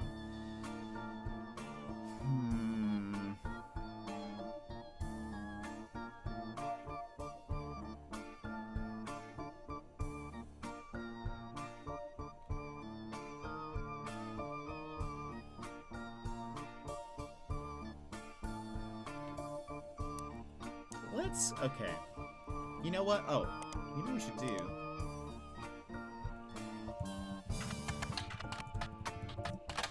No? Jim? Maybe I search for Jim. Oh, gosh.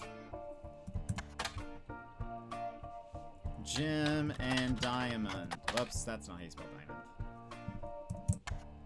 Ah, that's not how you spell diamond. There you go, okay.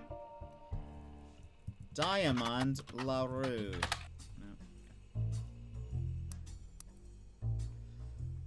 James Roottree.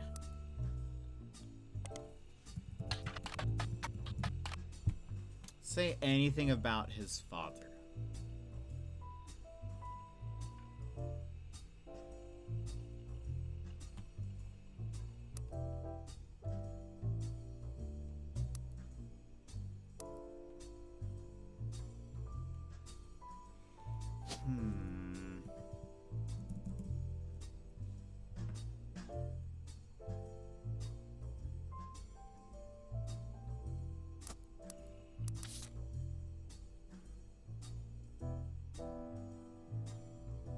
I am still surprised that there is a clue here, apparently. Rolling on Down to the City was barely a top 20 hit for a few weeks in 1979. According to the liner notes, it satirizes how a part of society was content to remain indifferent to economic inflation and civil unrest in the Middle East, unless pop culture tricked them into caring. Somewhat ironically, listeners didn't seem to pay attention to the lyrics enough to trick them into caring. Instead, most of its play came from roller discos. Because it was such a product of its time, it doesn't get much play anymore, even on stations that play oldies. Maybe that's why you'd never heard of it before. The image is of an auction for a sealed copy. It has a sticker that says, "Only the great-grandson of Elias Roottree could make a disco this sweet." It is credited to Peter Yanowitz from MMM. Maybe there's like...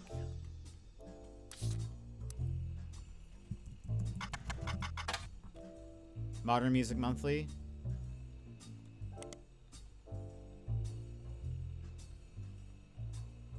We don't... Oh, we do have that. All right. Yeah, okay. I have not even been reading that. Go back to here. Unless, you know, I don't know if we have done this.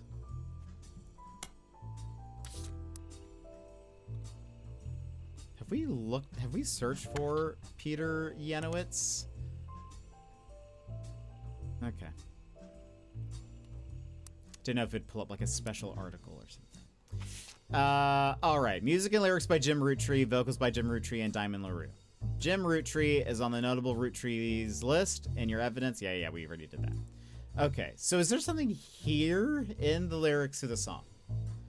We're rolling down to the city, Saturday night, and you're quite a sight. The world might be burning, but I'm feeling right. Making ends meet to pay rent and eat. We can't afford gas, so we skate in the street. The guys all rush to say that I'm pretty. Ladies blush and find me so witty. They're out of luck tonight. What a pity. We're rolling down to the city. Wheels glide. You by my side. Blah, blah, blah, blah. Inflation. Yeah. Politicians at large are helpless. The bankers in charge are all clowns, but parties sell better than protests. So signs up while we boogie down.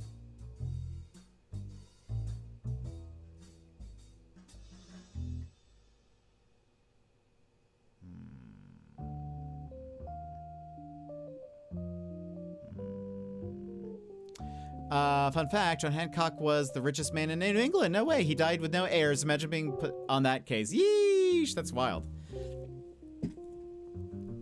That is wild.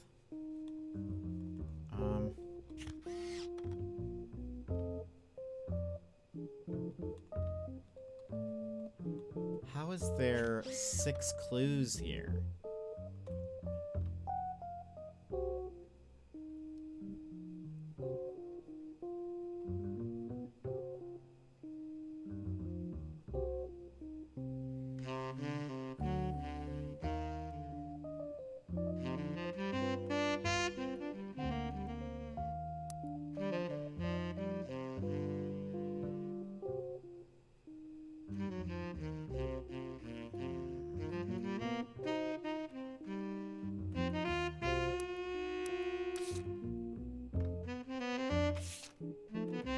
Still have quite a few people from this not filled in.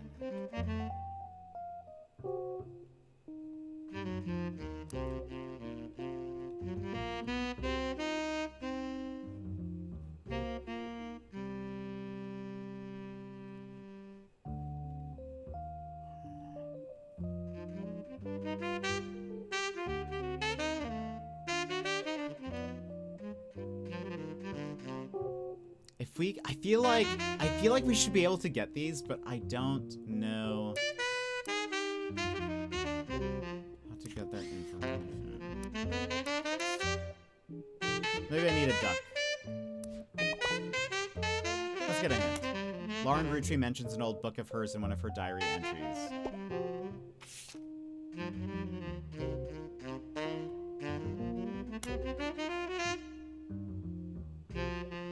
We looked up A Life Between Wars.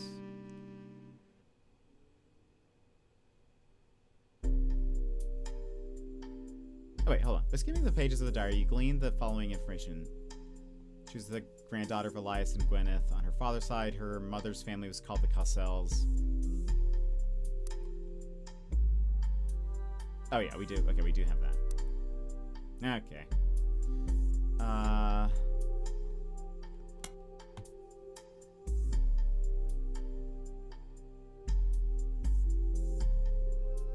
We looked up Starlet already.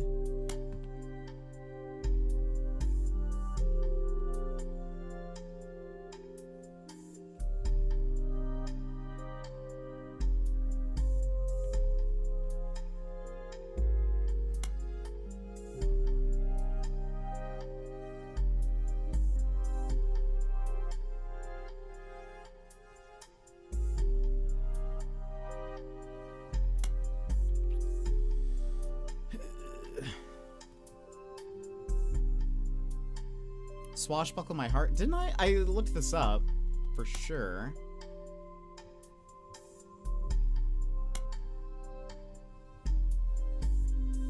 Okay, it's fine. We'll look it up anyways. Let me double. Maybe I just didn't like. Ah. Oh, funny.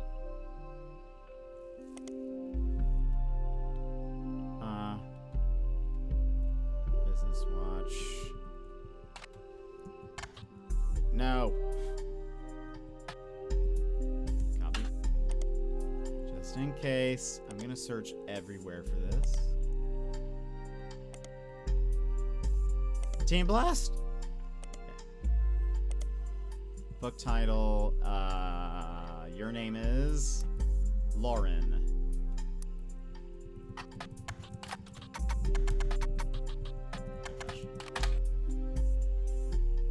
What?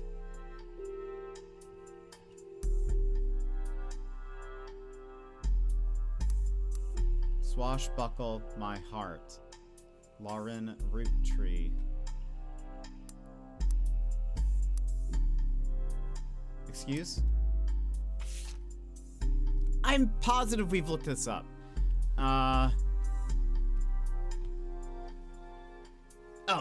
Maybe it's Lauren, Rafferty. There we go. Re-releases X marks the spot. Oh, maybe I haven't. I didn't do this. Oh, and was it re-released with her name?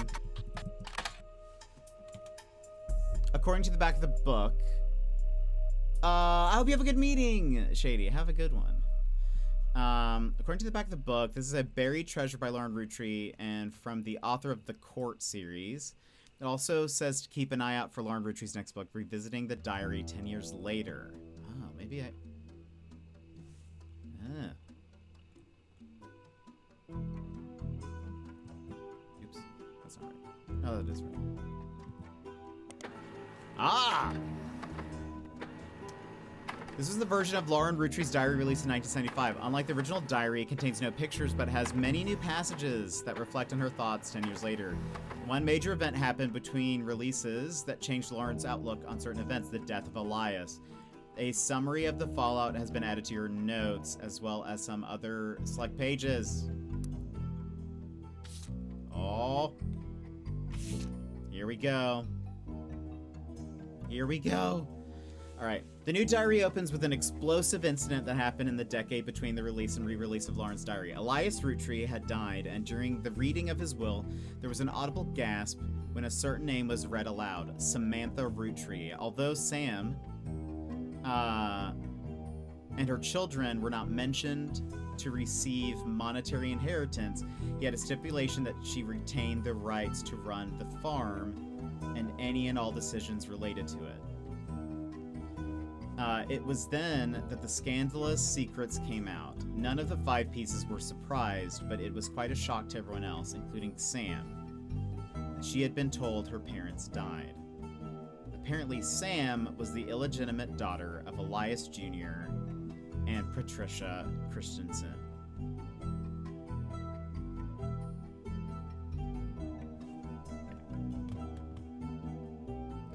Patricia, the daughter of a local steel mogul, and Eli Jr., harbored a secret romance at age 16. She became pregnant after the birth. Her father refused to let her see Eli Jr. ever again. Her baby, Samantha, was sent to the Roottrees. Elias hid her away with a local farmhand known as E.C. Patricia was married off to a much older man and sent away. That was the end of that, almost. None of the next gens had ever met or heard of Patricia until she unexpectedly reappeared, now going by Patsy. After Patsy's husband died, she reunited with Eli Jr., and they finally married in their 50s. Lauren mentioned the wedding in her first diary without knowing Patsy's history. Eli Jr. had never taken another love. Lauren, ever the romantic, quite appreciated this. When Patsy and Eli Jr. finally married, Elias decided Sam should have been a Roottree in the first place. Even though she was not part of the Clanstead Trust, he wanted to include her in family affairs. That was what led Lauren's initial entry entitled Sam. So...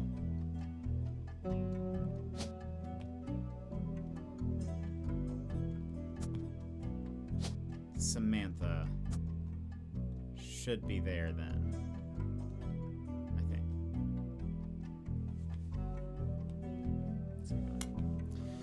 There's a page of additional notes and context from 1975. It's a companion piece to the entry about Sam. Clearly, I did not know.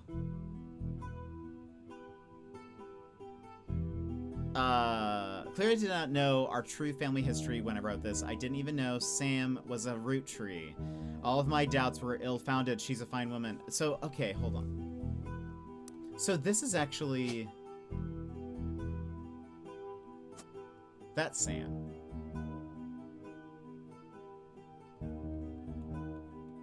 I wonder if this, then, is Miracle Jr.? Question mark. Anyway, let's continue.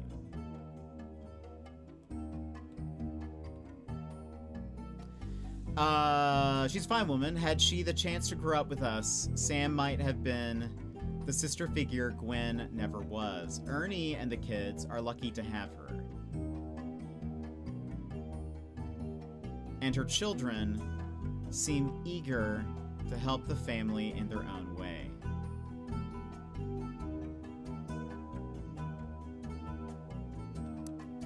Ernie? Is this where the Madsons come in?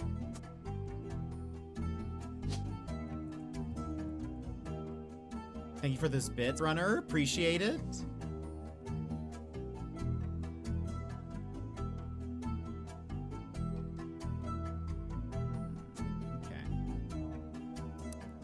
Ernie and the kids are lucky to have her, and her children seem eager to help the family in their own way. Ernie Jr. has been learning the day-to-day from Zach.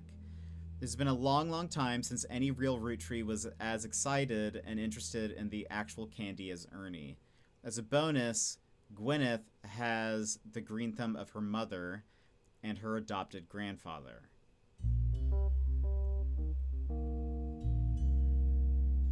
What I'm most ashamed of is not figuring it all out myself. Sam's a spitting image of Patsy with her jet black hair and green eyes. She doesn't have the thick glasses Patsy did, of course, but I guess that skips a generation.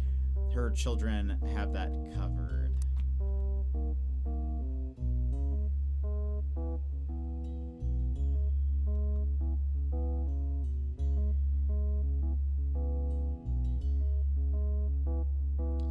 I wonder if this is...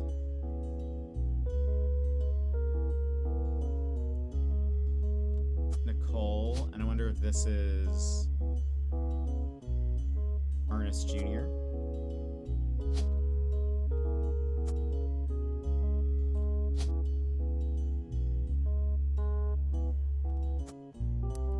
Let's keep going though. It's hard to explain the look on Pop's face when they read that the farm's operations would pass to Samantha Roottree. For as long as she was willing, I got flashbacks to when Zach was made president. Mother reframed it a bit to calm him down. Sam couldn't receive any candy money, after all, and was essentially inheriting the right to rule over the peasants for eternity. Pop warned us away from that farm for years. I never met EC in person, but Pop once referred to him as a confirmed bachelor, and I suspect that's why he kept us from there. Sam had to grow up in a house with him and his roommate, Mr. Miller. I'm not sure Sam will ever forgive Uncle Junior or Patsy for abandoning her to that life. If I were her, I might never forgive them either, but even so, she seems to blame more than just the two of them. She has no problems with us next gens, but she has a palpable hatred for the five pieces and Elias and Gwyneth.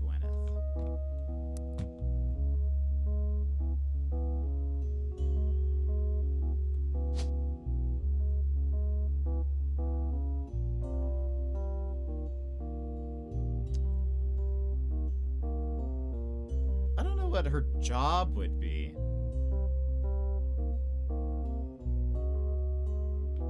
It's construction director. I mean, a director in a way. She's the head of the farm.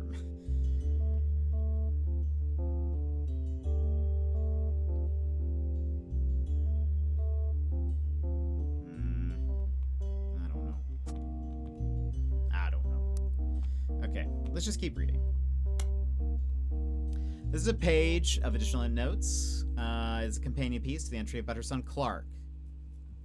Reading this back, I got deja vu as I write this addendum. Clark's gotten married again. No Roottree has ever remarried. Sure, I lost Jacob, and Gwen divorced Wild Bill. But neither of them took a second husband. With the way the world is moving, I guess it was inevitable someone in this family would remarry. I just wish it was my son. I can only wonder if Clark's apparent disrespect for marriage is due to the lack of a real father. I did what I could, and Lord knows Eli C. stepped up and helped. More than I can say for Clancy or Edward. Eli C. practically raised Clark and Jim as brothers whenever he could. Eli's marriage seems fine, and Jim's marriage seems solid as a rock, pun intended.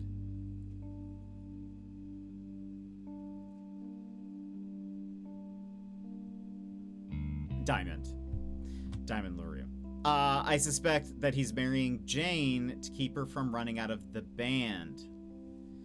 Without her, he'd be the third wheel, and I imagine they wouldn't last long as a trio. Wait a minute.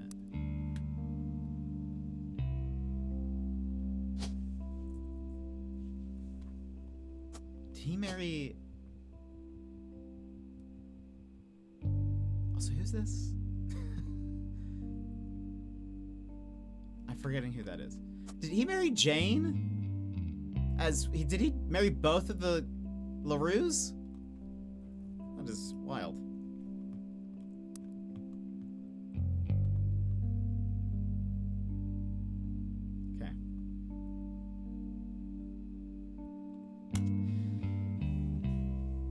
Alright, this is a page from the 10th anniversary release. It's not a companion piece to any specific entry, but addresses feedback. The biggest complaint I got after publishing my diary was how many similar names there are, and I get it, there are 4 Elis for Pete's sake, but that's how it is. Someone would say, I saw Eli in town, and I wouldn't know which one they meant. My brother, my uncle, my cousin, that's why they became Uncle Junior, Miracles Eli, or Eli C. That's how it is. I don't know what you want from me.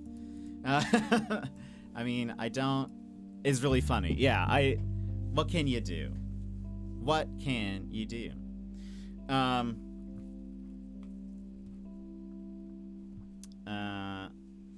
Our family names were always unusual. Oh, hold on one second. Gotta do something really fast. Boop, boop, boop, boop, boop, boop, boop.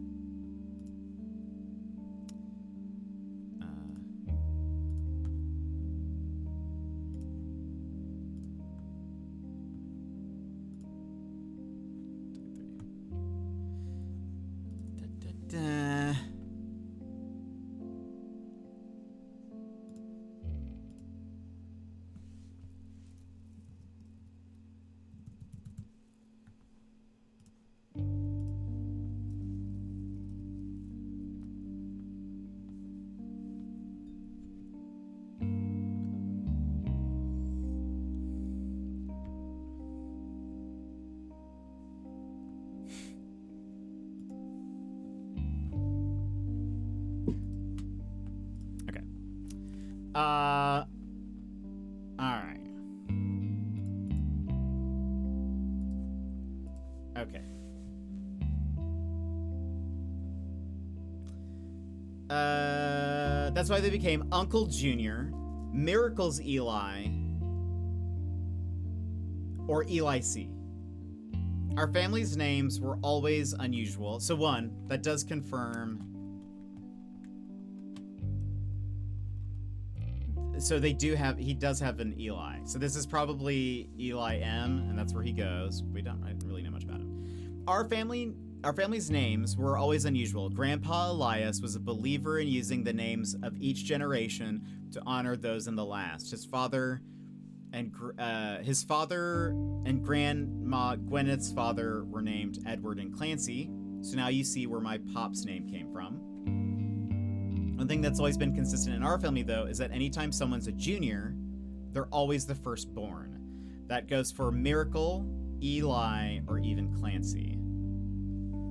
So that's why... Okay, hold on. Eli Jr. Or Clancy Jr.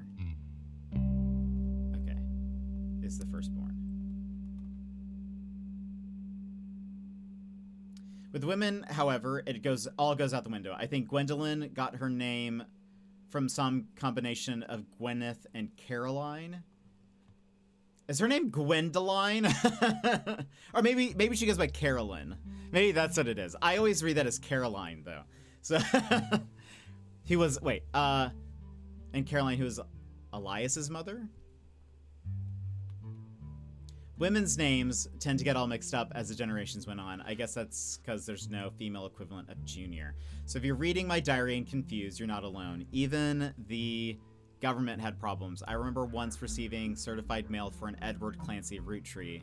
I had to break the news. They got my father's name backwards. Okay.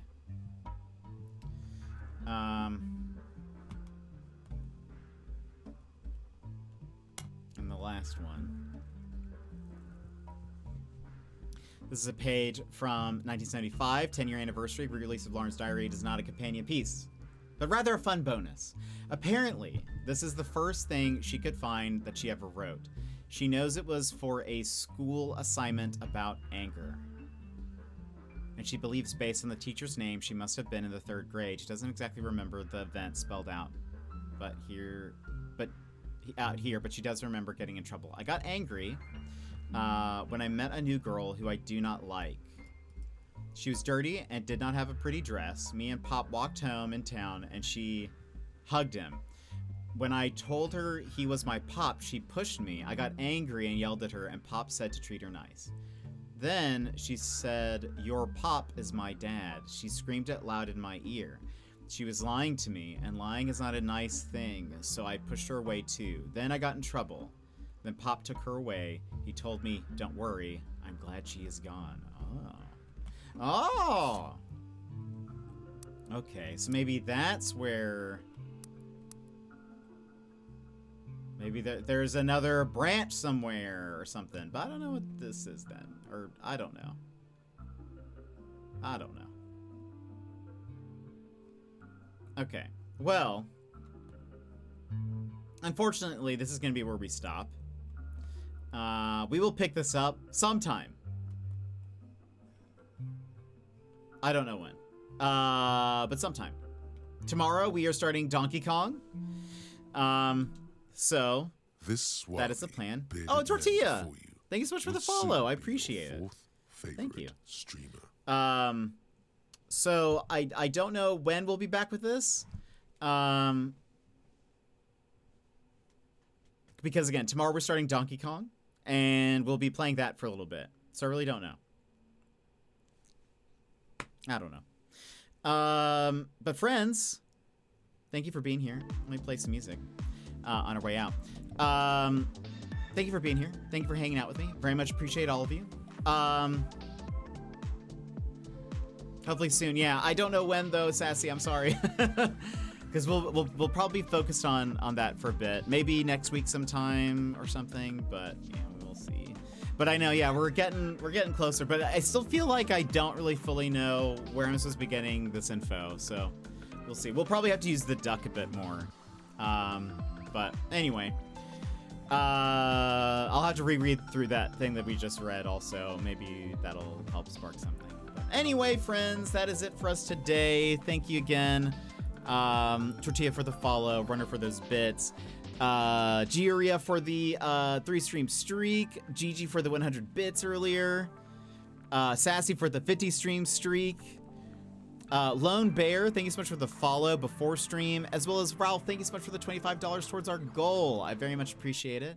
Thank you for being here. Thank you guys for hanging out with me. I hope you guys have a wonderful rest of your day, and I'll see you guys again next time. Bye-bye!